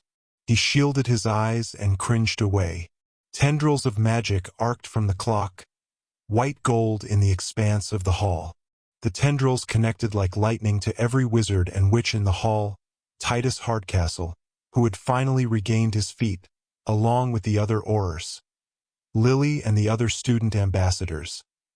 Every diplomat and ministry official in the clamoring crowd, all were suddenly connected in a sparkling, flashing web of magical energy. The web's intensity built, became blinding, and then, with an explosive crescendo of perfect finality, burst into a mass of inexplicable red, purple, and yellow shapes, filling the hall entirely. James felt himself lowered suddenly to the floor, clumsily, as Petra glanced around, her eyes wild, worried, examining the flittering, colorful cloud. A scent filled the hall, soft but pervasive, smelling incongruously of spring breezes and sunlight. It was, in fact, the unmistakable perfume of spring flowers, and with it, James recognized the fluttering veil of objects. They were petals, descending like confetti, covering the floor, the broken tables, the smashed statues, and every person in the hall, transforming the chaotic scene into a softly magical wonderland. Every eye in the room cast about in stunned silence, watching the gentle snowfall of color. Slowly, cautiously, Petra relaxed. She turned to look back at James over her shoulder, a fragile smile rising on her face like a sunrise. James returned the smile. Helplessly, he fell to a seat on the floor, releasing the ugly cane head, weak with relief. Behind him, suddenly, the door beneath the rose window shuddered. Something banged against it from the inside, then blasted it open. From his seat on the floor, covered with fluttering petals and smelling of summer rose gardens, James turned. His father, uncle, and aunt burst through the antechamber door, wands raised alertly, shoulders hunched for battle. Spying the gently falling curtain of petals, they stopped, looks of comical confusion dawning on their faces. Harry spotted his son seated amidst a drift of flower petals and lowered his wand. "James," he asked, his voice strained with wonder and confusion, "what exactly did we miss?" Chapter 25. Through a glass darkly. The moment the crowd of ambassadors, diplomats, and government officials drained from the hall, carefully guarded by the Aurors, Albus and Scorpius appeared, as well as Zane and, unexpectedly, Professor Flitwick. "Whoa," Zane said, his eyes going wide as he pushed through the double doors and spied the destruction and bizarre floral decoration of the room. "This must have been some party." "Albus," Harry called his son, beckoning him forward urgently. "Help us. Rose has been hurt." Both Albus and Scorpius dashed forward, converging on Rose as Hermione and Ron bent over her. "It's not as bad as it looks, Mum." "Really?" Rose winced as they pulled her to her feet. "Petra helped me. She's good at that sort of thing, apparently." "Shush," Hermione commanded, supporting her daughter on one side while her husband supported her on the other. "This is all your fault," she exclaimed, glancing up at Ron. "She gets all her mischief from your side of the family." "Mom," Rose managed to roll her eyes. "No." Ron shook his head. "It's true love, and despite what your mum says, she wouldn't have it any other way. You'll tell us everything that happened on the way to Hospital Wing, right?" "There are others," Harry said, meeting Albus and Scorpius and pointing toward the petal-covered debris of broken tables and statuary. "None hurt as bad as Rose, but they'll need some help getting to the Hospital Wing. You'll take them, won't you?" "Ah, Dad," Albus complained. "I want to hear the story. I mean, look at this place. And you should have heard the noise." "Believe me, I did," Harry nodded curtly. "And you'll hear the story just as soon as I do. For now, you and Scorpius, I officially classify you Junior Aurors, first class." "What? Sincerely?" Albus brightened. "Wait, does that mean—" He glanced back toward the double doors, where Titus Hardcastle was conversing with Lucinda Lyon, their heads close together. "You know, you're like, back in charge again?" "Provisionally," Harry nodded. "I've only spoken briefly to the minister. He seems to have spent a large portion of the evening under a table, but he formally dismissed the charges against your aunt, uncle, and me in light of the evening's events. There'll be a hearing before the Wiesengemot, but I don't expect to have any trouble with it after." He glanced around the room and gestured vaguely. "All of this. Now off with you. Duty calls." "Yes, sir." Albus saluted and dashed off, followed closely by Scorpius. Watching from nearby, still dazed at the evening's events, James could see that Scorpius was pleased with his temporary deputation, even if he didn't like to show it.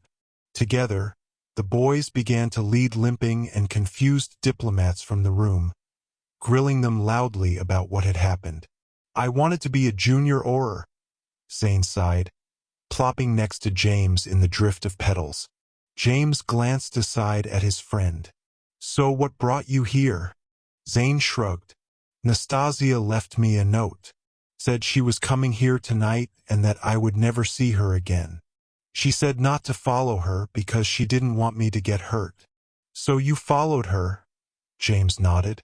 Immediately, the Alma Alaron cabinet was in the defense against the dark arts classroom, lying on its back, Zane said, cocking his head curiously. "I mean, what's up with that? I had to crawl out of it like Dracula waking up from a nap." "Oh," James said, "that was Ralph. He knocked it over." "Sounds like Ralph," Zane agreed equably. "What about the Beauxbatons cabinet?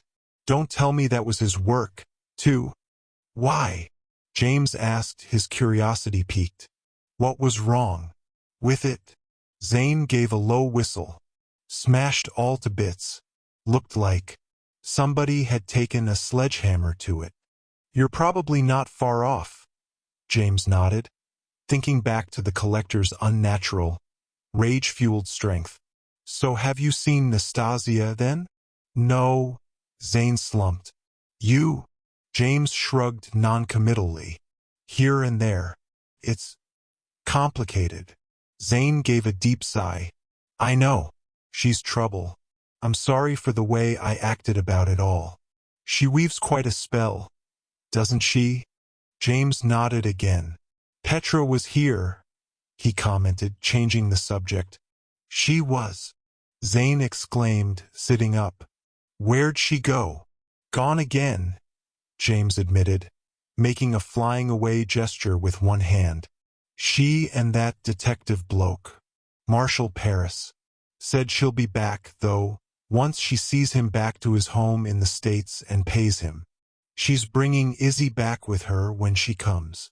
"Cool." Zane relaxed. Ralph approached, his hands still tacky with Rose's blood. "Come on, you two," he said, cocking a thumb over his shoulder. "Your dad's looking for some explanations, James." The big boy smiled down at Zane. "By the way, good to see you, mate." Zane squinted up at Ralph, meeting his smile. "You too, Ralphinator. Just like old times, eh?" Ralph glanced around at the ruined hall and nodded. "Yeah, I'd say pretty much exactly like old times. Shame you missed all the action." "Hey," Zane said, climbing to his feet, his smile turning into a grin. "The night's still young." Ralph and Zane each took one of James' hands and tugged him to his feet. Together the three picked their way over to where Harry Potter stood talking to Professor Flitwick. "The professor here has given this curious object a quick examination," Harry said, holding up Magnuson's broken cane head. "Suffice it to say, it's nothing but a worthless hunk of iron now. Whatever you did to it, James, you broke its powers." Oh, Zane exclaimed, his eyes brightening. "Can I have it then? It'd make a great addition to my dorm room.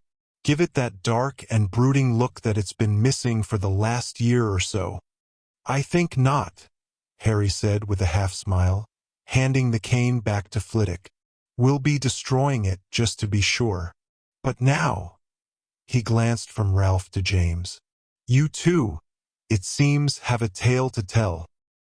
He invited the boys to join him on the dais, beneath the row of still-standing headmaster portraits, who, apart from the non-moving Merlinus Ambrosius, watched with great interest. James didn't want to describe the events of the night. He felt weary to the bone and slightly punch-drunk, but his father gently insisted, reminding them that their memories of events would be less clear even by tomorrow morning. Thus, with Ralph's help, they told the entire tale.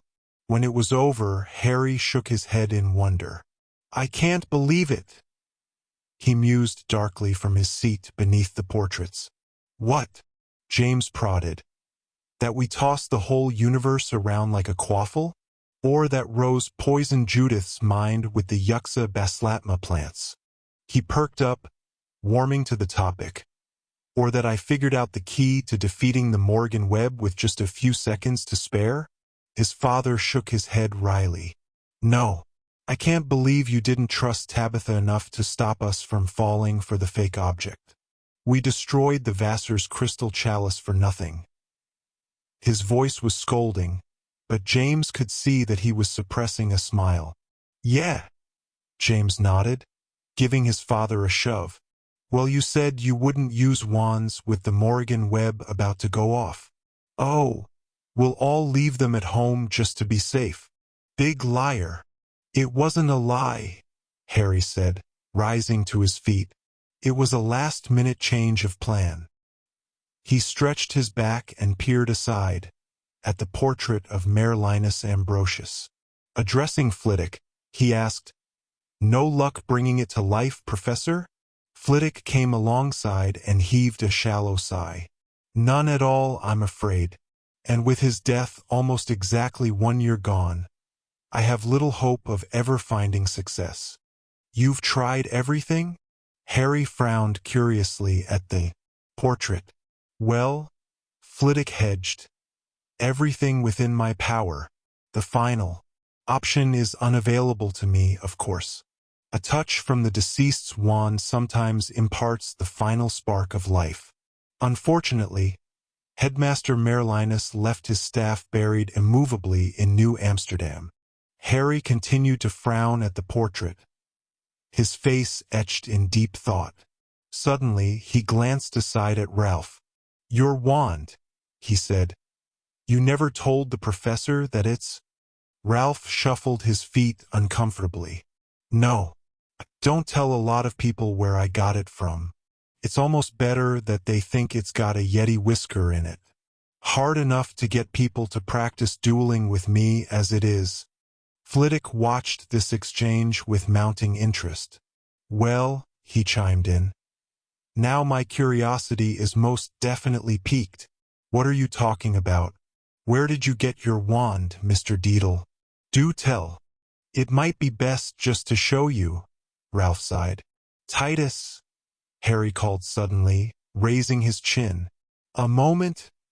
James glanced back as Titus Hardcastle limped toward them, threading carefully through the detritus of the great hall, his feet kicking up puffs of petals. What is it, Harry? You still have Ralph's wand with you, yes? Harry answered. Hardcastle nodded as he approached. He reached into the depths of his robes and withdrew the oversized wand. He looked at it in his big hand for a moment, then, sighing, handed it over to Ralph. What you did, Hardcastle said, his voice low and rumbling. I called it foolish, but I was wrong. I was wrong about quite a lot. You were doing your job, Titus, Harry said coolly. No one can fault you for that. They can and they should, Hardcastle said, his voice becoming a growl of self-recrimination. I followed orders, yeah.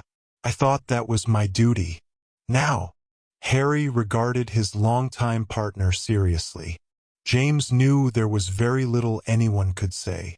Titus had betrayed a trust in the name of duty. The two men would probably be able to work it out in time. For now, however, Harry opened his mouth to respond, but the words never came. Instead, a bolt of red exploded against Hardcastle's back. His hands jerked spasmodically, scrabbling for his wand, but the stunning spell did its work. Like a tree falling in the forest, Hardcastle keeled forward. Harry lunged to catch him, throwing a shoulder under Hardcastle's chest. Another red bolt struck Professor Flitwick, causing him to stumble and the ugly cane's head to drop from his hand with a clatter. Oh dear, he said faintly, and fell to the floor. James, Zane, and Ralph scrambled, their eyes scanning the seemingly empty great hall for some sign of the attacker, but there was no one in sight. Harry lowered Hardcastle to the dais as gently as he could. "Behind me," he ordered, scrambling for his wand. Once it was in his hand, however, he let out a startled grunt. The wand popped out of his fist, floating in midair. A moment later, Harry's head jerked back as if kicked. He fell back onto Titus Hardcastle, raising a hand to cup his jaw. A dry, rattling laugh came out of empty air right in front of James. He recognized it immediately and his eyes flew wide. "I have to hand it to you, James," the laughing voice said. "You were right about my dear partner Judith. She could not be trusted. Fortunately, she went insane, chased away to who knows where. But I am still here, and this presents me with a bit of a problem. Fortunately, James Potter, my problems." There was a flourish of suddenly visible fabric and Rector Grudge stood before him, Harry Potter's wand in one hand, his own wand and the invisibility cloak in the other. "Are your problems?" He favored James with a thin, angry smile. "Headmaster Grudge," Harry said, climbing carefully to his feet, making no sudden movements. "We assumed you had vacated along with the others. There is a squad of Aurors seeking you at this very moment. In fact, all of them quite curious to speak to you." "Yes," Grudge nodded. "And this is the crux of my problem. You see, the entire school has been locked down. The flu network is being monitored vigilantly. Every entrance is shut and guarded. No matter what guise I take, I will not be allowed to leave the premises. And it is integral that I do so. You see, I've no intention to go to Azkaban. That's why I returned to my office, procuring this very useful object." He shook the cloak in his hand. "A gift, helpfully abandoned in my alter ego's office at Durmstrang. With its help, you four are going to escort me from these premises. I shall be hidden beneath, and you shall ensure that all of the necessary doors are opened, allowing me to pass." Zane piped up. "And why are we going to do that, Headmaster?" He cocked his head and frowned. "Sorry, forgot your name already. I'm Zane Walker, by the way. I don't go to Hogwarts anymore. American. Nice to meet you and all that." He stuck out his hand as if he expected Grudge to shake it. Grudge leveled his wand instead. "I really only need the Elder Potter," he said threateningly. "The rest of you I have no qualms about killing right now. What shall it be, Harry Potter, Mr. Head Or? Assist me? Or do I start uttering curses?" "No, Ralph," Harry commanded suddenly, his eyes darting to the side. Ralph, James saw, had been surreptitiously drawing out his wand. Harry went on urgently. "The headmaster is quite serious. He will kill to get his way. Don't do anything foolish. Give it to me, Ralph." Ralph looked at Harry in surprise, frozen in the act of withdrawing his wand. "Mr. Potter speaks wisely," Grudge said. "Obey your elders, boy. Pass the wand over to me before anyone else wanders into the hall and becomes an unwitting hostage." He stowed Harry's wand into an inner pocket, flung the invisibility cloak over his shoulder, and held out his free hand, palm up, still threatening them with his own wand. Reluctantly, Ralph passed his wand to Harry. Harry took it carefully. "To me, Mr. Potter," Grudge commanded in a low voice. Slowly, Harry sighed deeply and turned.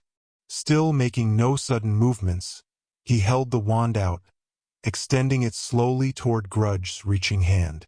Just as the headmaster made to grab it, however, Harry pivoted, turning the wand away and touching it, with a dull thunk, to the unmoving canvas of Merlin's portrait.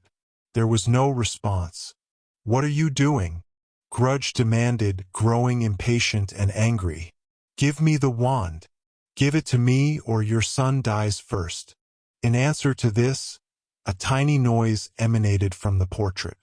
Every eye turned toward it. Suddenly, for no apparent reason, the portrait had ripped. The tear emanated from the tip of Ralph's wand and stretched upward, crossing over the front of painted Merlin's chest, slashing his face, and stopping just past the top of his head.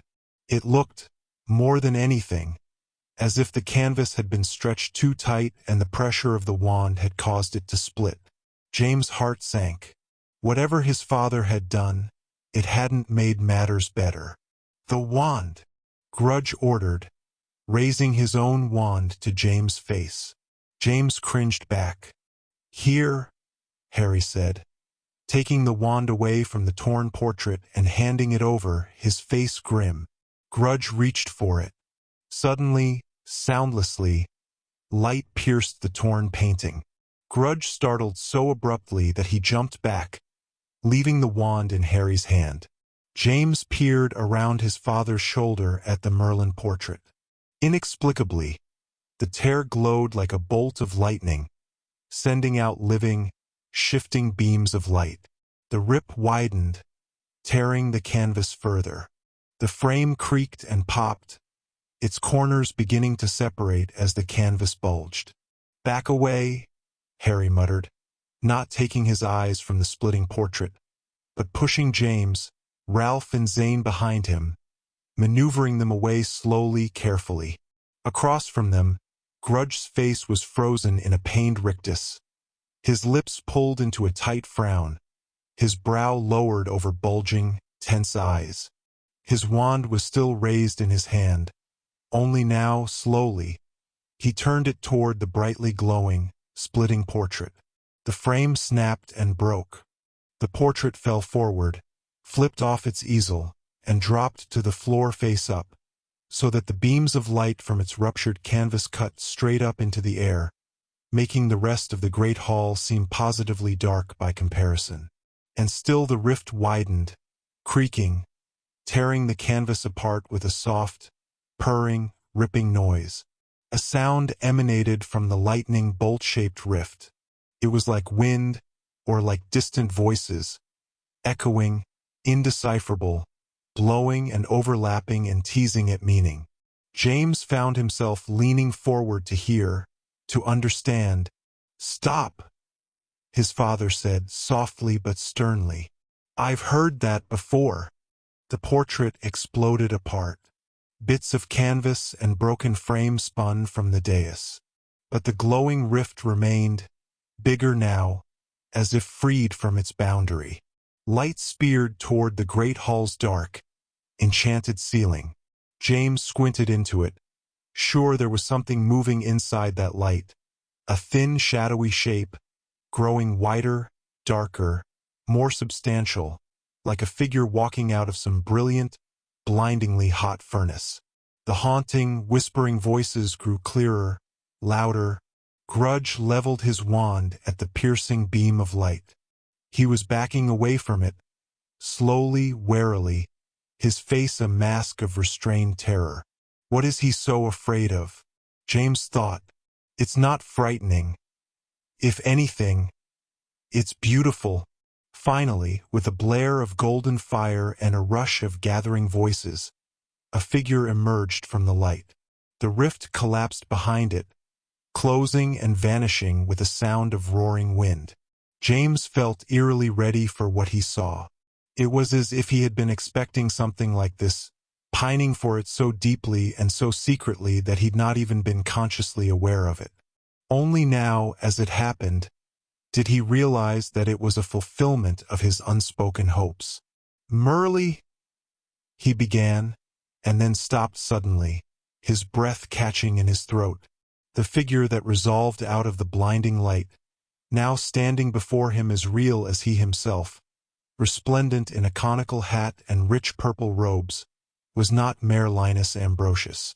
It was an old man with flowing white beard, a thin, kindly face with a long, crooked nose, and wearing, over his bright blue eyes, a pair of half-moon spectacles.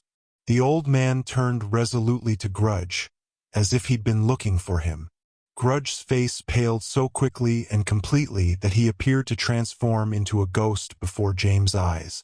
His wand was still held out before him, but it trembled so violently that he could barely hold onto it.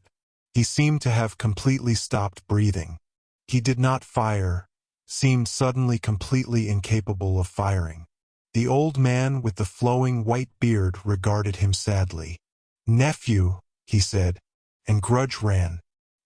He leapt from the dais, stumbled in panic, and, righting himself, bolted toward the doors, leaving a trail of disturbed flower petals scattering in his wake. "Accio wand!" Harry called, flicking Ralph's wand at the retreating figure.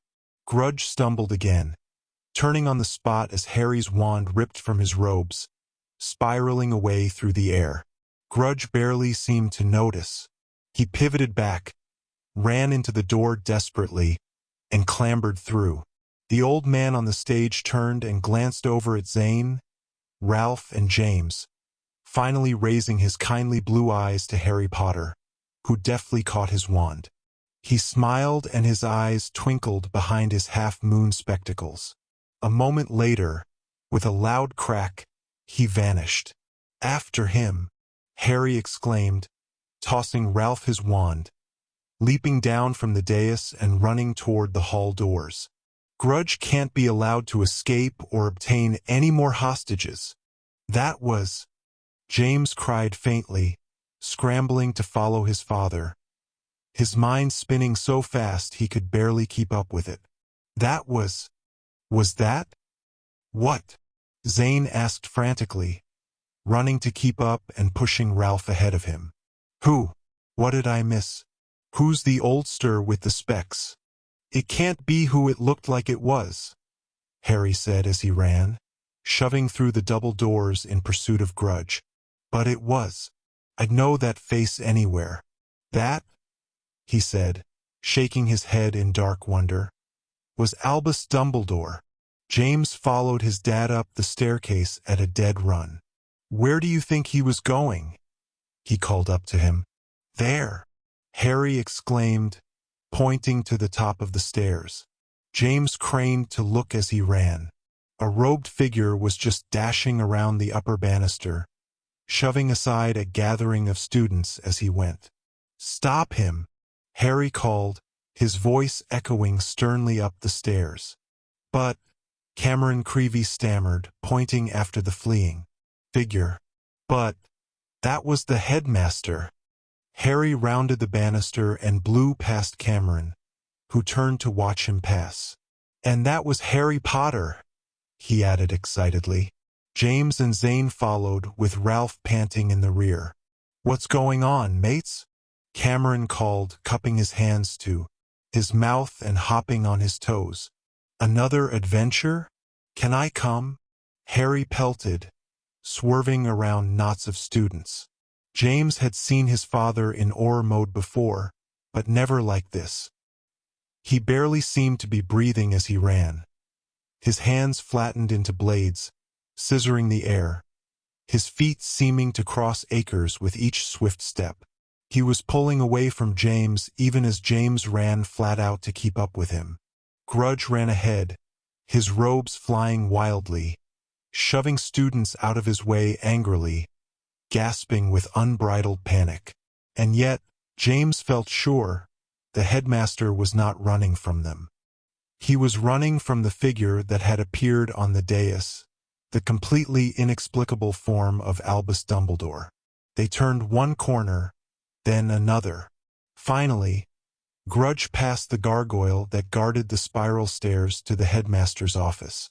The gargoyle straightened to block Harry, but Harry flashed his wand, firing a bolt of purple at the ceiling. "Official aura business," he called, jerking his head toward the glowing purple spell above him. James glanced up.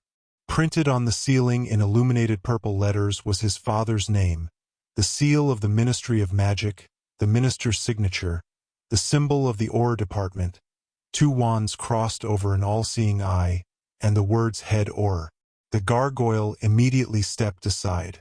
As James bolted past, following in his father's wake, he was certain he heard the gargoyle mutter, "Go get him."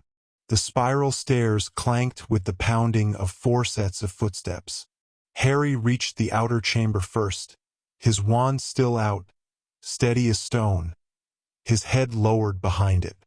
The door to the headmaster's office was wide open, emitting a bar of golden light onto the stone floor. "Stay behind me," Harry growled, slowing. "And Ralph, keep that wand of yours at the ready." Behind James, panting and sweating freely, Ralph nodded. He leveled his wand before him. Harry peered around the edge of the office door, inching his face into the yellow light that glowed from within. He paused. After a moment, he glanced back at James, Ralph and Zane and lowered his wand. The expression on his face was strange, unreadable. Was he happy? Upset? He nodded toward the door, beckoning the boys inside. They approached and followed him into the golden light. The first thing James noticed was a figure collapsed against the wall just inside the door. It was huddled, panting harshly, its hands scrabbled over its face and its knees drawn up to its chest. It took James several seconds to realize that it was Rector Grudge. Only it wasn't. As James watched, the figure melted into the shape of Avier Dorcaskathan, his breath whistling in his chest, his eyes wild between his fingers. A moment later, it was the Collector, his face sheened with sweat, his hair standing up in terrified spikes. "Terrible, I know," a soft voice announced. "But he is nothing to be afraid of. Not anymore. Do come inside. We have very little time." James turned toward the voice. Albus Dumbledore stood before the headmaster's desk, tall, thin, and exuding a sort of grandfatherly warmth. His eyes sparkled benignly, but sadly. As James crept slowly into the room, approaching the revered headmaster, he realized that he had been wrong about Professor Avier. He was not this man's twin. He was barely a pale replica. The missing element was not in his physical appearance, but in the warmth, the restrained grandeur, the sense of laughter hidden just behind the eyes, even in sadness. Without those things, Avier was merely a gray shadow, devoid of life. Gradually, James noticed that the office itself looked different than he'd ever seen it before. Grudge's cold gloom had been replaced with golden light and subtle motion. Fire crackled happily in the hearth. Golden gizmos and clockwork wonders ticked and spun on small tables all around. Surrounding this, tall bookshelves lined the room, filled with curiosities, clocks, statues, and books. Books. So many books, all bound with sumptuous cloth, or rich velvet, or somber leather, and all promising a lifetime of incredible adventures, tall tales, and dark mysteries. For James had the undeniable sense that this man, this Albus Dumbledore, did not only hoard textbooks. There was something of the child in him, not diminished by age, but tempered by it, made perfect, brimming with curiosity, yearning for adventure. A huge, glorious bird preened on a perch next to the headmaster's desk. His plumage was brilliant crimson, edged with deepest gold. By comparison, the Jiskra seemed a mere winged lizard, no more dangerous than it was regal. The strangest bit of all was the tall, rectangular mirror erected near the fire. James recognized it immediately, as did his father by the way he looked askance at it. The mirror of Ariste glinted darkly, its glass face obscured by shifting, silvery clouds. Slowly, Harry led the three boys into the room, not taking his eyes from the wizard that stood before him. When he joined Dumbledore in the pool of golden light cast by the desk's many candles, he finally spoke. "Headmaster," he said, his voice just above a whisper, "how are you here?" Dumbledore did not immediately answer the question. He merely smiled at Harry, regarding him with keen, fatherly interest. "You've grown up into a fine, fine man, Harry," he said. "I knew you would. I am glad to witness it myself, if briefly." James looked up at his father. The elder Potter shook his head slowly, wonderingly, and yet, there was something darkening his face. Was it pain? Sadness? Confusion. Certainly confusion. James was feeling plenty of that himself. "You can't be here," Harry said simply. "I can, apparently," Dumbledore said, bowing his head slightly. "It's very unusual, but not impossible. Circumstances have allowed me a brief moment, a second chance, as it were, to undo something I was unable to undo during my lifetime. A tragic error. A lifelong regret." "Grudge," James nodded, turning to glance back at the pathetic figure cowering near the door. "Alas," Dumbledore said sadly, "that is not his name, nor is his name Avier Dorcascathan, even if it is the name given by those who raised him. He might best be known by his most recent alias, for a collector is what he is. He collects faces, you see, trading them for the one he never knew, the one that should have been his from birth." Harry shook his head, frowning. "I don't understand. What's Rector Grudge have to do with any of this?" "I'll explain it all later, Dad," James sighed. "It's kind of a long story." Dumbledore lowered his gaze to James, offered him a small smile. "I am pleased to meet you, young Mr. Potter. You are not unlike your father in many ways, and there is a hint even of your grandfather in you. The woman, Judith, did not lie when she told you that." James shook his head. "Thanks, but I'm not like him at all. He was a marauder." "He was much more than a marauder." Dumbledore's smile widened secretively and his eyes glimmered. "Otherwise, your grandmother never would have married him. But this is not the point. Despite your family similarities, you, James Potter, are very much your own man. In you, the whole is very much more than the sum of the parts." James considered this, not sure if he fully understood. He glanced up at his father. Harry looked aside at him and nodded. "And you, Mr. Walker?" Dumbledore narrowed his eyes slightly in amusement. "I have observed you as well, if fleetingly. The Sorting Hat was wise to place you in Ravenclaw. And make no mistake," he nodded meaningfully, maintaining eye contact with the blond boy.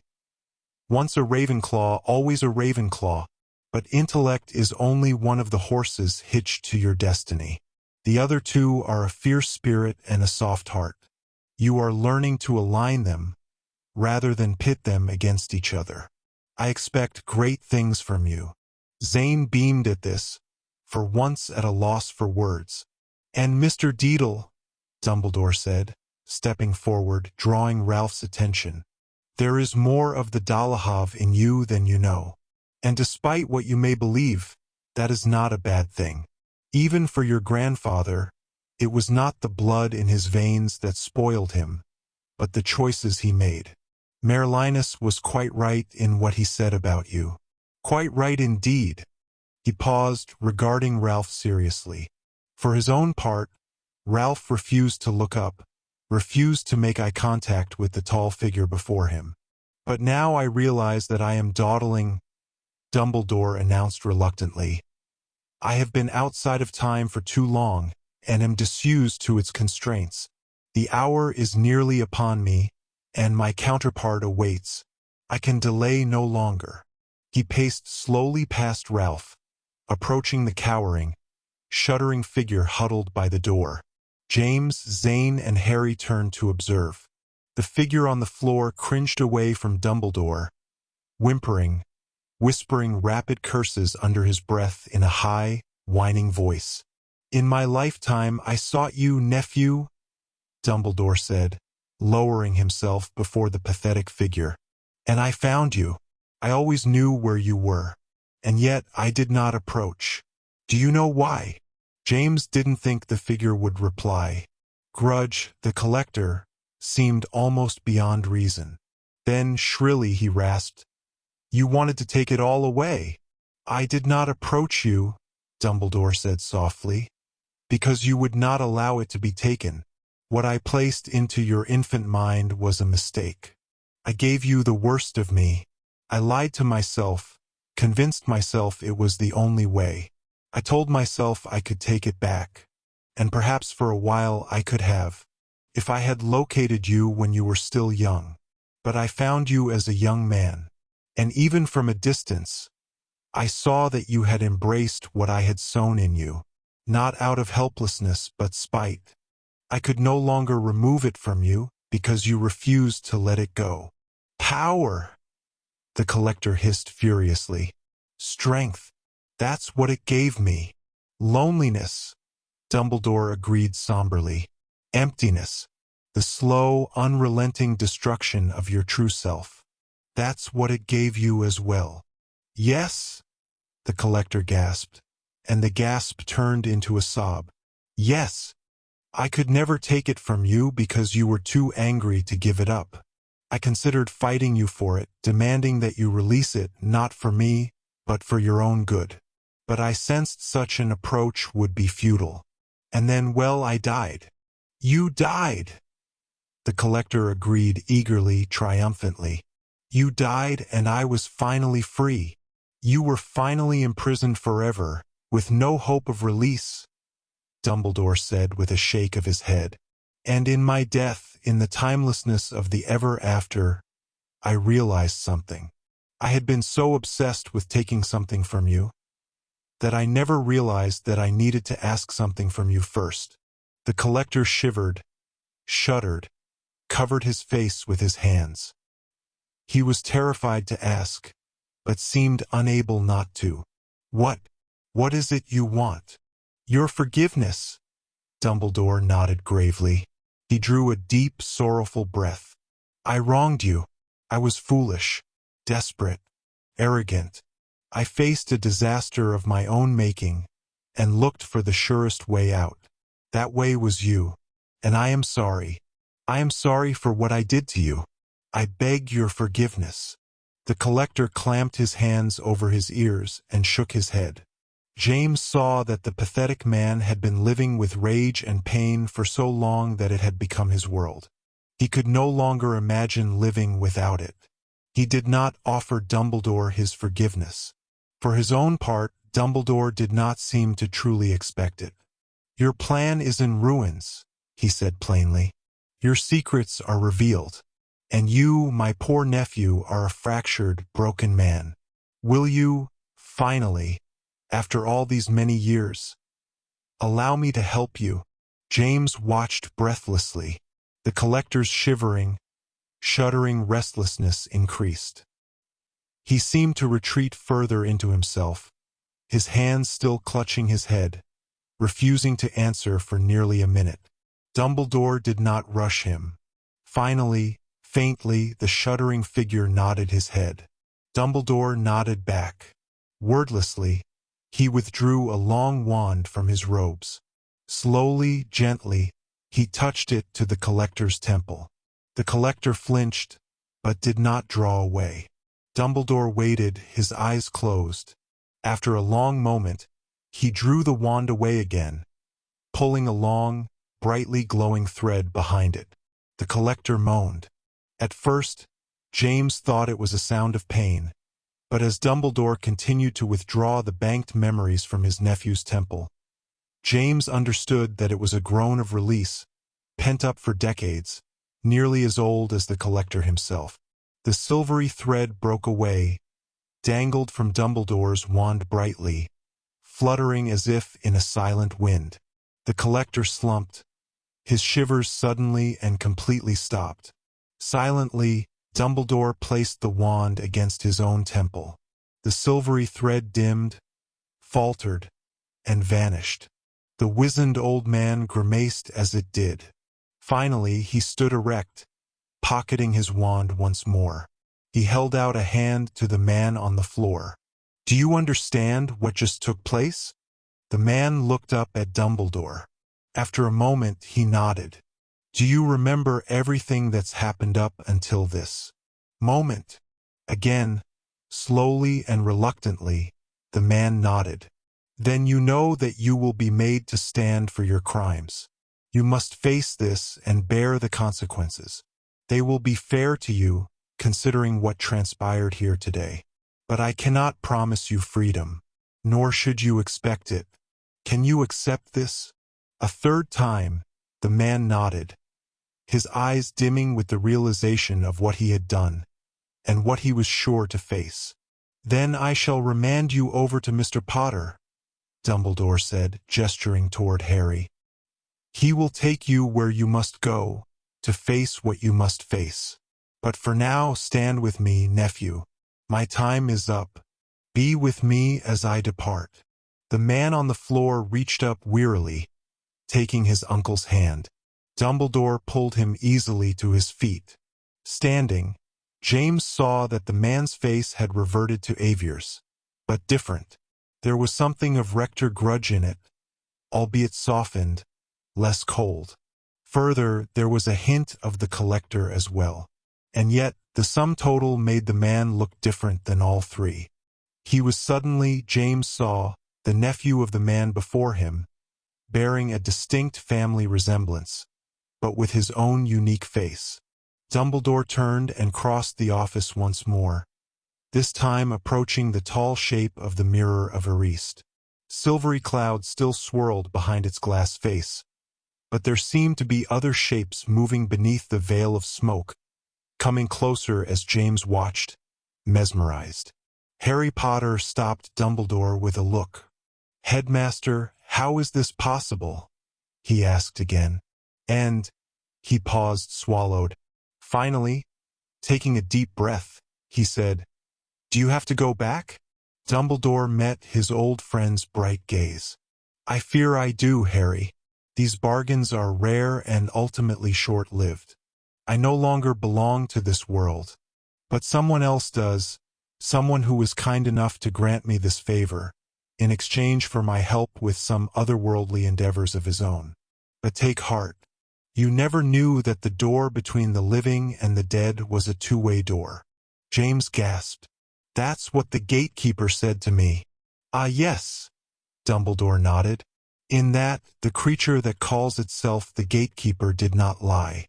But it fools itself into thinking it is Lord Guardian of that door. It is not. Trust me on that. Even the gatekeeper, that great beast of the otherworld, sees but through a glass darkly." Harry stepped back sadly, placing an arm around his son's shoulder. "I am sorry, Harry," Dumbledore said, and James could see that the old man truly meant it. "But this is not goodbye. Do take heart. There is much more to come." He sighed deeply, and then turned away, approaching the swirling smoke of the mirror. "Oh, and one more thing," he said, turning to look back over his shoulder, smiling crookedly. "Do say hello to my namesake for me, and for Severus as well." Harry nodded and smiled. "I will. And Headmaster, one more request?" Dumbledore's smile widened. His eyes sparkled again. "I know that I forbade it once, but that was when you were young. You are a man now. I suppose one more look into the mirror couldn't hurt. Just don't let me see you." Harry nodded again, gratified. Dumbledore approached the mirror, drawing his nephew along with him. "Stay and watch," he said to the slightly younger man. "Someone wants to see you." On the other side of the mirror, shapes moved, pushing through the silvery smoke. One emerged as a silhouette, tall, broad-shouldered, moving with a sort of reserved impatience. "You very nearly took too long, Albus," a deep, grating voice said tersely. "I might have been marooned here forever."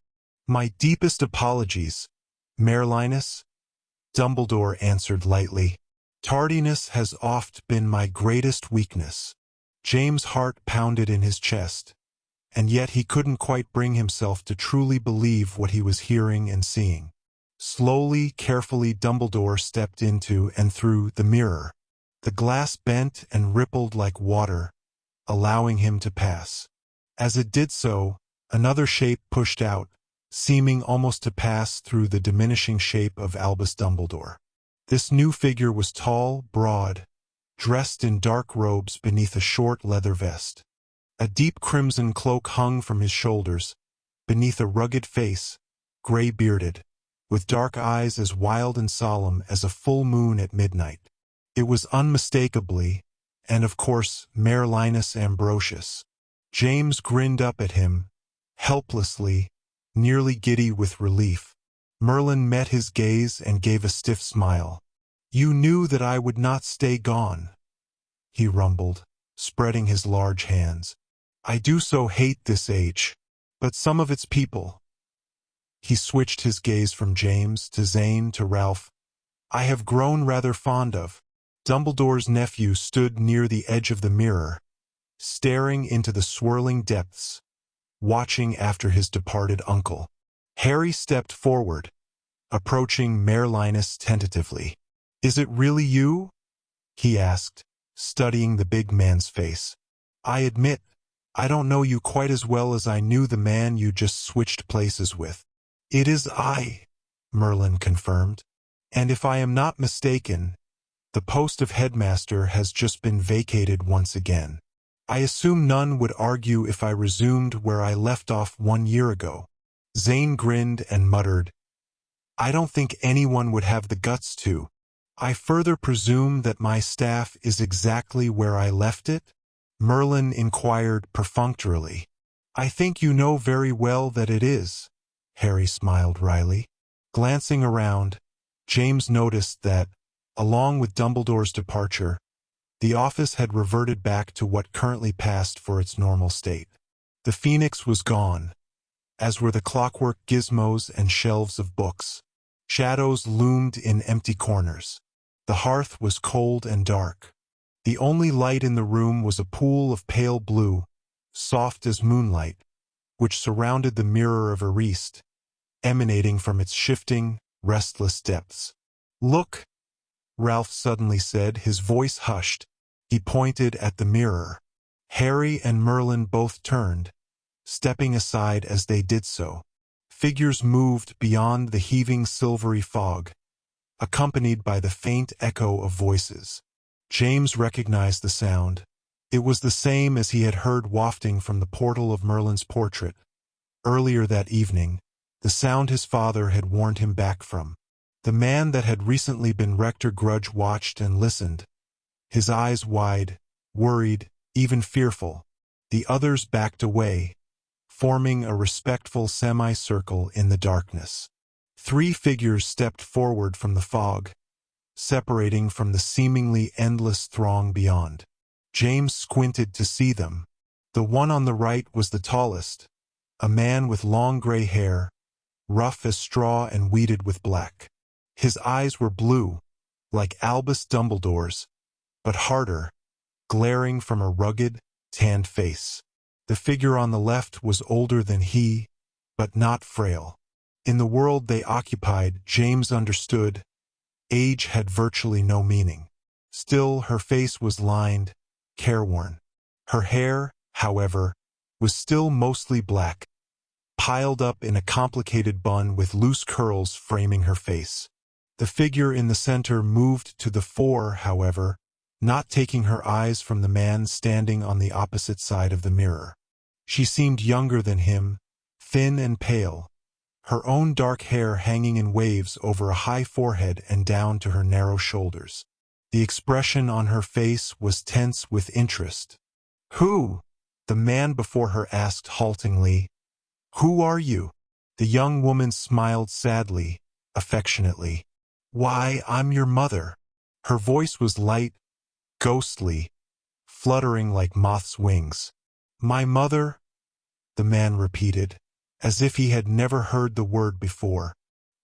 He drifted toward the mirror glass, raising one hand to touch it, as if to reach through to the young woman beyond. James remembered her name from Avier's diary. This was the unfortunate Ariana Dumbledore, killed in the battle between Albus and Grindelwald, that made the tall man Aberforth, her brother, much more recently deceased, and the older woman, Kendra, the mother of all 3 Dumbledores, who had met her fate on the night the man on the other side of the glass was born. Ariana smiled at her son as she regarded him, her face brimming with melancholy affection. "He looks like him," Aberforth admitted, speaking to the other 2. "Round about the eyes. I couldn't have said so when I was alive."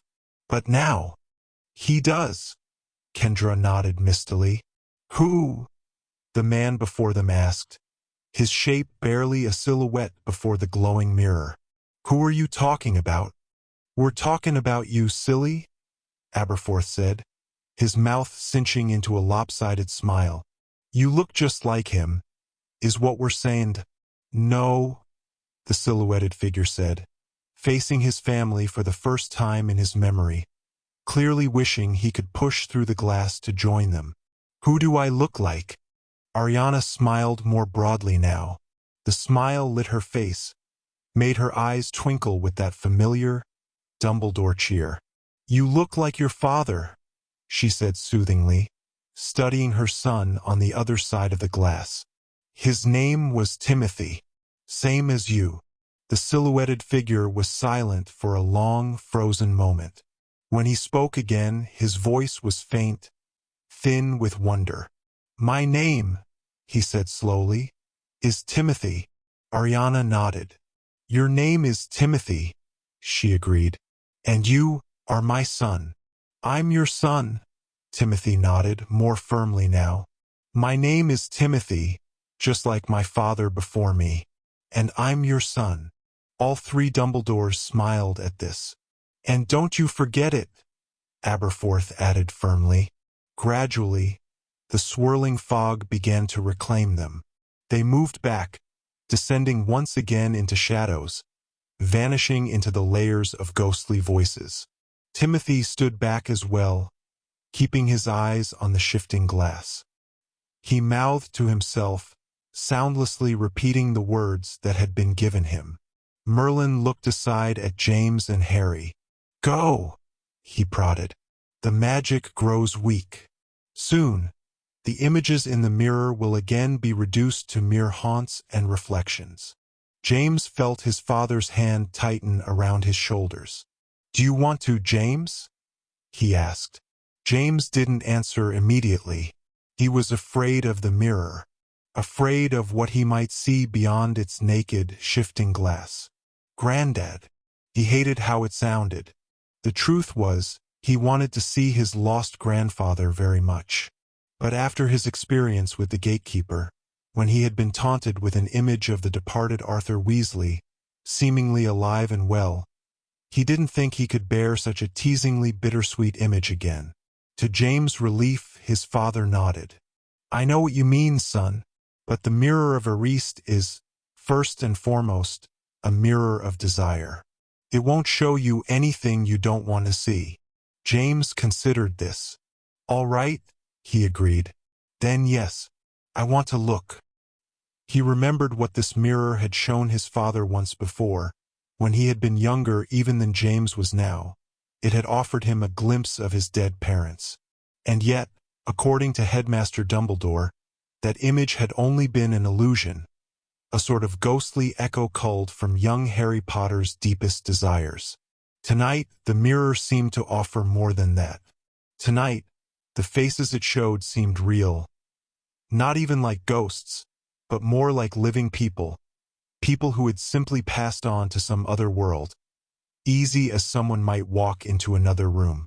Tonight, for one brief moment, those dearly departed could look back, gazing through the mirror as if it was a window between realities.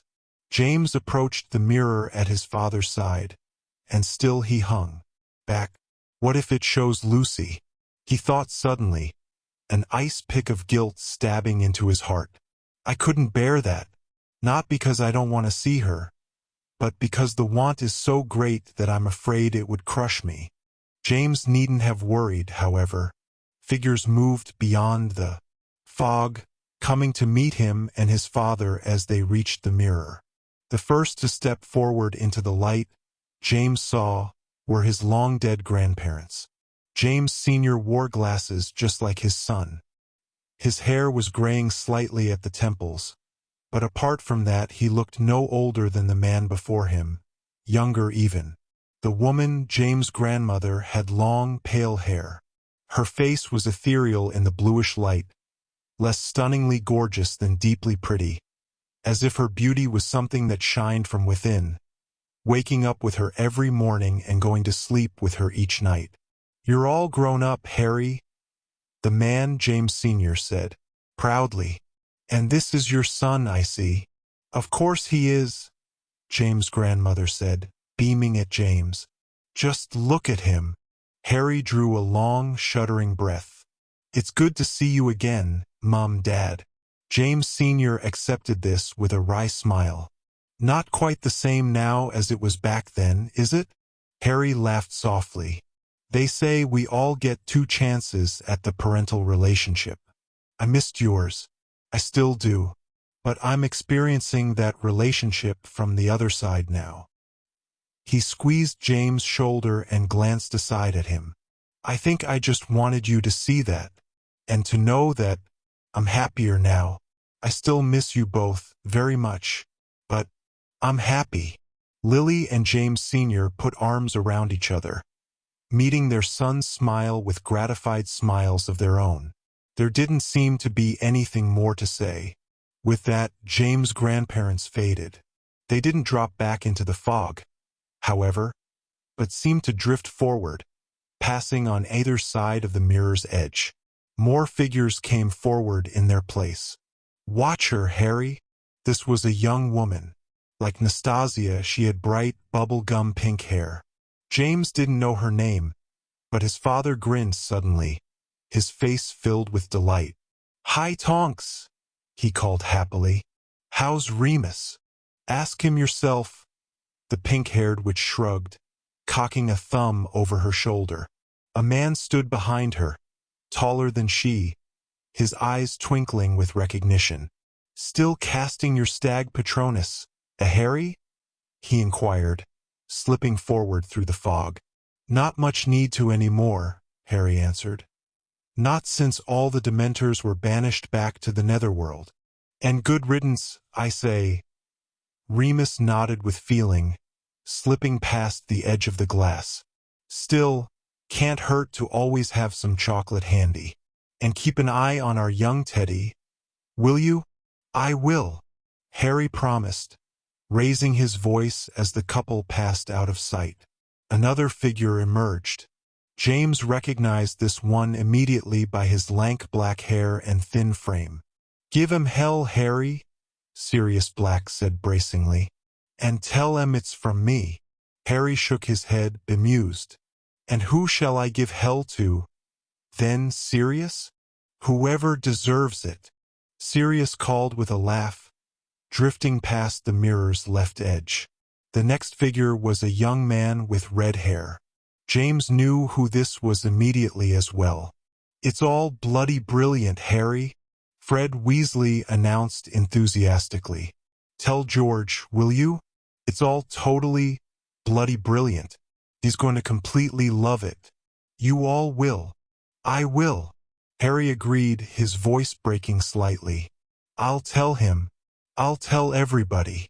James was surprised to see a house elf appear next, his eyes as huge and round as tennis balls, his head adorned with an inexplicable stack of terribly knitted hats.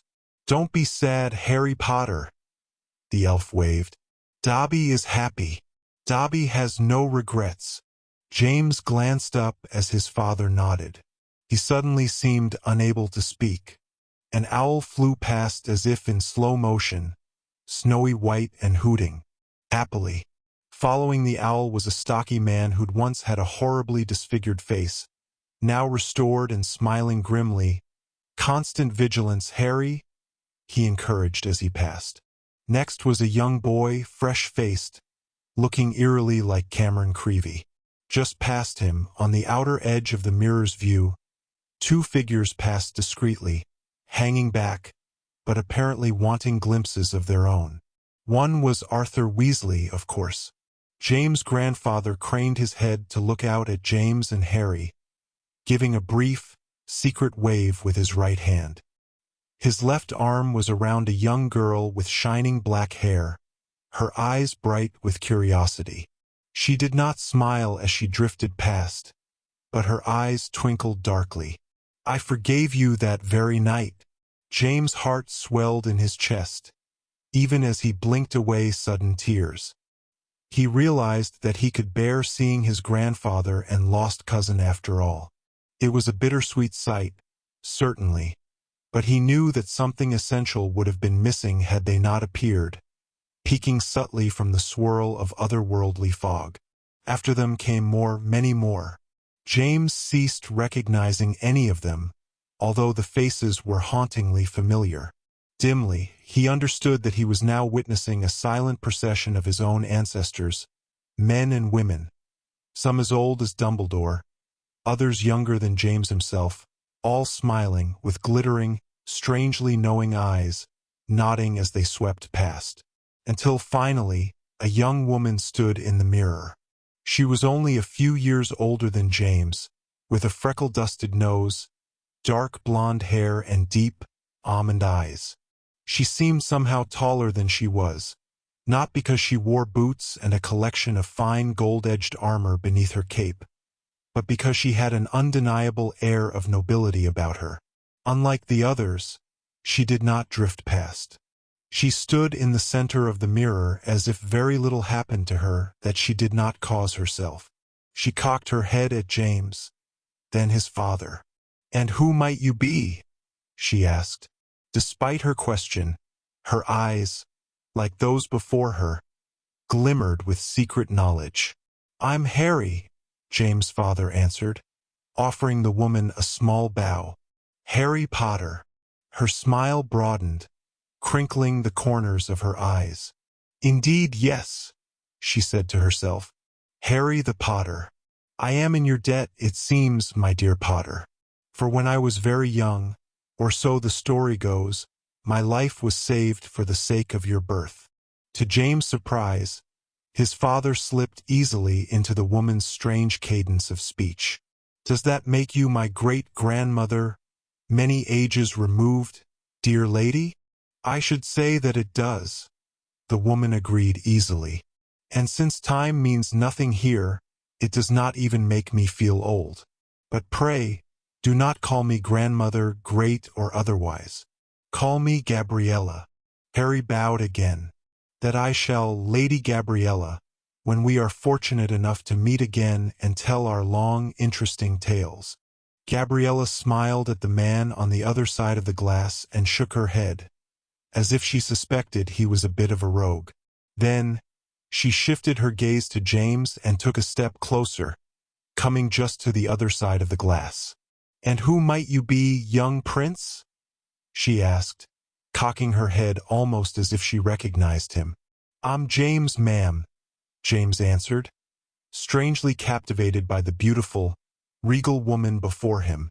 "James," she said slowly, as if sharing a delicious, whimsical secret with him. "What a wonderful, delightful name." The end-of-term feast took place the next day. Just as always, and amazingly, the great hall was restored completely, with the 4 house tables lining the main floor and the dais once again weighted down with the matching staff tables. The 4 school vanishing cabinets had been reinstalled along the front of the dais, all fully repaired with Merlin's help, their disenchantments postponed until the end of the feast.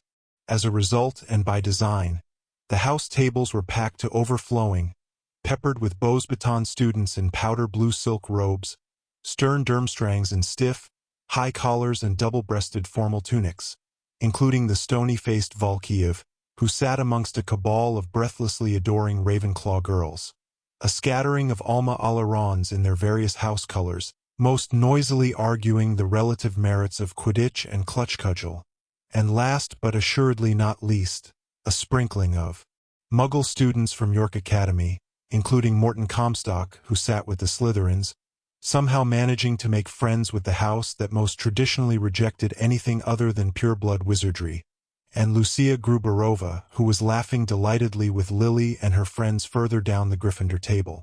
Ranged along every table, filling centerpieces of golden bowls, were drifts of red, purple, and yellow flower petals, all as fresh and fragrant as if they had just been picked. There was no sign of the broken statues of the magical brethren or the temporary reflecting pool. Gone as well was the ugly 5-faced clock. James knew not where, but felt quite sure that the clock had met a neat end at the hand of the man who sat in the center of the dais, his gray eyes roaming the crowded, bustling hall, his beard bristling beneath a grim, satisfied smile. James had had very little chance to talk to Merlin since his return.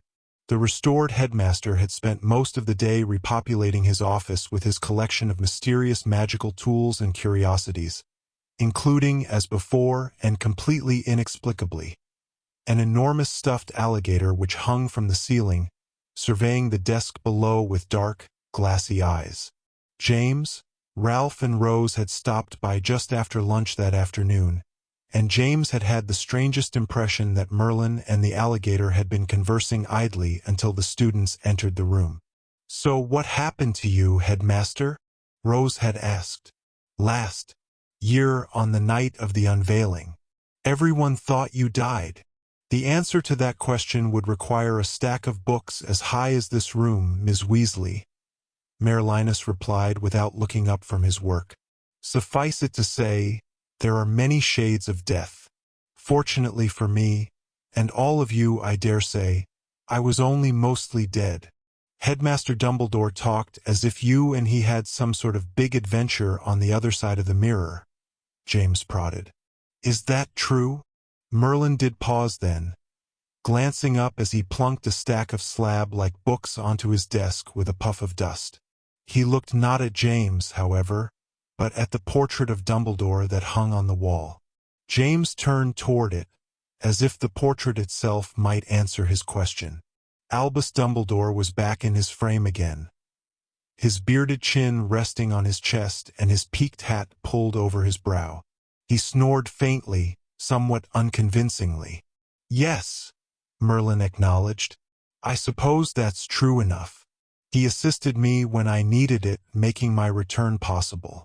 And in return, I allowed him to occupy my place in this reality for a short time." Ralph cocked his head curiously. "Any chance we'll ever hear the rest of that story?"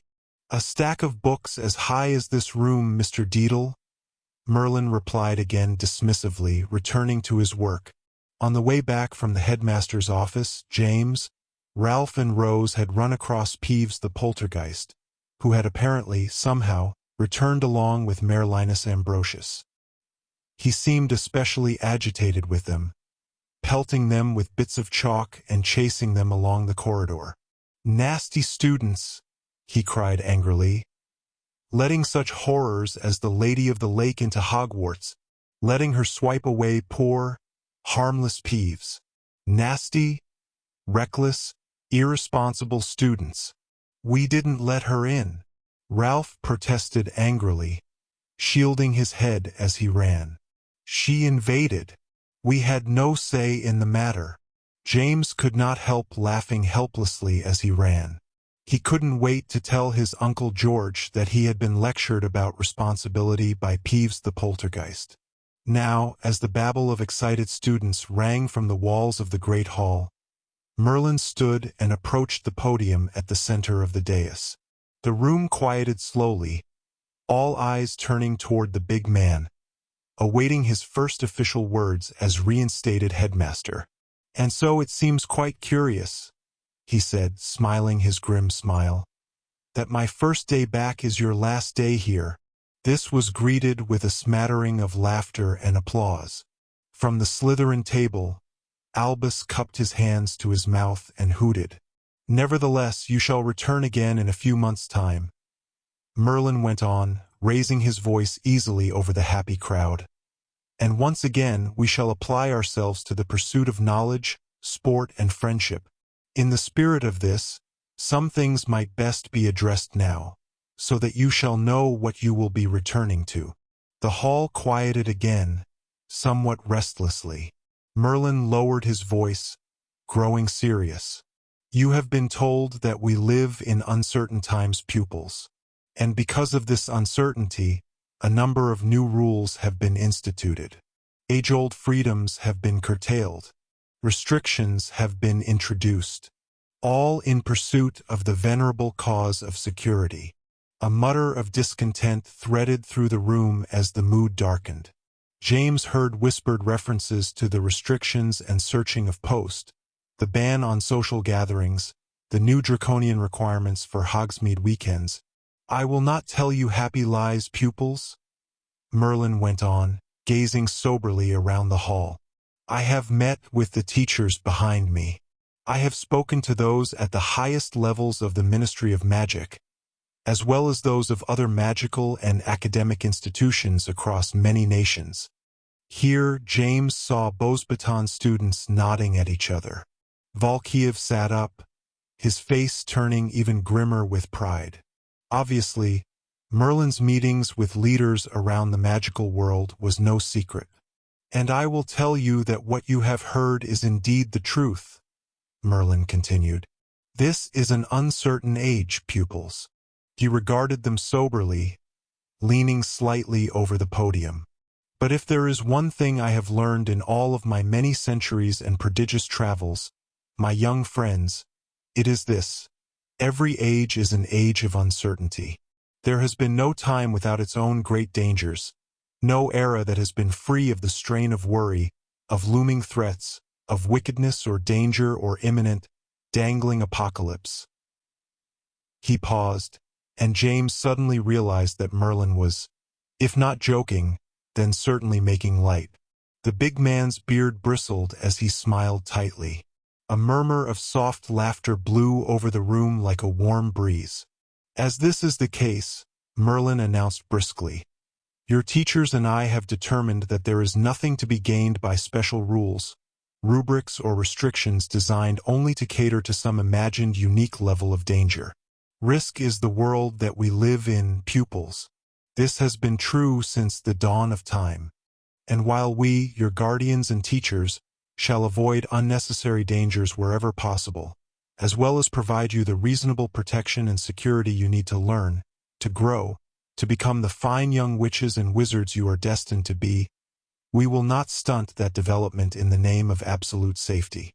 He allowed this to sink in for a long moment. Then he tilted his head back and raised his arms.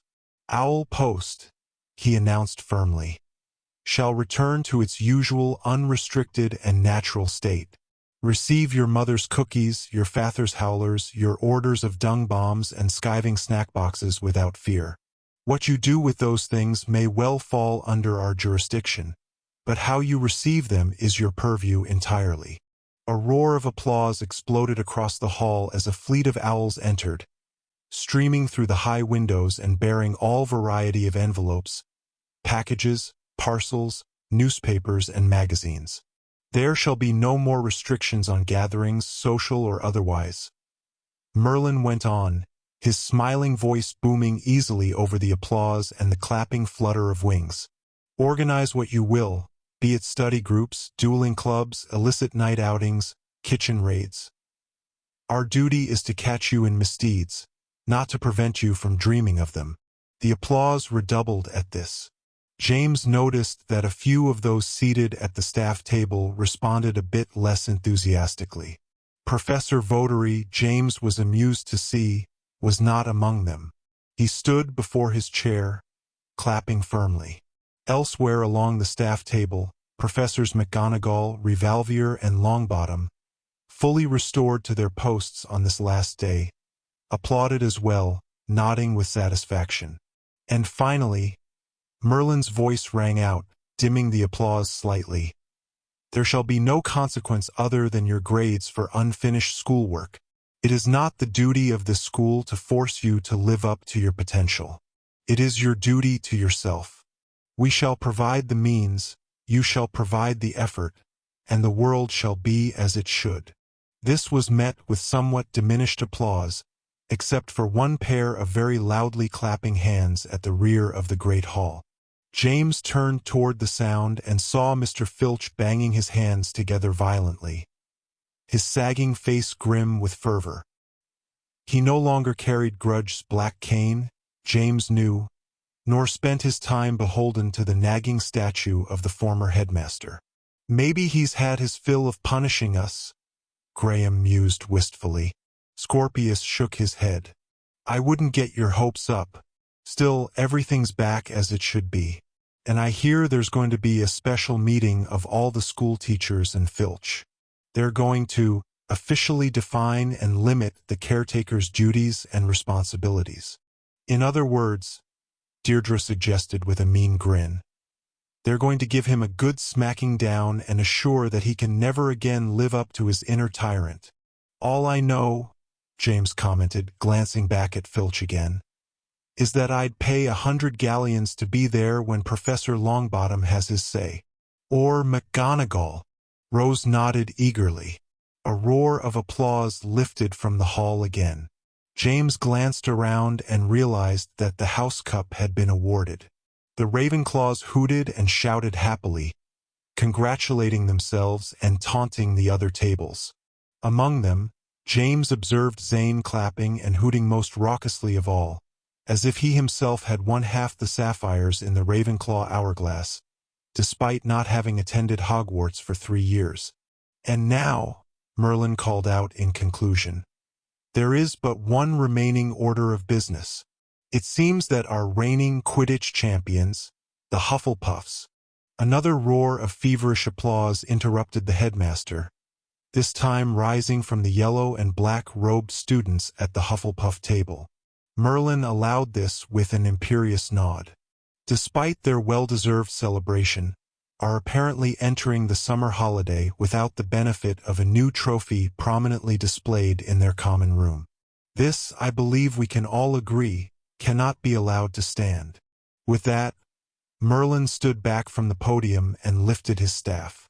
As usual, James could not remember the staff being in the headmaster's hand a moment before. It seemed to simply appear whenever he required it, as if the ancient sorcerer kept it hidden in an invisible cupboard, constantly at the ready. James could imagine the relief Victor Crumb and the rest of the Harriers felt at no longer having to guard the eerily powerful object. Merlin lowered the staff, connecting it to the floor of the dais with a ringing, hollow bang. The runes of the staff flared blue for a moment. Immediately following this, the Hufflepuff table erupted again into surprised, delighted cheers. James turned in his seat to look. Standing in the middle of the Hufflepuff table, rising above the heads of the wildly celebrating students, was the darkly glimmering shape of the crystal chalice, somehow fully restored and reflecting prisms of light from its ancient facets. Across from James, Devendar Das half rose from his feet, his eyes intent, his mouth set in a tight frown. With a disconsolate sigh he plopped back down. "Bloody beautiful trophy," he muttered. "James, I don't care if you're on your ruddy deathbed for next year's Quidditch tryout. You're showing up and you're replacing Vassar. Got it." It wasn't a request. James nodded, his chest swelling happily. There was a loud clanking noise from the staff table. James glanced up in time to see Hagrid and Professor DeBellows just concluding a toast of their enormous tankards. Together the two men stood and began to lead the hall in a spirited, somewhat unmusical rendition of the Hogwarts tribute. James noticed that even Merlin joined in. James was just finishing packing that night, alone in the Gryffindor dormitory, when a ghostly shape approached, flitting soundlessly through the stone wall next to him. James startled, nearly dropping the wad of unfolded clothes in his arms. "Cedric," he gasped. "That specter of silence thing. Seriously." "Sorry," the ghost replied, unsmiling. "One of Snape's portraits sent me to get you. He says you should get down to the hospital wing right away." James blinked at Cedric's ghost. "Why? Rose is fine, isn't she? She was all healed up by the time we got to the feast. Everyone else as well." Cedric didn't explain any further. "Just go on down. Hagrid's there. And Petra Morganstern, I think. Sort of." With that, James' eyes widened. He dumped the last of his clothes into his trunk and dashed down the stairs. 2 minutes later, he clambered to a halt in front of the pebbled glass doors of the hospital wing, unconsciously slowing to listen, anxious for any sign of what might be beyond. Faint voices echoed from inside, but he couldn't make out any words. Tentatively, suddenly afraid of what he might see, James pushed the doors open. Madame Curio was bent over a shape on a bed halfway down the ward.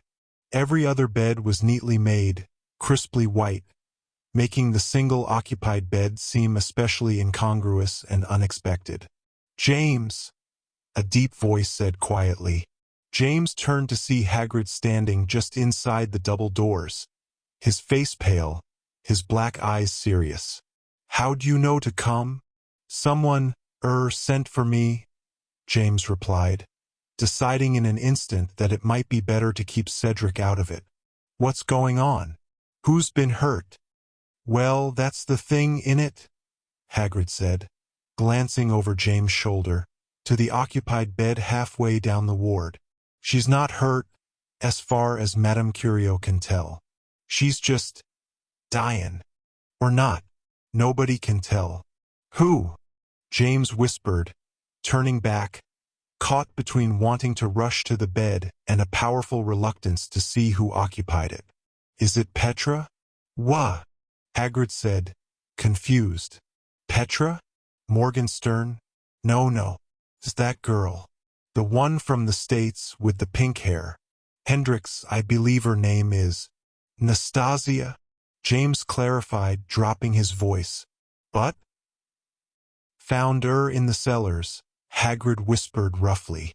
"Just lying there in the dark, half dead, all by Ayre's elf.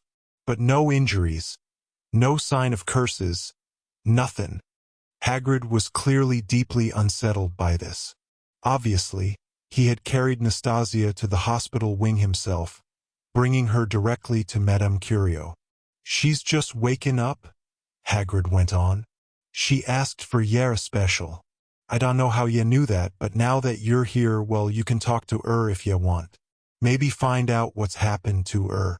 If you're willing, o' course." James nodded faintly. Slowly, he approached the bed as Madame Curio retreated to her office, shaking her head and muttering to herself. Nastasia lay in a pool of yellow light from the nearby lamp. Apart from her clothing, which was grimy and damp, she looked the same as always, as if she had simply lain down on the hospital bed for a quick catnap. She opened her eyes as James reached the side of the bed. "Hi," she said quietly. "Hi," James said back, studying her face. Hagrid says you're hurt. What happened?" Nastasia closed her eyes again and tilted her head away. "Two snakes go out," she replied faintly. "But only one comes back.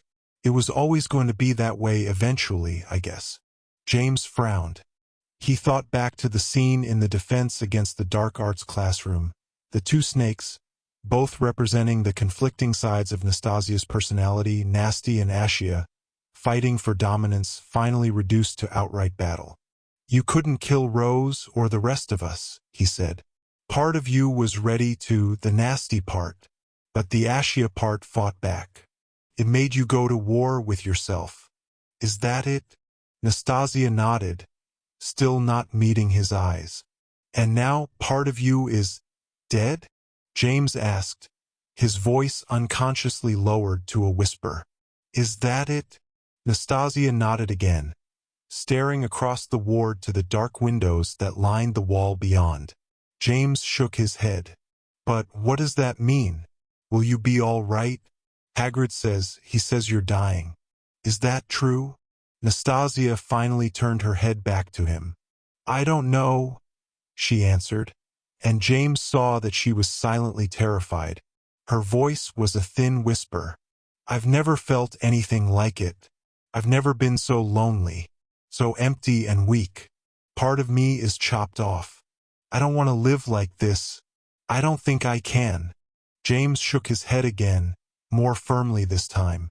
"You can. You just need to learn how. You can do it. I mean," he stopped, groping for the right words. "You faced the darkest part of you. You did what most of us could never do. You confronted the worst in you and you overcame it. That's amazing, really." And because of that, Rose and Ralph and I, we're all still alive now. You're, well, sort of a hero. There's that, isn't there? Ashia, you're a hero. Hold on to that, all right? She smiled at him faintly, and her eyes thickened with sudden tears. She closed them, and the tears ran down her cheeks, dropping to the pillow. With some effort, she raised her hand and beckoned him forward.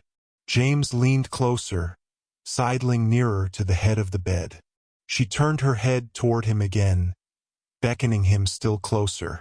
Weakly, she lifted her head from the pillow, reaching up to hold onto James' shoulder and using it for leverage. When her lips were next to his cheek, he thought briefly that she meant to kiss him again. He half wanted her to and feared it. Instead, faintly, she whispered into his ear, "I'm not, Ashia." James' eyes widened and a sense of deep cold descended over him, chilling him to his heels. He backed away involuntarily, causing the girl to fall back onto the pillow, her hand dropping over the side of the bed. She was laughing silently, her chest rising and falling in swift huffs. "I'm not, Ashia," she said again through helpless laughter, tears still wet on her cheeks. "Ashia's dead. I watched her die. She was so noble, so brave, so foolish. She battled the lady by herself. I wouldn't join her. I refused to." Her voice climbed to a mad squeak and she laughed harder.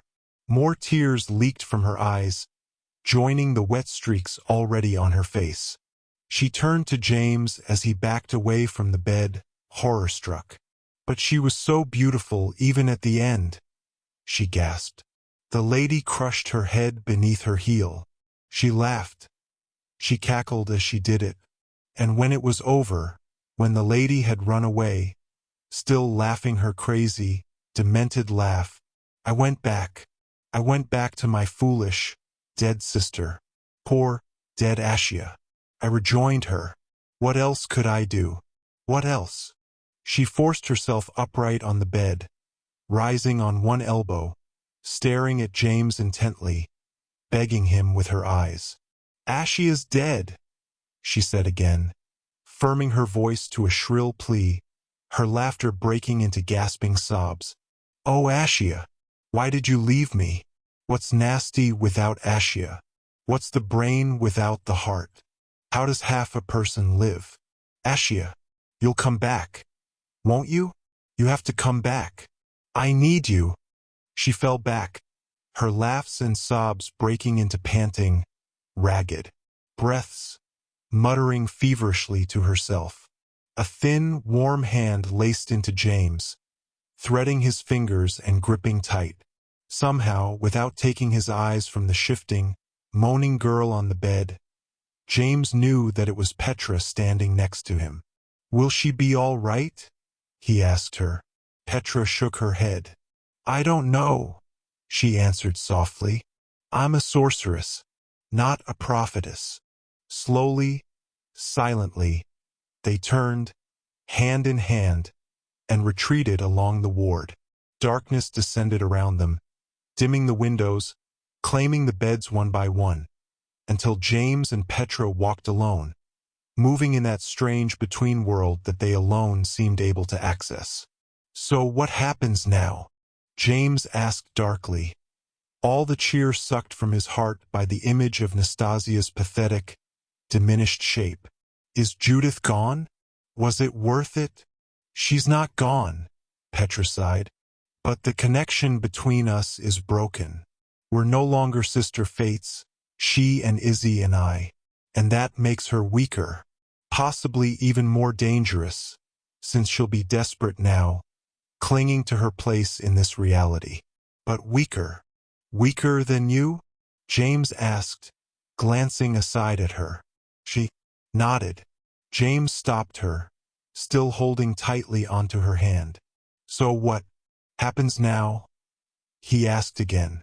Petra lowered her eyes to their clasped hands. "All that remains now," she said, mustering her resolve, "is the crimson thread." James frowned and shook his head. That's what Avier or Grudge or whoever he was at that point, that's what he was on about, too. But like I told him, the crimson thread wasn't really a thread, was it? That was just a symbol. The real crimson thread was Morgan, and she's dead. He glanced up in frustration and confusion. Judith lied to Avier. She told him I was the key to the crimson thread. She told him I held it in my hand. Petra was still looking down at their clasped hands. Judith didn't lie, James, she said softly. You are the key to crimson thread, and you do hold it in your hand. She raised her eyes to him again, studying his face. When Judith killed Morgan, it made Morgan part of our world, our reality. She belongs to this destiny now. I can't explain why, but that's just how it works. Morgan is no longer the crimson thread. Now, she paused meaningfully. Now, I am. James met Petra's eyes, his own brow furrowed in confusion.